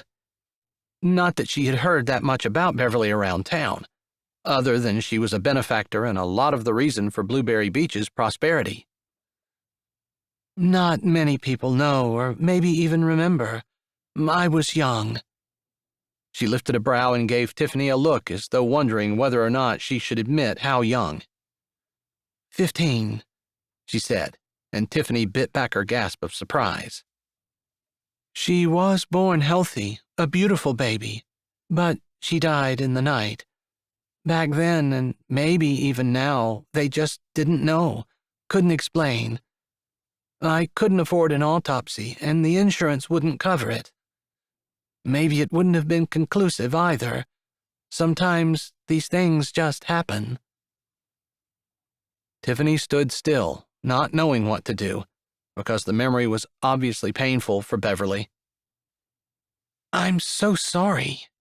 That's a loss you regret and a constant source of sadness, she said, thinking about how she'd feel if she'd lost a baby. I'm sad, I can't deny it. But to say it was a bad thing, I just can't. After all, I went on to be quite successful in the business world, and I wouldn't have been if my baby had lived. I was planning on keeping her, and it would have been very difficult for me to have done anything aside from some kind of low-wage, no-outlet job. Not that money buys happiness, because I don't think it does. She sighed. But God obviously had a plan for my life, and everything worked out. I can say that because I know I'll see the baby in heaven someday. That's something to look forward to. She didn't have any babies in heaven or anywhere, and she hadn't felt the lack more acutely than she had today. Isaac started fussing again, breaking the sad atmosphere that had settled between them. I'll go get a bottle made if you think you're going to be okay. I think so. Beverly looked around, holding the baby, who had quieted somewhat in her arms, bouncing him gently as she walked over and grabbed a diaper from the pile before setting him down on the changing table, her face holding the look that a woman often gets when she's looking at a baby. It was beautiful to watch, but Isaac would be wanting his bottle and demanding it quite loudly, so Tiffany hurried out. Kane stood at the counter, filling up cups of water when she walked into the kitchen. You lost the children? She asked. He startled, like he hadn't heard her coming, and he gave her a once-over. And you lost the baby. I guess we'll both get fired. That doesn't say much of anything good about us, does it? Our first day on the job, and we can't even keep track of our charges. Hey, I'm a pastor, not a babysitter. And I own 1/3 of an inn, which is my sole claim to fame. You didn't exist in a vacuum up until the day you moved back to Blueberry Beach, he said, his eyes studying her. No, you're right. I guess everyone has skeletons in their closet, and I suppose, if nothing else crazy happens, when the children go to bed, I will crack my closet door and give you a peek. I'm not too big on skeletons, but I do want to know what's in your closet at least, so I'm going to take you up on that," he said, setting the cup down and walking closer to her as she stood with the bottle in her hand. Look at that. We've got so much in common because I'm not too much for skeletons either. So we're counting the things we have in common? Isn't that why people get together? Because they have things in common? I suppose. Or maybe it's just because they see something they think the Lord might have put in their path for that specific reason. She wanted to roll her eyes and laugh. He thought God put her in his path, and God wanted him to be with her? Improbable. Not just improbable, impossible. It was so tempting to tell him so, too, but she just couldn't. She couldn't laugh at that, because he seemed so serious and like he truly believed it. She admired him and respected him and believed him enough that if he believed in it, she wasn't going to scoff without a good reason. Even if she felt like she had a good reason, because she was hardly the kind of person that God would give to a man like Kane. My words upset you. You don't believe they can be true. Was it that obvious? I was really trying to hide it. You need to work on that because, yeah, I pretty much read your face like a book. A thump came from the other room, and he grimaced. Speaking of reading books, the kids are expecting me, and I told them I'd be right back with drinks. But it's funny how hard it is for me to pull myself away from you. That's just attraction, nothing substantial. You can be attracted to people without admiring them. You can be attracted to someone who lacks character, to someone and know that the idea is ridiculous and you're being stupid. All right, I have to give you that. You're right. Thank you. I appreciate that. Go on. Go read to the kids while I make this bottle. We'll talk later. Go on a date with me, please, he said, the words tumbling out of his mouth like he couldn't stop them. And he hadn't made any move to go anyway. She loved that he looked a little insecure and hopeful and eager all at once. Can it be something where it's just you and me and we have time to talk? Where we won't be interrupted or have a lot of people around? She said.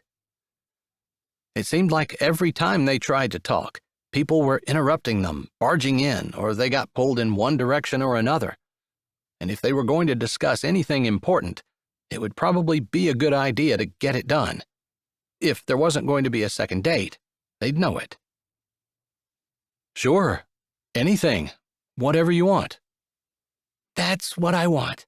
Just you. Nothing fancy, nothing crazy. I can do that. It's probably a good thing. And he grinned. She thought about a pastor's salary in a small town. It wouldn't be much, and for the first time, she wondered about that. She'd had 3 husbands, and they'd all been rich. Deliberately, on her part. What would it be like to be married to someone who wasn't? It would be real. He hadn't said anything about marriage, though, and she hadn't made any decisions about whether or not she wanted to be hitching up with husband number 4. He touched her arm before he gathered the cups up from the counter and carried them into the room. She finished filling the bottle and walked into the baby's room to find Beverly just finishing changing Isaac's diaper. There was a wet spot down the front of her shirt and some type of liquid dripping from her chin. He got me, Beverly said before Tiffany could figure out what in the world had happened. She still wasn't quite sure. Isaac? Yeah, I took the diaper off and it was like a waterfall erupting. She laughed, which stunned Tiffany almost as much as the fact that a baby could have done all of that to her. There was so much wetness down the front of her shirt. You mean it squirted up in the air? Beverly nodded. I didn't know it could do that either. Wow. She had had no idea. But her lips trembled, and she tried to bite back her smile. It was funny. Go ahead, you can laugh. I'm laughing, even if I'm a little bit grossed out, because my chin feels wet, and there is no doubt of what it is. Here, let me finish dressing him, and you can go find a shirt and a bathroom and disinfectant and whatever else it takes to clean that up, she said uncertainly. She had no idea what one did when that happened. But she would be keeping it in mind for sure if she changed Isaac's diaper again. She would most definitely be watching out for that. Although, what exactly she was going to do to keep it from happening to her, she wasn't quite sure. It might be a good thing to look up on the internet. Chapter 18. Beverly ended up staying through supper and until bedtime. At that point in time, it sounded like Tiffany and Beverly were lifelong friends, with all the laughing and talking they were doing. Not that Kane felt left out exactly, because he loved watching Tiffany be happy, and he felt like maybe she didn't have a lot of good friends, true friends, in her life before.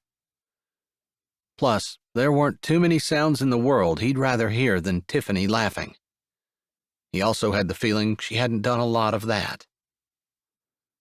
Still, he couldn't say he was unhappy when Beverly left, and the children were in bed, and the baby was maybe not sleeping exactly, but at least not crying.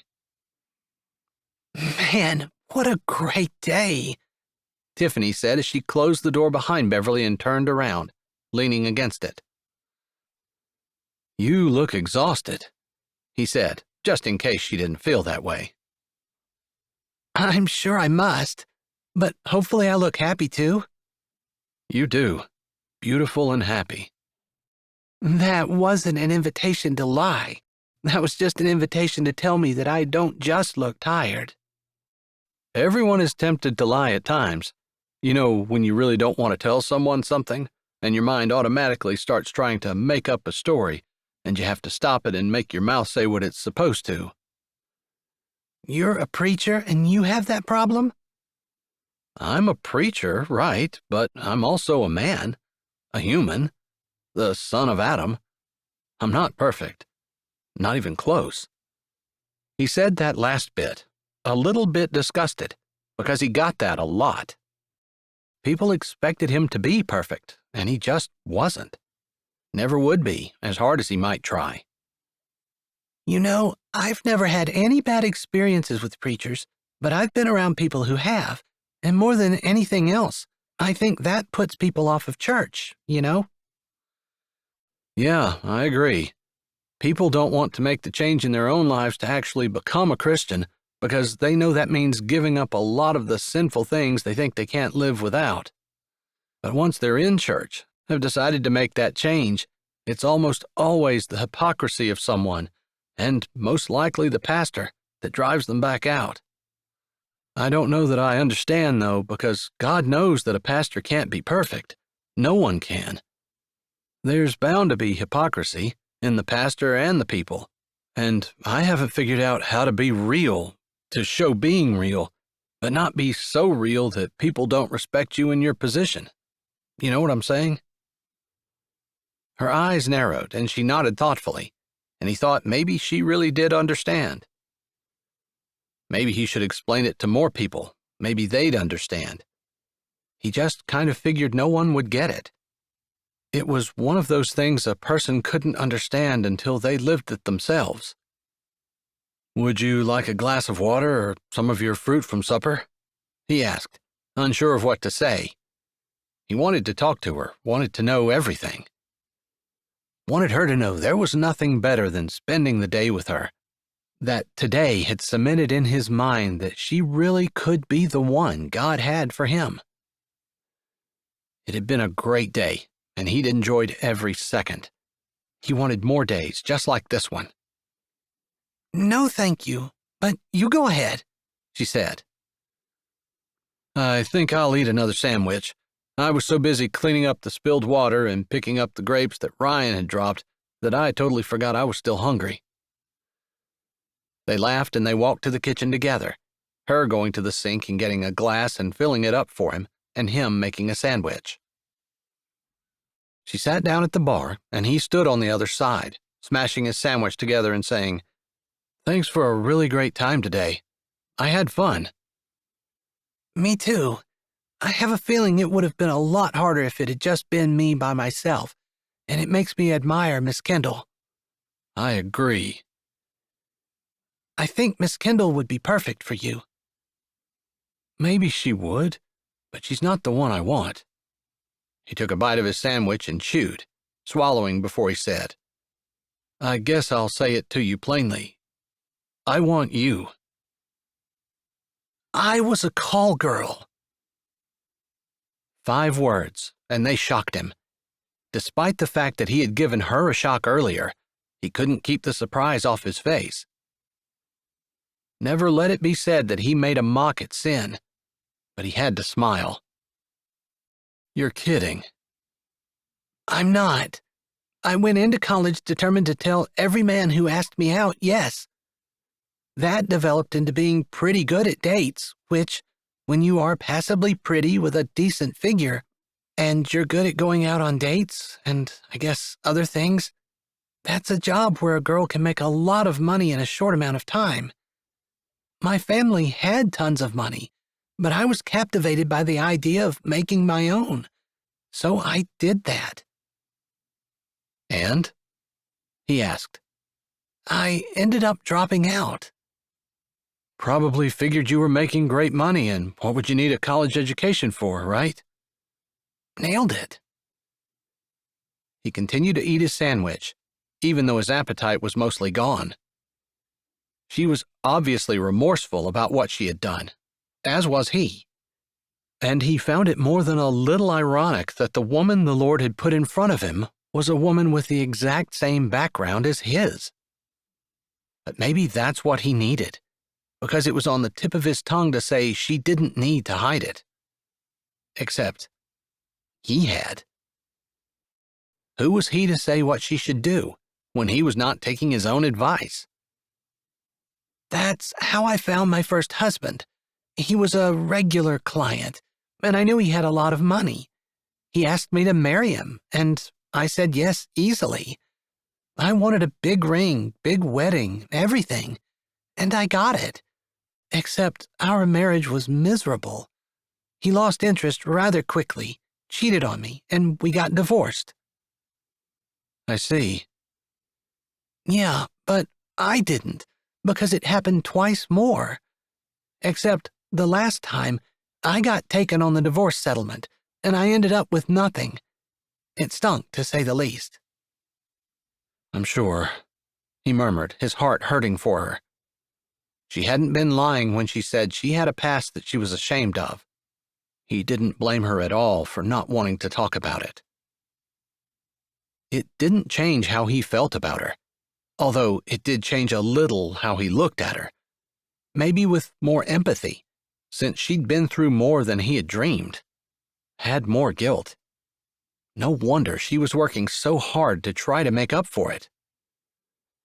Now you see why I keep saying I wouldn't make a good pastor's wife. That you need someone else, she said, her eyes downcast. "I guess by that reasoning, I would make a terrible pastor." But you know so much. Maybe you have that past, but that's not you anymore. He looked at her, wondering if she would realize what she'd said and apply it to herself. It took a few minutes before dawning realization spread over her face. He smiled at her, and she shook her head. "Yes, it can be you too," he said, emphasizing his words. Why do you see more in me than what there is? She asked, not sad, exactly, just almost astounded that someone would look at her and see beyond her past. "The potential to be more is in all of us. I don't know why we as humans have so much trouble seeing that.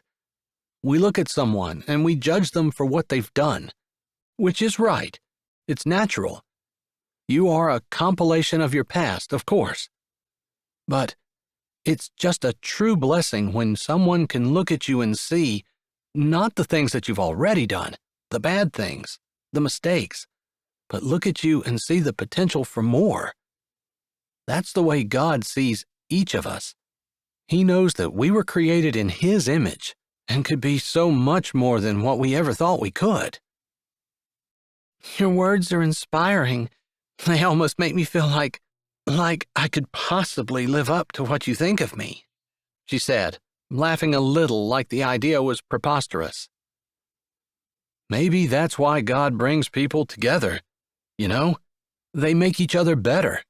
They complement each other. They see things in each other that no one else sees. Love is blind. Her brows were raised, her voice held irony.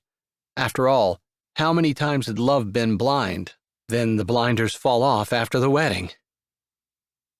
Maybe we just have to work at keeping those blinders on there. Because that's what marriage is. Seeing the best in your partner and bringing that out. Doing whatever it takes to help them make them better. I see how you would do that with someone, but me? I don't know how to even begin thinking about finding the best in someone and focusing on that. Her eyes dropped, and she ran a hand along the counter before shifting and moving away from him slightly. I guess that's the other thing I didn't tell you. What's that? For some reason, her actions made his stomach clench and his heart shimmy just a little. I just signed the divorce papers on my third divorce a few months ago. She swallowed, before looking up at him, meeting his eyes squarely. She wasn't joking. And? He asked, wanting to make sure that was all he was dealing with before he responded. Although he didn't really know what he was going to say. What did a man say to that? My track record isn't exactly great. When things get hard, I get divorced.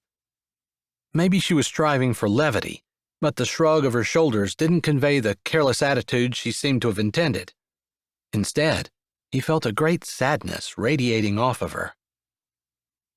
The baby started crying, and she moved to take care of him, but he stopped her with a hand on her arm. You've made a lot of changes. You've determined in your heart that you were going to become a different person, that Christ changed you. That's true. Did he? Do you really want to take that chance? Marriage is always a risk. You could say that someone who's never been married before, they don't have a track record. You don't know whether they're going to stay or not. She hadn't thought of anything like that, from the expression on her face, and he smiled a little. You can say that about me, since I've never been married. You have no clue what kind of husband I'm going to be, or whether I'm going to stick around, or whether I'm going to get divorced at the drop of a hat. I can tell that you're not going to, she said dismissively, like it was a well-known fact. I can tell the same about you, he said just as dismissively, imitating her tone. I need to get the baby. He wasn't sure what time Miss Kendall would be getting back, and he wanted to make sure they were on the same page, so he said, We're still on for Friday evening? I'll pick you up? Yeah, she said, not sounding super excited. I'll have to make sure I can find someone to cover for me. If you can't, I will. Find someone, that is, he added hastily, not wanting her to think that he was going to cover for her. Obviously. He wasn't usually so tongue-tied, but she brought out everything, all the emotions he usually kept contained. His hopes, his dreams, and maybe he was pursuing her a little too hard, pushing her too much. But he wanted her to see that she was more than what she thought she was. She was capable of anything. He murmured softly as his hand dropped from her arm. I can do all things through Christ, which strengtheneth me. Her head jerked up, eyes wide, before her lips curved up just a little. You don't play fair, she finally said. There is no fair to life. It's all about winning? Not at all. It's about doing God's will and bringing glory to Him. And somehow you would do that being with me. There's not a doubt in my mind, not one. that I am meant to be with you." It was true. Everything had fallen into place tonight. Seeing her with the baby, playing blind man's bluff with her, the talk that they'd had, and realizing that her past was just the same as his. He had those doubts and the guilt and the other things that had plagued him from time to time, despite knowing that Christ had forgiven everything. Seeing it from outside himself, looking at her, seeing how simple it was for her to be forgiven and to work out of love and not out of duty. God had used Tiffany to show him what he needed himself. He'd also used her to show him the exact things he had been saying to Tiffany this evening. That he could be more, give more, do more than he ever thought, if he had someone behind him believing in him. "I wish I felt the same," she finally murmured as she stepped away from him. "But it's just so hard for me to believe. Not to mention, it's so hard for me to imagine myself being a pastor's wife. There are so many other women, Miss Kendall for one, who are so much more qualified than I am. Why wouldn't God choose one of them?" You'll have to take that up with him.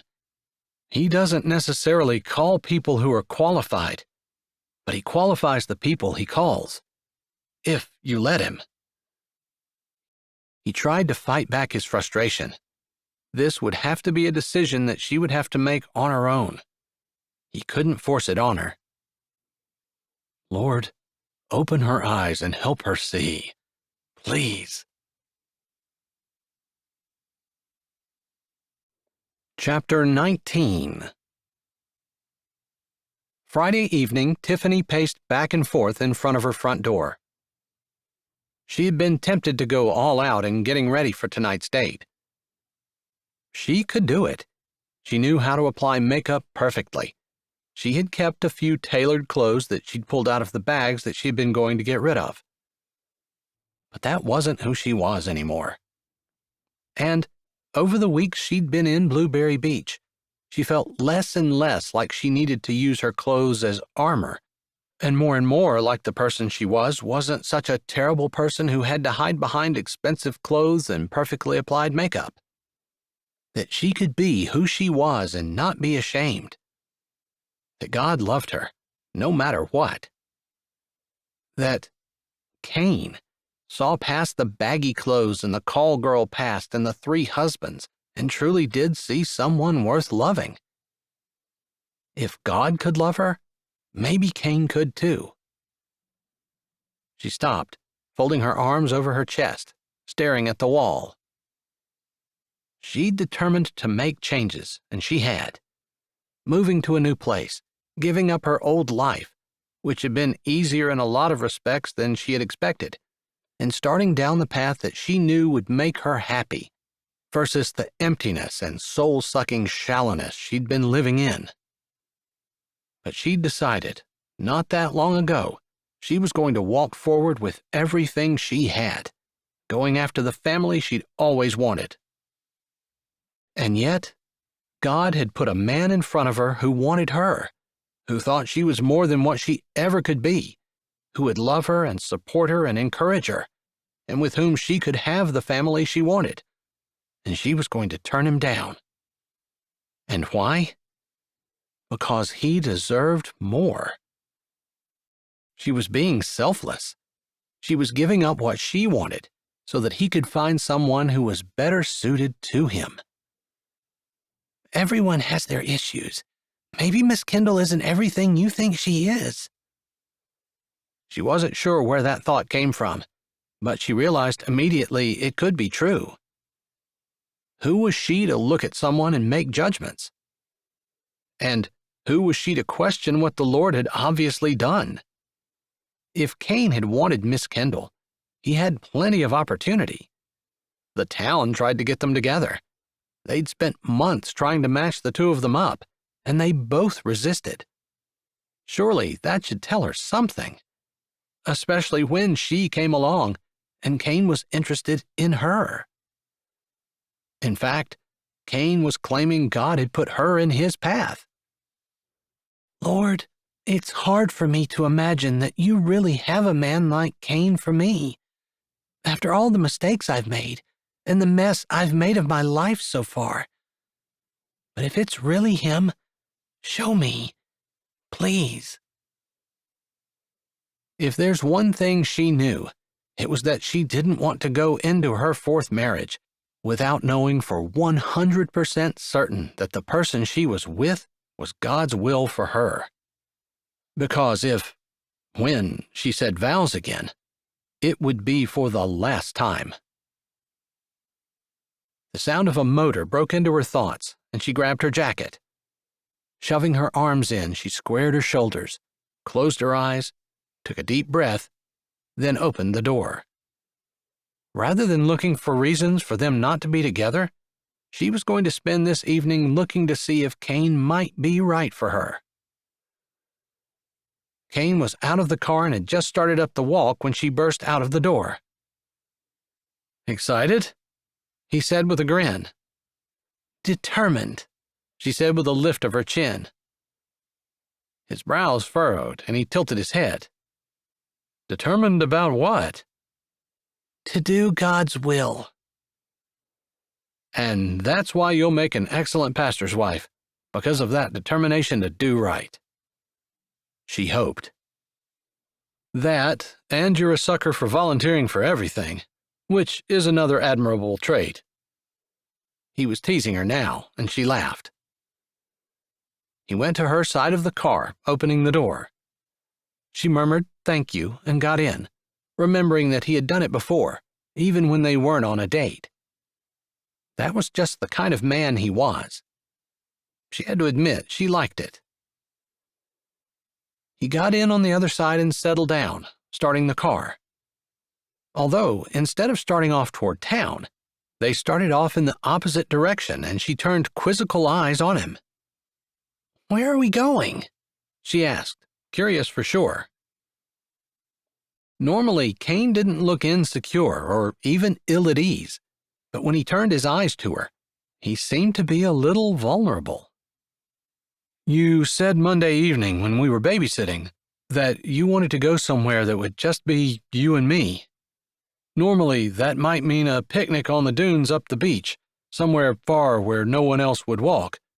But since it's so cold out..." His fingers tightened on the steering wheel as he made the turn to the church parking lot. "I could have taken you to a restaurant, or I suppose we could have gone to a movie or concert or something normal people do on dates. But I knew if we went to the church, we'd have the place to ourselves, and we have a beautiful view of the lake as well." "We're going on a date to the church?" she said, unable to keep the disbelief out of her tone. That was definitely a first, and she had been on a lot of dates. "You asked for a sign." Oh yeah, she had. "If you don't want to, we can do something else, but I packed all the picnic stuff and you'll see." He parked off to the side and hurried around to open her door. It was charming and sweet, and she allowed it, smiling and putting her hand in his as he helped her out. Maybe they were too old for such things, or maybe they were old enough to appreciate them. She knew she did. "Can I carry anything in?" she asked. "Actually, I have it all set up," he said, taking her hand, sliding their fingers and lacing them together. It was a new feeling, not just having Kane's hand wrapped around hers, but feeling the calluses, the roughness, the way it was different than hers. Not just bigger, but stronger, more capable. A hand that would protect her and take care of her and provide for her. But in return, there were things she would need to do. Things she hadn't even considered in her previous life. Sure enough, when they walked into the sanctuary, there was a blanket spread out on the floor, right in front of the big picture window in the back, far enough back that they could sit on the floor and look out, seeing the lake stretching endlessly off until it met the horizon. They would be sitting directly behind where she used her easel in the parking lot, and spent so many evenings this fall working on the sunset. Never getting it right, but maybe getting just a little better each time.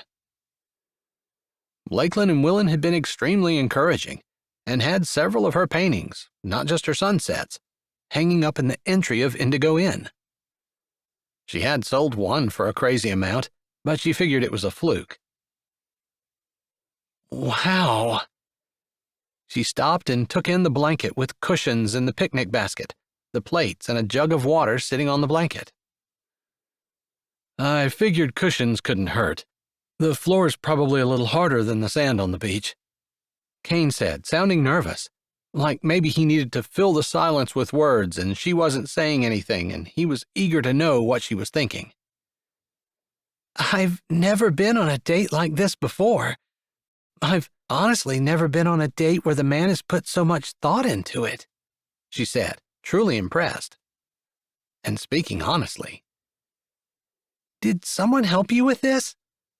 She turned around and looked at him over her shoulder, asking, not because it was necessarily bad, but because it did make a difference. If he did it on his own versus doing it because someone had prompted him or helped him. Should I have gotten someone to help me? He asked. No, not at all. It's amazing, and it doesn't seem like something a man would think of. Well, to answer your question, I did. I thought of it myself. I did it all myself. And I'm a little nervous. I was afraid you might not like it. It's not exactly a fancy restaurant. I would take this over a fancy restaurant any day. Something you put a lot of thought into, an effort, and did because you cared. Something that takes time and energy rather than just picking up the phone and making reservations. It means a lot. She shook her head as though if she closed her eyes and opened them again, it might disappear. It's just so unlike anything any man's ever done for me before. I didn't know men could think like this. Maybe when a man cares enough about a woman, when that woman occupies so much of his thoughts, so much of his effort, where she's a part of everything he does, he spends a lot of time trying to think of something that would please her and make her smile. His words were said low, almost as though he couldn't say something that meant so much to him in a normal voice. His tone made her shiver, in that good way, where it wrapped around her backbone and made her want to move closer to him. So she did. It was a date, after all, wasn't it? She turned and took the one step back so they were standing face to face. I don't even care what the food tastes like, or even if there is any. Just the fact that you thought of this and went through the trouble of doing it tells me that I'm important to you. That's what I was saying. You're important to me. I think about you all the time, every day, even when you're not supposed to be volunteering. I listen for your footsteps.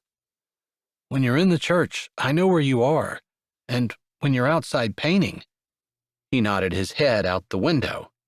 It's all I can do to not stand here and watch you the whole time. I don't know what it is about you that just takes everything I am and makes it want to be with you. He hadn't even touched her, and already this was the most romantic date she'd ever been on. Maybe I shouldn't have admitted that I stood and watched you. But I thought this would be a nice place to eat. Not only is the view beautiful, but I can't stand there and look at it now without thinking of you. I had no idea, she said softly. I didn't think you did. You probably didn't know that twilight is my favorite time of the day either. One of the things I did before you came, almost daily, was stand here in the church and watch the dance of light and dark, the sun going down, the colors across the sky, God's beauty and handiwork, awed by it every day. He huffed a little breath. And then you came. And I stood in front of you and ruined your view. No, not at all. You stood in front of me and made my view better. You became everything I wanted.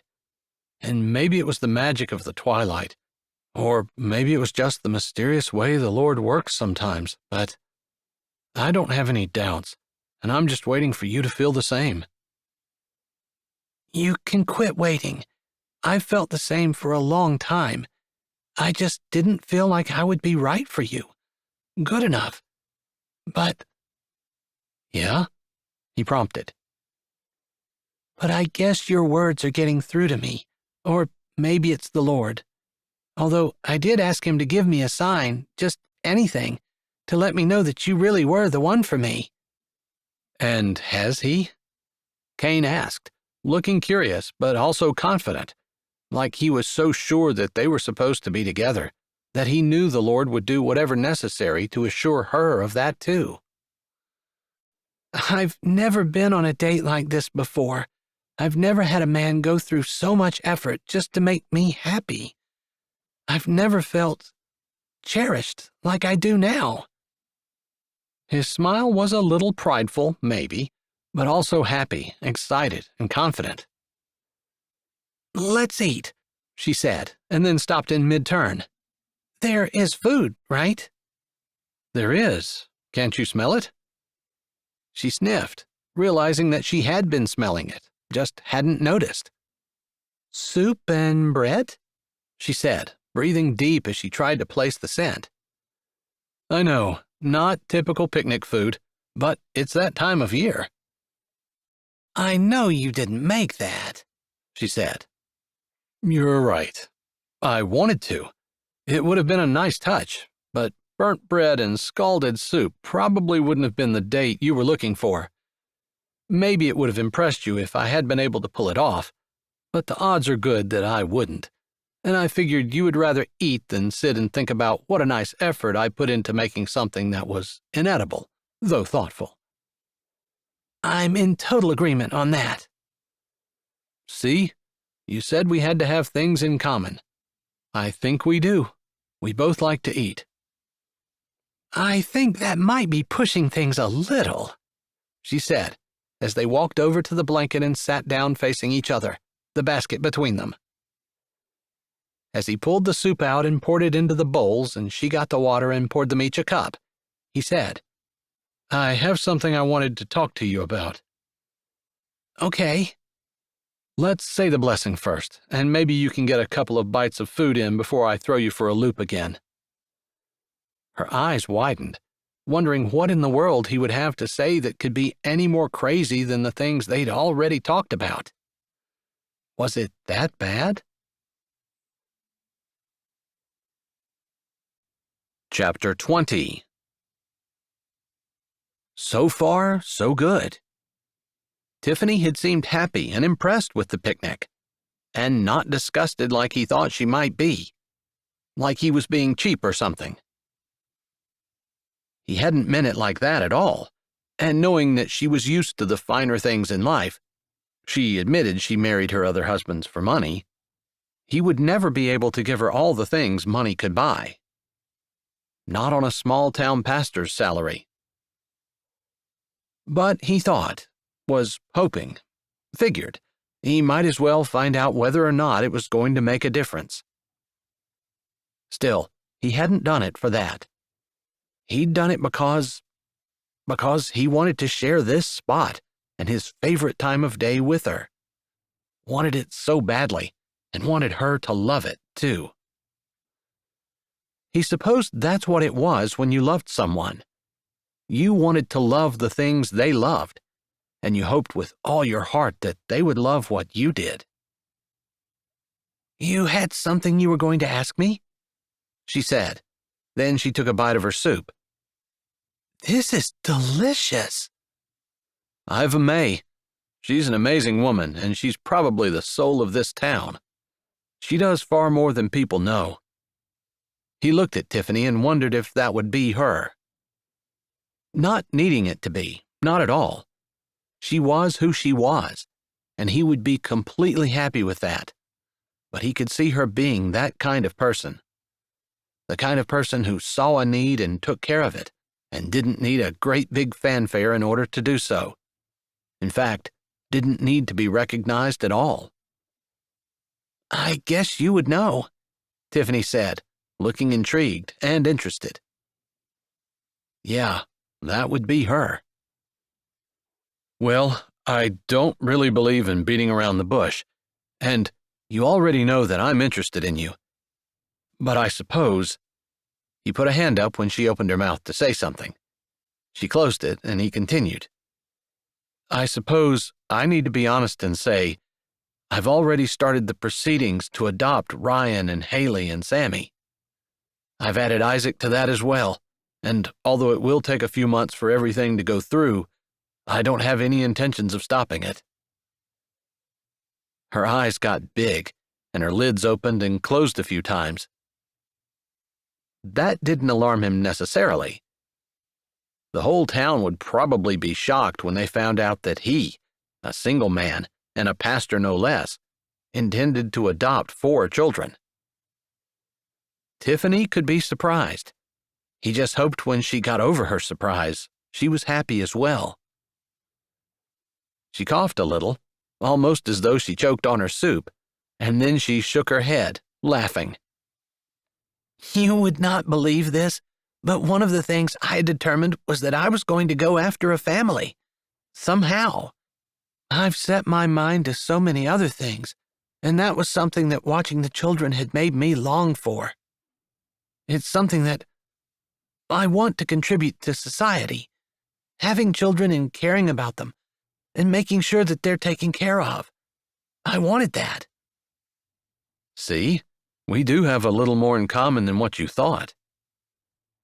You keep pointing that out, and it's funny because at the time when we had that discussion to begin with, you were trying to convince me that it was okay that we weren't the same.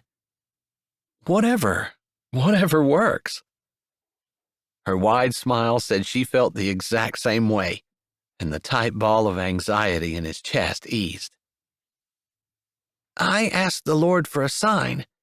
I thought it was the picnic, but he seems to have seen fit to answer everything. It's kind of unbelievable. I definitely feel like I don't deserve it for sure. That's what life is. God constantly giving us what we don't deserve. Hopefully we remember to be grateful for those things. Good point. I don't ever want to lose a sense of gratefulness. So, you're okay with me adopting the children? Of course. You can do whatever you want to, she said, blowing on the soup on her spoon.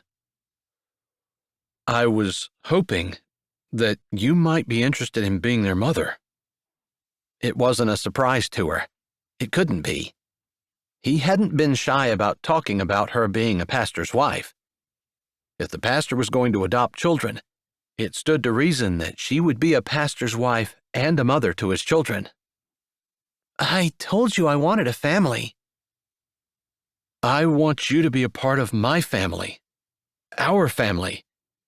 It's not exactly the way families are usually made, but it feels perfect to me. I was hoping you would feel the same. She tilted her head, swallowing, then set her spoon down deliberately before looking back up at him, staring into his eyes.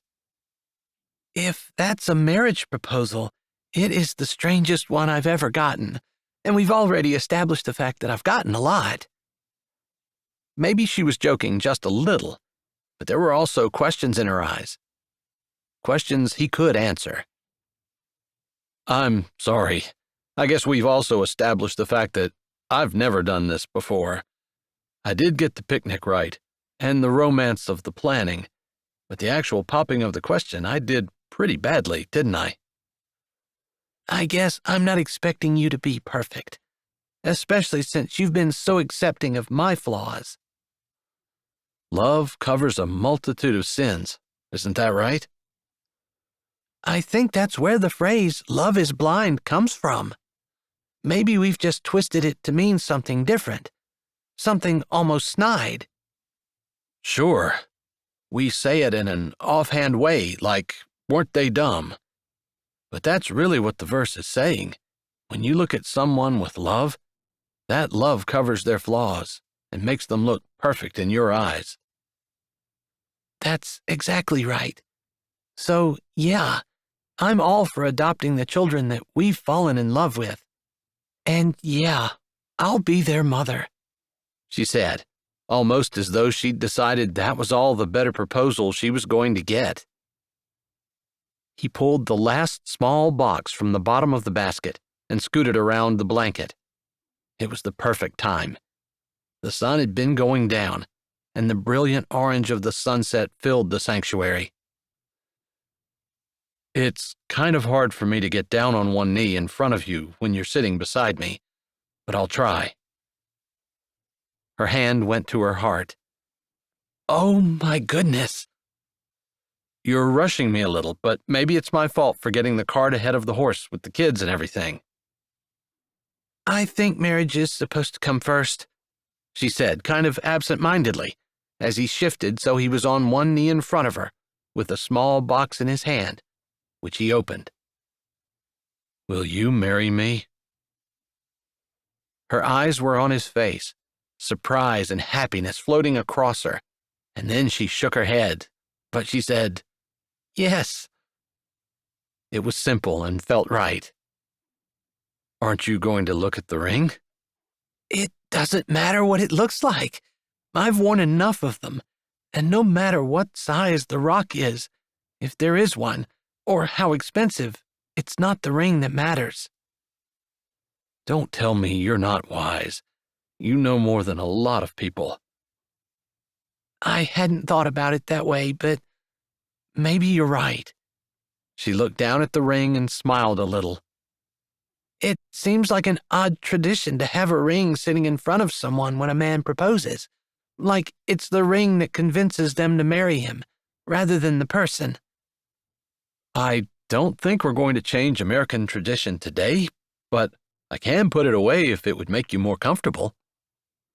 She giggled, knowing that he wasn't serious, but putting her hand on his forearm anyway.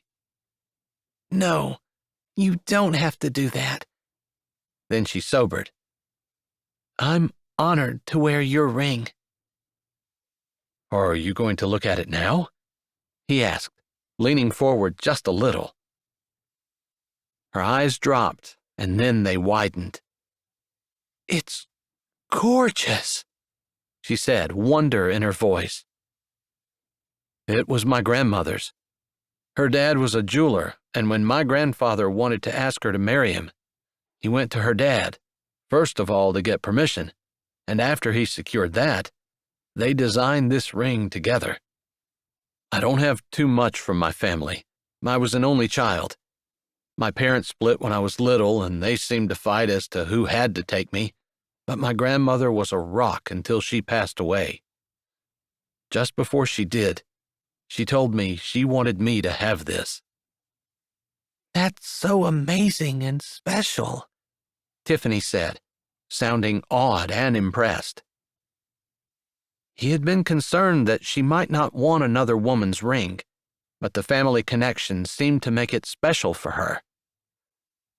I know. I keep saying all the times I've done this before, but you know I have. And the rings have always been big and gaudy and all about making a statement about money. I've never had one that actually meant something. No one has ever given me anything with value beyond the monetary, and I'm honored. I have no idea if it'll fit. If it doesn't, we can get it sized. You want to try? She nodded, and he pulled it out of the box, setting the box aside and slipping it on her finger. Perfect, she whispered. He was thinking the same thing, that she was perfect. The soft orange from the sunset brought out the highlights in her hair and the sparkle in her eyes and the beauty of her smile. But more than that, it seemed to be a reflection of the warmth inside of her, the desire to do good and to do right and to be a blessing in the world. All things he could see easily, made more special because they didn't seem to be things that she was aware of or proud of in any way. He rose to his feet and pulled her up too, not letting go, but gently drawing her into his embrace. I didn't really plan for it to happen at this time, but this is my favorite time of day. And I guess if I'm going to ask the one woman in the world who's perfect for me to marry me, and I'm going to do it one time, I'm glad it worked out that this was the time. You're beautiful in the twilight. You're handsome all the time. But that's not really why I fell in love with you. He stilled for a moment and realized he hadn't said the most important thing. He put a hand out, brushing her hair away from her face, sliding his fingers down her neck. I love you. I love your sweet spirit and your sense of humor. Your desire to do right and your willingness to do anything if it will help someone else. I love the way you give yourself and the way you always want to be more. I love your humbleness and your willingness to take correction and do whatever it takes to be better. No one's ever said anything like that to me before. No one's ever seen any of that in me. She smiled and swallowed as though she were trying not to cry. The light was such he couldn't tell for sure, but her voice was a little wobbly when she said, I love you too, and I love that you make me want to be better. More. Make me see that I can. Even while I know that if I don't live up to everything you see, you're not going to be disappointed in me, but you're going to keep loving me anyway. She sighed and slipped her arms around his waist. I want to be that for you. I want to support you and help you and make you a better version of yourself as well. She shook her head. Is it cheesy to say you inspire me? I think it's okay for people who love each other to be cheesy with each other, he said softly. Then he grinned a little as he lowered his head. I don't care if the entire congregation walks in the door. I'm not jerking back, and I'm not letting go until I've kissed the woman I love. I wish I didn't care about that either, but I suppose I would prefer not to have an audience. Nothing more than twilight, and soon that will be gone as well. He lowered his head and kissed her, pressing her to him, and losing himself in the sweet embrace of the woman he was going to spend his life with. Epilogue. Bill closed the surf shop door, locking it behind him and pulling his coat tighter around him as he walked up the Blueberry Beach sidewalk. Years ago, he'd had a pretty thick head of hair, and a beanie wasn't always strictly necessary in the winter, especially if he let his hair grow a little. But not anymore. As thin as things were getting on the top of his head, a beanie was necessary. He pulled it down over his ears before tucking his hands in his pockets. His favorite service of the year, the Christmas Eve service, would be starting in just a bit, and he didn't want to be late. He was an usher and would be handing out candles. Plus, Bev would be there. She was every year. It was the one time where she definitely couldn't avoid him.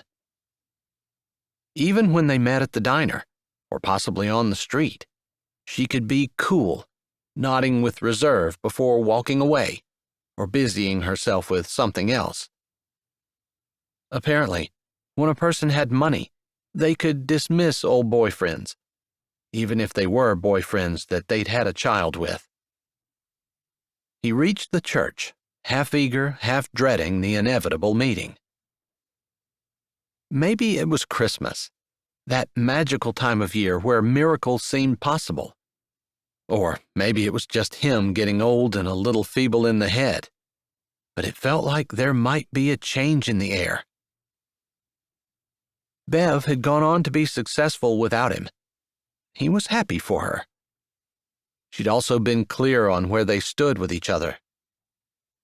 As for him, He'd let her know all those decades ago that if she ever needed him, he was there for her, wanting her. All she had to do was take him up on it. She had seemed, if not happy their baby had died, relieved, maybe. She had never indicated in any way that she was interested in continuing their relationship. Of course, what they'd done was wrong, and with him being old enough to know better, he'd let her alone. Obviously, she'd regretted the short relationship they'd had, instigated by her, after he turned her down for months. He'd grown up in the Upper Peninsula and hadn't realized how young she was.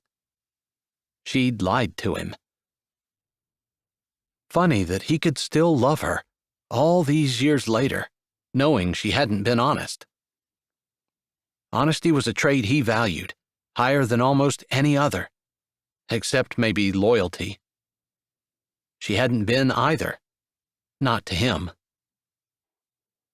The church, glowing candles in the windows, the bits of green at the windowsills giving it a cozy look, as warm strings of twinkle lights hung from the ceiling, precluding the need for any other light and adding to the magic of the evening.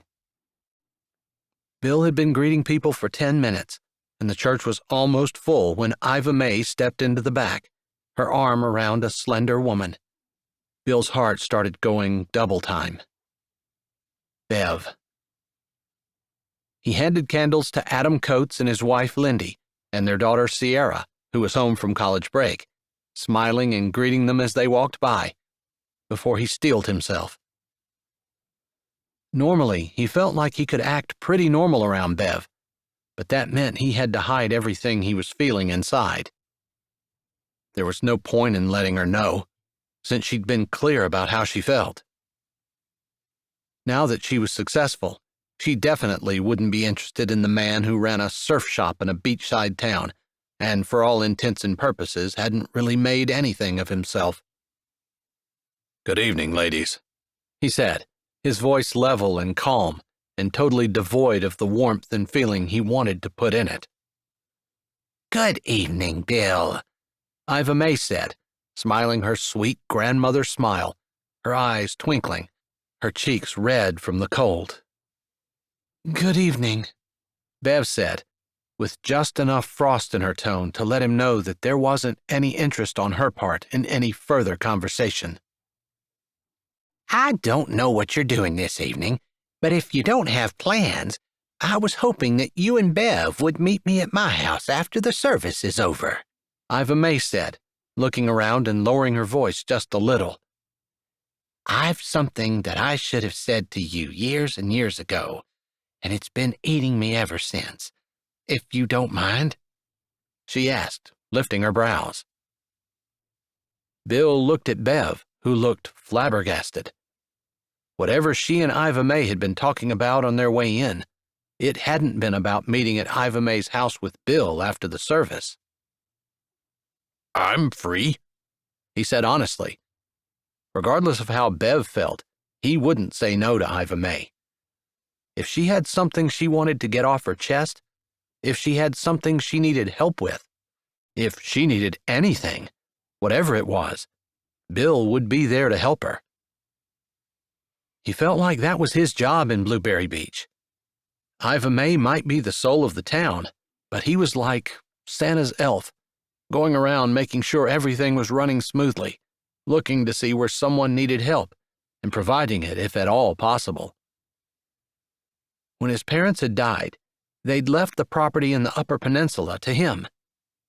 It just so happened that it was directly beside property that had become a resort, and he sold it for a good bit. Someone who wanted to build multi-million-dollar mansions and rent them out to the vacationing public. Maybe if he had a wife and children, he would have gone back to the UP and settled there. He loved it, wild and beautiful, but Blueberry Beach was home, and he'd taken the money and sold the land. The money had come in handy over the years as he secretly helped people in Blueberry Beach in different ways. Bev got a lot of the credit for some of the things he'd done, and he was fine with that. I suppose I can come. Is it really something you need to tell us both at the same time? Bev said, her voice sounding cultured and cool and not irritated, necessarily, although he was the only one that knew that she avoided him. He also didn't think there were too many people in town who knew who the father of her baby had been. She hadn't told anyone, because he could have gotten in a lot of trouble. Sometimes the fact that she hadn't made him think that maybe she did care about him. But there had never been any warmth, any care, any concern in her gaze or in any interaction between them, and he'd lost that hope. I do. I need you both, Iva May said, and then her smile slipped a little. Kim should be getting in, and I want her to be there as well. Kim was her daughter, who hardly ever came back to Blueberry Beach, which irritated Bill, and broke his heart a little because it made Iva May sad. Children should visit their parents and take care of them as they grew older. Kim was often away, and although she had a family and troubles of her own, it seemed to Bill that a person was neglecting their duties when they didn't take care of their family. I suppose I can do it as well, Bev said, managing to sound put out without sounding put out. Bill supposed he should be offended, but he'd loved Bev for so long that it didn't really matter to him what she said. He just wanted her to be happy. And if that meant she was happy away from him, then that's where she needed to be. "Is there some problem?" he asked Iva May, ignoring Bev as she ignored him. I suppose you could call it that, Iva May said, sounding almost sad, as the piano started playing, and people slowly made their way from where they had been chatting to their seats in the pews. More people were lining up behind Iva May and Bev, and Iva May said, We'd better go. We're in the way. See you after the service at my house. I have hot chocolate, and I have some snacks as well. Come hungry. "I'll be there," Bill said, knowing that he'd do it for Iva May, but since Bev was going to be there, he wouldn't miss it for the world. This has been Magical Twilights, a Blueberry Beach novel. Blueberry Beach, Book 7. Written by Jesse Gussman.